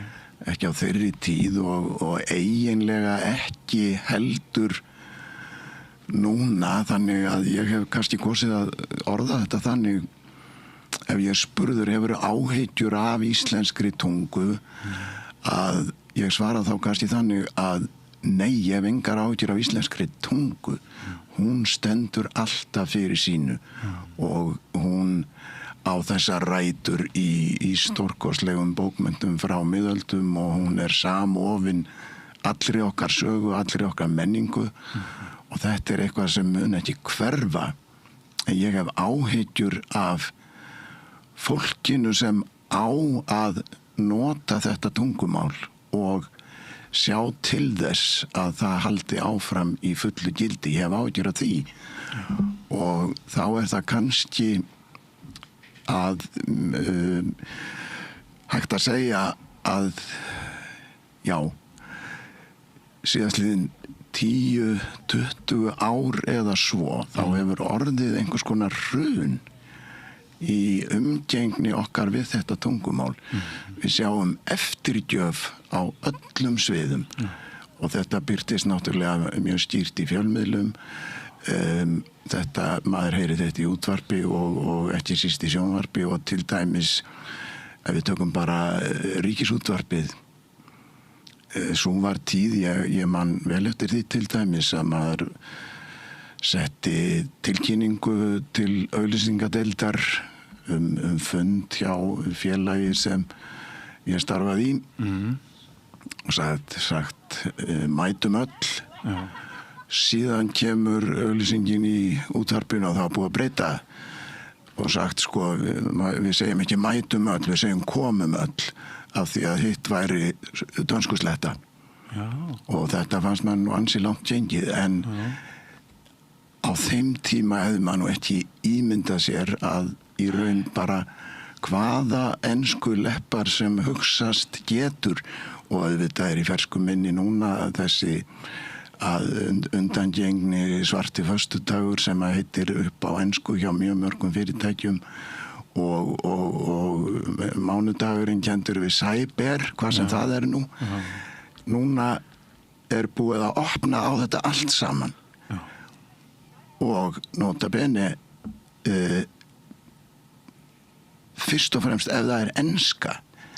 Ég veit ekki alveg hvernig þið brugðist við ef maður kæmi með auglýsingu þar sem að heilu setningarnar inn í þeirri auglýsingu væru til dæmis á frönsku eða færisku sem er þá náttúrulega mikil sko mismunum gagnvart þessum tungumálum og svo sér maður þetta á öllum sviðum og það er til dæmis í fyrirtækjanöfnum í öllum auglýsingum, tilkynningum og ófremdar ástandið sem skapaðist í flugstöð Leifs Eiríkssonar þar sem að enska er á undan íslensku hugsaður og ég veit ekki hversu oft er búið að samþykja eitthvað í sambandi við það en það er alltaf samt áfram það er aldrei hægt að breyta þessu það er víst svo dýrt og það er þetta metnaðarleysi og áhugaleysi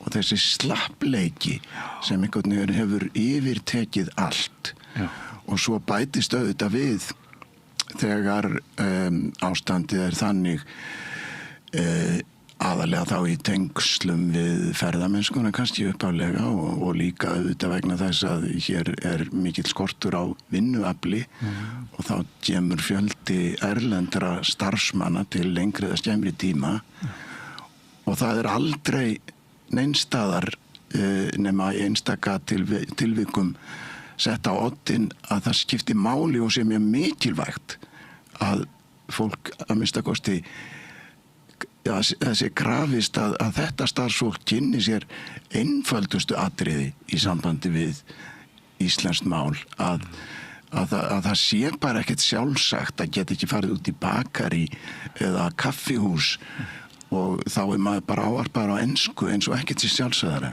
Ég ger alltaf meira og meira af því að þykjast ekki skilja ensku. Reynið auðvitað að varast það að vera dónalegur við fólk sem er að vinna í þessum þjónustustörfum og kann ekki íslensku vegna þess að það er engin áherslu verið lögð á að innprenta því að það sé mikilvægt og fyrst ég nefni þetta þá held ég að þetta sé nú eitt af því mikilvægasta sem við stöndum frammi fyrir í sambandi við framtíð íslenskunar það er að stór efla íslensku kennslu fyrir útlendinga. Og af því þú nefndir Ríkisútvarpið, er þessi undangjöf í blóra við hvernig við hugsuðum ríkisstofnunina, Ríkisútvarpið? Er útvarpið að bregðast skildum sínum eða hefur það rými til þess að flakka svona í ólíkum tíðaranda og gefa þennan afslátt sem þú nefnir?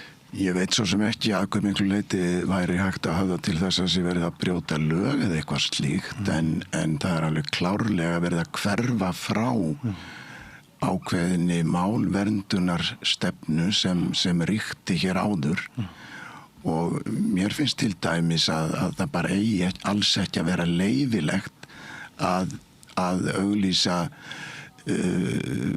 Black Friday til dæmis og þarna er líka bara það er gengið út frá því þetta skilja allir og það sér maður auðvitað líka í kynningum og á öllum útvarpsstöðvum til dæmis það er kannski verið að kannski tónlistarþáttur þar sem hefur verið að kynna hinn og þessi lög og þau heita nöfnum á ensku og það bara enska nafnið sagt og síðan ferð að leggja eitthvað út af því sko sem felst í titlinum án þess að segja manni fyrst hvað þetta þýðir á íslensku. Já. Og hér áður fyrr þá ríkti nú kannski stundum sko stefna sem var algjörlega í hina áttina og ég nefni nú gjarna sem dæmi að þegar Jón Múli annaðist nú kynningar á ýmissi tónlist í Ríkisútvarpinu þá var hann einhvern tíma að kynna lag sem hann sagði að hét á ensku I love you so much that you'll never grow old eða svo mjög ann ég þér að þú munt ekki þurfa að kempa hærurnar. Þetta finnst mér til fyrirmyndar.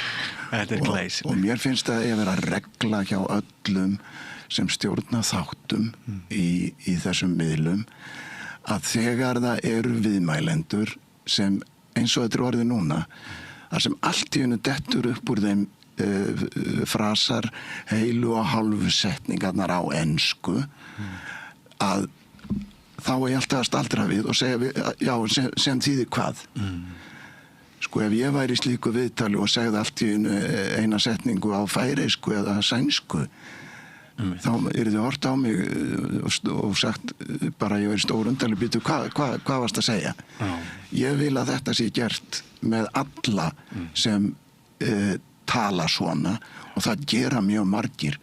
Við sjáum þetta líka á fésbókinni til dæmis jafnvel rithöfundar og málsnillingar sem þeir eru að fjalla eitthvað og svo kemur allt í einu setning á ensku inn í miðju og þetta er ekkit annað sóðaskapur og fólk á að venja sig af þessu en ég veit svo sem ekki hvernig á að fara að því sko það auðvitað ekki hægt að setja einhver lög eða banna eða eitthvað og svo náttúrulega vofir alltaf yfir manni ásökunin að maður sé í málfarslögreglunni eða fasisti eða eitthvað þaðan að vera eða það sé vottur einhvers konar gríðarlega þjóðrembu að vilja tala íslensku en svo heyrir maður oft að þeir sem svona tala þeir hafa svo sem svo til afsökunar að segja beint og eftir ef ég má sletta en þá eiga þáttastjórnendur að grípa strax inn í og segja nei þú mátt það ekki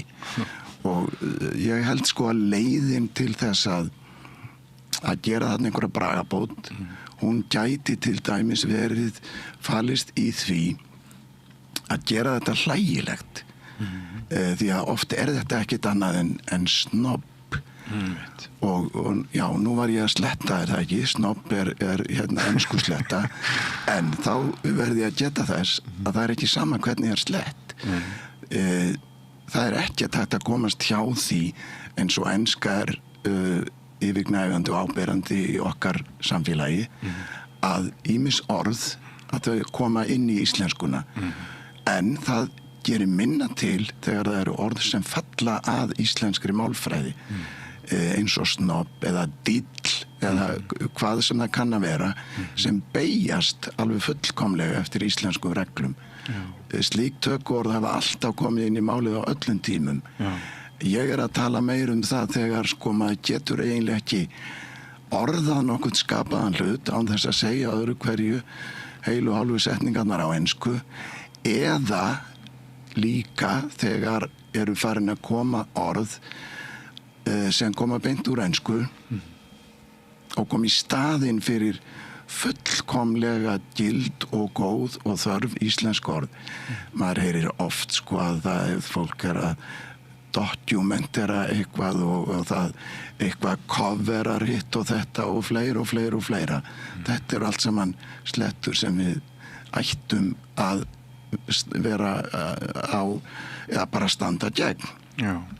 Og varðandi til dæmis fyrirtækjanöfn þá er það ekki alveg yfirgengilegt að maður fer niður á Austurvöll þá er til dæmis gatan sem liggur þarna meðfram vellinum Vallarstræti held ég hún heiti beint á móti Alþingishúsinu nýlega þá bættist við þar eitt nafn sem er íslenskt og það er bar eða kaffihús sem heitir Gilligog, sem orð sem kemur frá Djarval og gott og gilt. Öll önnur fyrirtæki sem þannig eru heita enskum nöfnum. Það American Bar og það sem eitt sem var Herradelt P.O. og síðan Kaffi París. Það heitir því furðulega nafni Duck and Rose á ensku, sem að maður áttar sig ekki á því hvað þetta hallærislegt fyrir maður þýðir það á íslensku. Kaffihús, veitingahús sem heitir Önd og Rós og sömulegis líka þarna staður sem á íslensku myndi heita Drulluborgarar, Dirty Burgers. Og þetta einmitt oft að enska nafnið er tekið og fært yfir á íslensku, þá sést hvað það er fáránlegt og hallærislegt. Þessi gata sem ég sagðist halda héti Vallastræti, ég kalla hana ensku tröð og það er dálítið hlálegt að Alþingishúsið standi þarna beint á móti, en hins vegar Jón Sigurðsson, hann snýr baki í þetta og svo þetta þarna hótel sem heitir Hótel Parliament og það er allt á ensku þarna og svona þetta síðan upp eftir öllum Laugaveginum. Þarna líka ríkjandi samviskilningur að þetta sé gert fyrir túristana, það það bara alls ekki. Við þekkjum það vel sjálf þegar við erum að ferðast annar staðar að við viljum sjá tungumál innfæddra. Og þessu utan eru komin upp þannig að þú getur þýtt ef þið vantar upplýsingar. Það sem við fórum til Japans í fyrra og þar auðvitað fullt af skiltum á japansku og á þeirra letri. Nú hægt að taka síman, bregðunum á þetta og hann segir manni þá á íslensku hvað stendur þarna. Hugsaður. Og líka bara að allstaðar þar sem ég þekki til, á flugvöllum til dæmis, þar alltaf tungumál landsins fremst og svo stendur ofta á ensku undir sem alltaf auðvitað alveg sjálfsagt að hafa á ensku eða einhverju öðru alþjóðlegu máli. En það bara hér sem þetta snýst við og önnur var tíðin hér áður fyrir og það ekkert voða langt síðan. Þá voru Íslendingar yfirfullir af dálítið svona yfirlæti og fyrirlitningu til dæmis gagnvart Norðurlanda þjóðunum. Þeir væru svo slæmir með þetta tala weekend og ég veit ekki hvað og hvað meðan við reyntungu fólkið væru með allt á hreinu. Þetta er bara gjörbreyst á mjög skömmun tíma. Það hefur gert það og það er út af einhvers konar andvaraleysi og þessu þarf að snúa við með einhverju verulegu átaki og þá þarf líka það þarf að koma einhvern veginn fram að þetta sé mikilvægt og þetta stafar ekki af einhverju groppi eða monti að íslenska sé miklu merkilegra tungumál heldur en öll önnur, hún það ekkert en hún okkar mál. Foreldri sem leiðir eftir málfar barnsins, það ekki leiðilegt foreldri? Nei, það er náttúrulega annað líka að það hefur líka ríkt einhvers konar stefna sem það að maður eigi ekki að leiðrétta. Já, það einhver afstæðishyggja sem hefur hér einhver áhrif. Já, það eitthvað og það kannski liggur á bakvið það að það eiginlega ekki sama hvernig það gert. Ef það gert með einhverjum gríðarlegum umvöndunartón og fyrirlitning og einhvern veginn þannig þú að tala vitlaust eða eitthvað svoleiðis og svo líka hitt alveg rétt að það eru til hlutir sem að maður svona viðurkennir að það ekki rétt til dæmis að láta allt skólakerfið í íslensku námi snúast fyrst og fremst það hvort að það þágufall eða þolfall með tilteknum sögnum að það breytist. Það skiptir kannski meira máli ýmislegt annað í sambandi við málið og þá bara hreinlega það hvernig að tjá sig en það að það megi ekki leiðrétta og að það sé ekki til neitt sem heitir rétt og rangt mál það auðvitað alveg út í hött að bara að sleppa því og þannig líka heyrir maður svo oft það sjónarmið að þetta að hafa áhuga á því að það sé til rangt og rétt mál og að velta því fyrir sér þetta sé eitthvað sér íslenskt þetta tíðkist nú hvergi nokkuð staðar, þetta alls ekki rétt. Maður sér það í heimsblöðum ýmsum, bæði á Norðurlöndum, Þýskalandi, Bretlandi, þar eru dálkar sem fjalla einmitt tungumálið og rétt og rangt mál og fólk almennt það hefur mjög mikinn áhuga á þessu og veltir þessu mikið fyrir sér. Það þarf að ýta undir allt af þessu tagi og svo þetta enn eitt sem liggur á bakvið dálítið margt af þessu held ég og það bara hreinlega móðurmálskennsla í skólum. Já. Hún hefur farið mjög halloka og það hefur dregið úr kennslu í móðurmáli og ég man eftir því fyrir allmörgum árum þegar ég satt í íslenskri málnefnd þá kom það alveg glöggt fram í gögnum sem þar var aflað að móðurmálskennsla hafði dregist miklu meira saman á Íslandi heldur en til dæmis á hinum fyrirlitnu Norðurlöndum sem að töluðu sín hrognamál sem að Íslendingum var svo tamt að líta niður á af því að þeir höfðu klúðrað því að fara með beygingakerfið einhver tíma á 13. og 14. öld. Já, hvernig réttlættu menn eða útskýrðu það? Að móðurmálskennslu hefði að hún hefði minnkað svona mikið? Ég í raun heyrði aldrei nein rök fyrir því en það kann að vera að á einhverju meli þá hafi verið þá að tala mikið út frá vissum könnunum að nemendur stæðu mjög halloka í ýmsu sem lita raunvísindum og ýmsu sem þetta mjög nútímalegt og það kannski einhvern veginn þar sem að þetta jafnvægi fer af stað. Ég kannski ekki alveg nógu vel að mér í því en niðurstaðan var allavega svo að móðurmálskennsla að hana má skera niður og þar fylgir líka að allt sem til dæmis lítur að málfræði það stagl og þannig að núna hittir maður auðvitað fullt af ungu fólki sem bara þekkir alls ekki einföldustu hugtök í málfræði og setningafræði. Sko ég hef miklar áhyggjur af þessu. Það eru svo margar ógnir sem steðja að okkur á sama tíma. Tækniheimurinn og allur sá ensku skotni heimur sem blasir við börnum og ungmennum. Það alveg rétt. Eitt. Ferðaþjónustu sprengjan annað. Allir þessir 70-80.000 íbúar sem hér búa orðið sem hafa ekki íslensku að fyrsta tungumáli. Þetta eru allt saman ógnir á sama tíma. Og jú, þetta svona eitthvað sem við ræðum á tyllidögum og við ætlum að gera eitthvað í þessu en standa hendur fram úr ermum í raun.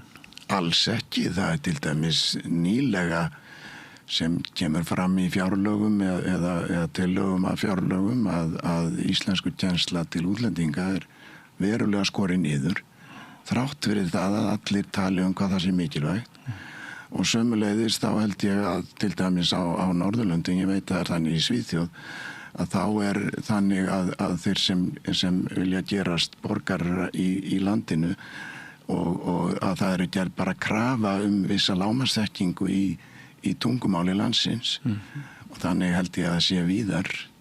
Landspítalinn að taka stíga einhver skref. Já, það voru mjög gleðileg tíðindi sem var heyrðum daginn og það einmitt eitthvað af því tagi sem þyrfti til dæmis að komast inn í ferðaþjónustuna og jafnvel líka þó það sé ekki að frumkvæði stjórnvalda heldur að einstakir atvinnurekendur í þeim greinum og ég veit vel að þeir eru til sem bara gera það að taka það upp hjá sjálfum sér að sjá til þess að þeirra starfsfólk sé með vissa lágmarksþekkingu að þeir viti þá að minnstakosti hvort viðskiptavinurinn að biðja kaffibolla eða tebolla en það þetta algjörlega sjálfvirka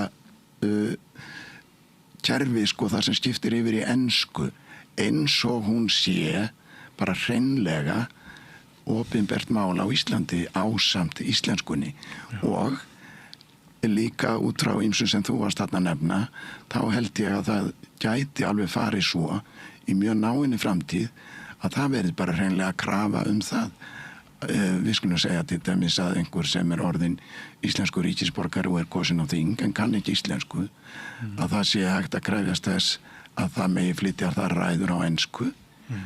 Og eitt sem að varð fyrir nokkrum árum eða misserum í einu sveitafélagi, ég held að þessi Vík í Mýrdal, þar að við stofna ensku ráð. Og hugsunna bak við það svo að allur svo fjöldi erlendra starfsmanna sem þar eru hafi möguleika á að kynna sér ýmislegt sem í gangi í sambandi við sveitarstjórnarmál og annað þar. Það ekki þar sem sveitarstjórnarfundir fara fram á ensku? Jú, að ekki almennt held ég. Nei. En það einhver partur af því. Já. Og þetta sko þetta í raun eftirgjöf. Já. Sem ýtir undir það að það þarf ekki að læra íslensku. Og svo auðvitað alls konar goðsagnir sem eru uppi, eins og til dæmis það að íslenska sé svo erfitt mál. Hún ekkert erfiðari heldur mjög mörg önnur mál. En þetta segja þeir sem sko þekkja enga tungu aðra en ensku fyrir utan íslensku. Og halda reynda mjög ofta þeir séu miklu betri í ensku heldur en þeir í raun og veru. En hérna þetta byggist auðvitað fyrst og fremst á því að það eru meira beygingar í íslensku heldur en í ensku og norðurlandamálunum. En málin svo þýska og franska eru auðvitað með fleiri málfræði atriði sem eru flóknari heldur en í ensku, eins og það að maður sjáu af lýsingarorðum í hvaða kyni þau eru sem ekki á ensku. Og svo enn eitt að það var alltaf sagt sko, og það þannig að Íslendingar byrja alltaf að tala á ensku leið og þeir heyra erlendan hreim, þannig að útlendingar sem þráttur alltaf vilja að tala íslensku, þeir mæta þessu alltaf, og að leið og heyrist að einhver ekki Íslendingur, þá sé farið að tala við hann á ensku. Og jafnvel getur verið að ræða fólk sem bara kann ekkert í ensku. Já, það bara á Íslandi sem enskan hið eina sanna heimsmál. Það eru menningarþjóðir í Evrópu sem kunna bara ekkert í ensku. En sem betur fer, þá erum við alltaf að verða vanari og vanari því að heyra íslensku talaða með hreim og jafnvel íslensku talaða með ófullkominni málfræði sem allt annað heldur en að vera Íslendingur sem talar vitlaust mál. Vitaskuld. Og þetta þekkjum við þekkjum öll útlendingar sem hafa sest að á Íslandi fyrir löngu síðan vegna að gifst Íslendingum eða af einhverjum öðrum ársökum komið til landsins, læra aldrei íslensku formlega, heldur bara byrja að tala hana smátt og smátt og kannski læra aldrei að beygja en tala samt og allt skilst. Og það alltaf Íslendingar þola þetta alltaf betur og betur. Áður þá var þetta svo óvenjulegt, þá þótti bara alveg undur og furðulegt ef að heyrðist í einhverjum í útvarpinu sem talaði bjagaða íslensku eða íslensku með hreim. Nú bara þykir það sem betur fer alveg sjálfsagt, og það sem meira að við dáumst að fólki sem vill læra íslensku, og við dáumst að útlendingum mörgum sem hafa náð alveg undra góðum tökum á íslensku og hafa þar með líka afsannað að þetta sé svona óskaplega flókið mál. Og það náttúrulega eitt, ég held að mjög marga þjóðir haldi að einmitt þeirra tungumál sé svo flókið að það sé alla fyrir aðrin innfætta að læra það. Ari Eldjárn, sonur þinn, grínast með það upp á standi að þegar hann var lítill og hann sagði: pabbi, mér leiðist, mér langar að gera eitthvað skemmtilegt, hvað getum við gert?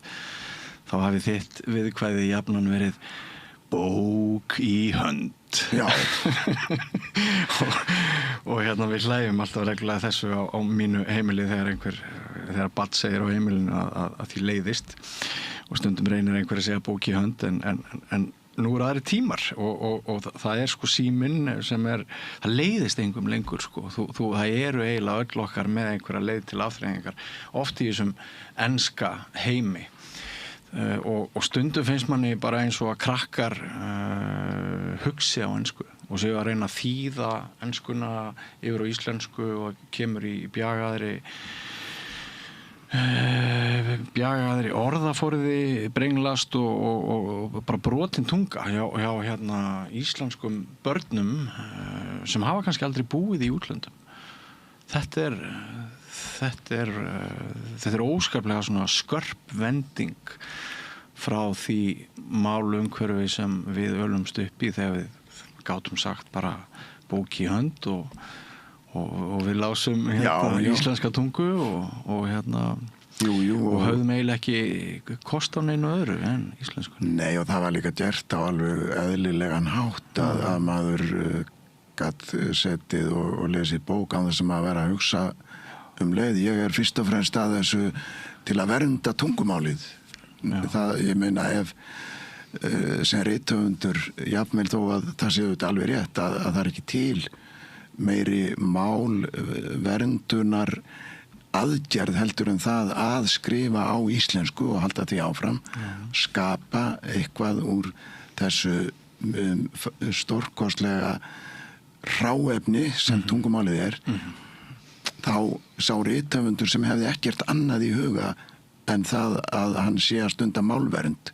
Það er hætt við að bókmenntir sem kæmi út úr því eru ekki mjög stórkostlegar eða merkilegar. Nei. En þetta er alveg rétt að þetta er gríðarleg breyting sem hefur orðið á mjög skömmum tíma og hún er líka smitar út frá sér og veldur þessu að það er alltaf talið alveg sjálfsagt að segja eitthvað á ensku og það er auðvitað líka hlutur sem við sjáum mjög mikið í menningarlífinu. Kvikmyndir erlendar sem sýndar á Íslandi, ef þær eru úr hinum enskumælandi heimi, þá heita þær alltaf enskum nöfnum. Þetta var allt sem að þýtt hér áður fyrr, titlarnir á myndunum og líka, þó að alveg sama hvaðan myndirnar eru, það heita alltaf enskum nöfnum. Ég sá mjög góða mynd í Bíóparadísum daginn, norska mynd sem heitir Affektionsverdi. Hún heitir Sentimental Value á Íslandi. Hún á annarkvort að heita sínu norska nafni eða hún á að heita tilfinningagildi. Og þetta er tíðkað ennþá, veit ég til dæmis í Svíþjóð, þeir þýða nöfn á bíómyndum eins og var alltaf gert hér í gamla daga sko, á Íslandi. Já, en sko ég held að 10 ára barni verði ekki snúið aftur til íslensku ef það er komið þannig fyrir því þá þegar að það hugsi meira á ensku en íslensku. Það er mín persónulega skoðun. Já, það er ansi hætt í því þegar að afþreyingarefnið kemur allt þaðan og það sem á móti kemur á íslensku verður fyrst og fremst svona einhvers konar fálmkennt klór í bakkan. Já, þá verður þetta verður svo ójöfn barátta og það fer að þykja svo hallærislegt og það er eiginlega tíðarandi núna að það að vilja koma með íslenskuna, það er hallærislegt og það er einmitt þetta sem ég vil að snúist við. Það að geta ekki notað íslensku á almennum vettvangi að gera það hlægilegt þurfa að hafa þetta allt á ensku og þetta maður sér þetta mjög mikið líka bara í tónlistarlífinu alls konar hátíðir sem eru haldnar, þær heita allar enskum nöfnum og í leiklist og í dansi og hinn og þessu allt upp á ensku. Og ég held við þurfum einhvern veginn öll að taka höndum saman, það er ekki nóg að hugsa bara hið opinbera fyrirtæki sem að predikuðu ekkert alls fyrir löngu í viðskiptalífinu og við ættum bara að skipta út íslenskunni sem opinberu tungumál. Það var miklu þægilegra að nota bara ensku. Háskólar kenna hér á ensku, sumir á þess að þurfa að kenna á ensku. Ég held sko að ef okkur er raunverulega ef við trúum því raunverulega að það sé mikilvægt að snúa þessari þróun við þá þurfum við bara talsmenn og verndara í öllum geirum íslensks samfélags. Ég held að það sé alveg rétt, og þá til dæmis eins og í háskóla umhverfinu þá auðvitað eru vissi fyrirlestar sem á ensku og þá einhvern veginn hugsað til að laða að nemendur úr öðrum löndum, en þá ber að hugsa út í það að oft eru þetta nú lönd sem eru bara alls ekki enskumælandi, og svo gerist það nú iðulega líka að ef það nægir að það sé einn útlendingur í einhverjum hóp, þá þarf allt að fara fram á ensku, og þó getur vel verið sko að móðumál allra hinna sé íslenska, en að þessi eini sem allt snýst á að geti skilið,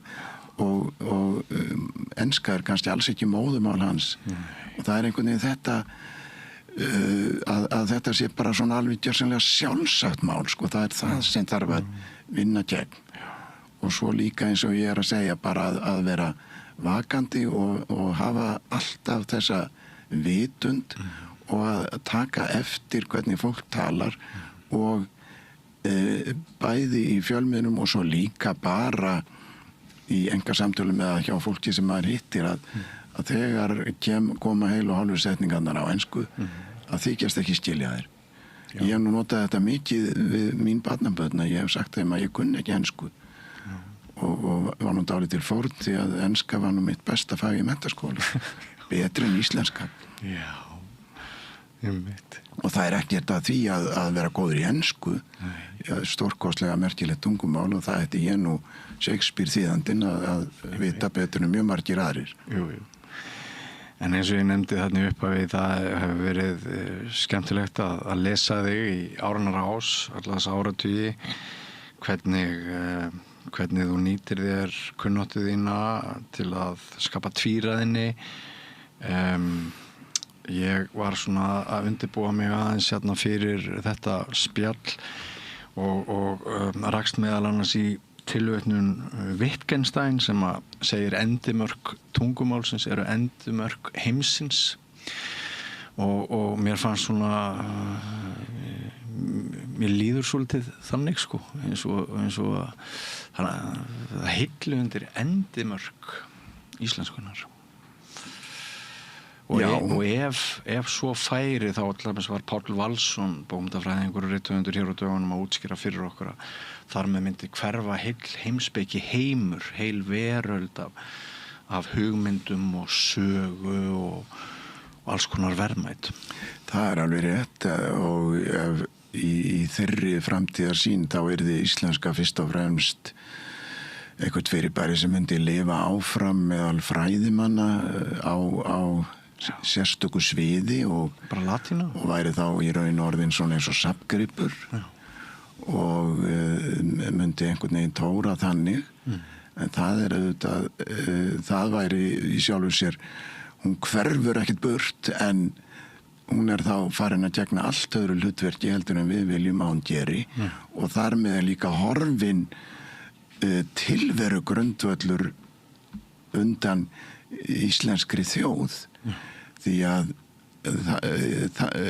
sá grundvöllur algjörlega bundinn íslenskri tungu, og það ég nú oft nefnt það að þetta að við værum ekki sjálfstæð þjóð ef við hefum ekki haldið tungumálinu á sínum tíma, og þar kom auðvitað margt til, auðvitað viss einangrun, en svo líka það að við höfðum af einhverjum ástæðum skrifað þessar stórkostlegu bókmenntir á miðöldum á okkar máli, þegar allir aðrir skrifuðu á latínu, og ef þetta hefði ekki gerst þá hefði íslensk þjóð aldrei verið talist vera sérstök þjóð, og þetta oft kallað goðsögn, og ég hef þá bent á það að þessi goðsögn frábrugðin flestum öðrum að því leita hún sönn.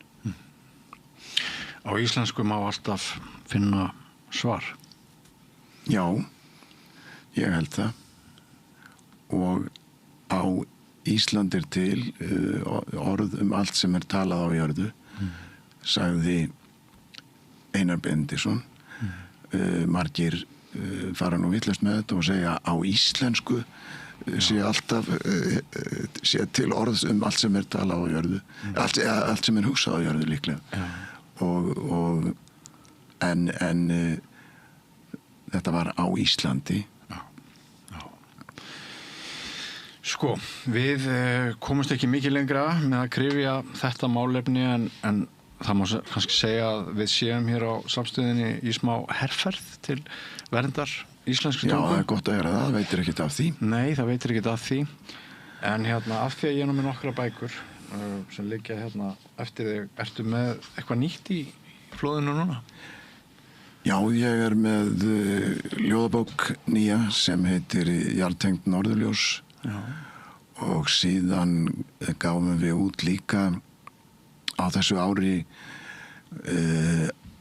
skelltum saman í eina bók sem heitir Dreymt Bert. Það er öll prósaljóð og örsögur sem hafa birst í eldri ljóðabókum. Við söfnuðum saman í eina bók og fengum Ingu Maríu Brynjarsdóttur til að myndskreita.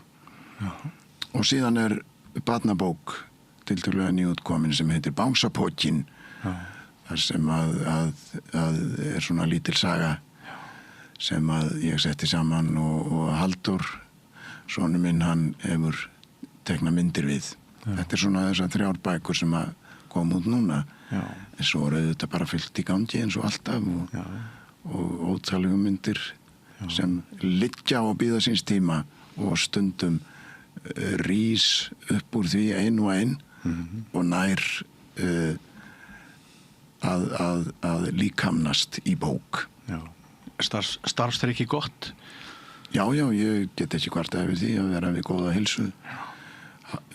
Svona maður sem er hátt á áttræðisaldri. Maður sér það ekki? Nei, ég hef nú bara, mér fannst oft mjög leitt þegar ég var ungur hvað ég var seinþroska. En núna er það bara mjög gott. Maður bara nýtur þess. Já. Hvað hefur þið fundið skemmtilegast að skrifa? Það er nú það. Mér finnst skemmtilegast finnst mér að skrifa þegar gengur vel að skrifa. Og þá skiptir eiginlega engu máli hvað það er. Hvort heldur sem það er bundið máli eða óbundið. Ef maður er svona eitthvað styrður og á erfitt með að orða hlutin eða koma frá sér, það er leiðinlegt en þarf oft að þreyja og þrauka. En svo þegar að hlutirnir eftir kannski vissa erfiðleikum byrjun fara að renna almennilega, það er gaman. En kannski má nú segja að háttbundni kveðskapurinn að þegar hann hrekkur í gang, það er kannski skemmtilegast. Já, og án allrar þjóðrembu værir þú annar maður og þú hefur skrifað aðrar bækur ef þú værir ekki Íslendingur að rita á íslenska tungu. Já, ég gerir fastlega ráð fyrir því að það er auðvitað, tungumálið er auðvitað efniviðurinn og við getum ekki hugsað eða sett hugsanir án blað án tungumáls. Nei. Við kannski hugsum ýmislegt eða sveimar ýmislegt í höfðina á okkur sem að er ekki komið með mál en leið og við byrjum að rita það að þá og það hafa mjög margir fræðimenn og vísindamenn bent á að hugsun án máls er einhvern veginn eitthvað sem við bara höndlum ekki og er kannski raun og veru ekki til. Og svo er enn eitt líka sem að er gott að muna að sá mikli málsnillingur og íslensku maður Þorsteinn Gylfason, heimspekiprófessor, hann orðaði það einhvern veginn þannig að þegar hann var að leitast eftir að fá ritsmíðar og þýðingar frá hinum og þessum fræðimönnum sem mjög gjarna höfðu numið erlendis, þá voru þeir með afsakanir og sögust ekki geta skrifað á íslensku heldur væri það þá frekar máli sem var í þeim háskóla þar sem þeir voru, hvort en það var í enskumælandi landi eða Fraklandi eða Þýskalandi. En hann sýndi fram á hvað þetta mikið vitleysa og sagði til dæmis sem sjálfa sig að eina tungumál sem ég kann til hlítar, það mitt móðumál. Og það alveg sama ef ég á gamalsaldri, það að segja ekki hreinlega bara ef ég hef ekki alist upp sem barn sem að á foreldra sem tala sitt hvort tungumálið og verður tvítengt frá upphafi en mál sem að lærir síðar maður kann það aldrei jafn vel og móðumálið. Og að því ég tók sérstaklega fyrir tvíræðinni merkingar þá þarft að hafa úr mörgum orðum að velja þegar þú ætlar að kitla okkur með því lagi sem þér hendar mjög vel. Já, það er sem maður þarf að heyja sér orðaforða og eiga hann í handraðanum og síðan skýst eitthvað upp úr honum þegar maður fær hugmyndir og sem maður reynir að koma frá sér. Leifir þér stundum að brosa að eigin fyndni þegar þú hefur fundið rétta orðið og réttu samsetninguna? Já, svona, jú, ég kými innvortis. Kýmir innvortis. En ég er nú ekki mikið fyrir það að skellihlæja sjálfur að einhverju sem að mér hefur dottið í hug að sé fyndið. Nei. Og já, það er alltaf húmoristar sem að segja manni gamansögur og koma þeim alltaf frá sér vegna þess hvað þeim sjálfum þykir að fyndnar, sko, það er nú ekki minn stíl. Nei, ég held að ég sé stundu segur þetta sem þú nefndir undir lokin. En Þórarinn Eldjárn, það er búið að vera mikil heiður og sönn ánægja að eiga þessa stund með þér hér við Rauðaborðið. Kærar þakkir fyrir allt menningarframlagið og megið að verða mikið enn. Við deilum áhyggjum að íslenska tungu. Við ætlum að halda að reyna að gera eitthvað í málunum og kannski takja það upp eftir þér að þykjast vera útlendingur núna í þeim tilgangi sem þú hefur lýst hér innanlands að fá fólk til þess að taka skrefið. Að það sé ekki algjörlega gefið mál að það sé hægt að ávarpa manna ensku eins og ekkert sé og að maður svari það bara strax. Akkurat. Og ekki vera með dónaskap eða roka við þá sem það gera, heldur bara að láta koma fram, ég skil ekki hvað þú ert að segja. Já, fyrirhafnarlaust og kostar ekki neitt. Já. Kærar þakkir fyrir komuna. Já, takk fyrir að hafa fengið að koma. Já, kærar þakkir fyrir samverunni í kvöld, kæru hlustendur og áhorfendur. Rauðaborðinu er lokið. Við verðum hér aftur í loftinu klukkan 16, klukkan 4 á morgun með beina útsendingu í þætti sem við köllum Vikuskammtinn. Hóum þar í 4 skemmtilega viðmælendur sem greina fyrir okkur fréttir og tíðaranda líðandi stundar. Bara minn ykkur á að vera duglega að styrkja samstöðina. Þið getið orðið áskrifendur með því að fara inn á samstöðin.is og haka þar við áskrift og vera duglega að deila okkar efni ef ykkur líkar það. Við erum hér fyrir ykkur. Verið sæl. Segðu það á samstöðinni. Samstöðin er í eigu hlustenda, áhorfenda og lesenda. Sláist í hópinn og gerist áskrifendur.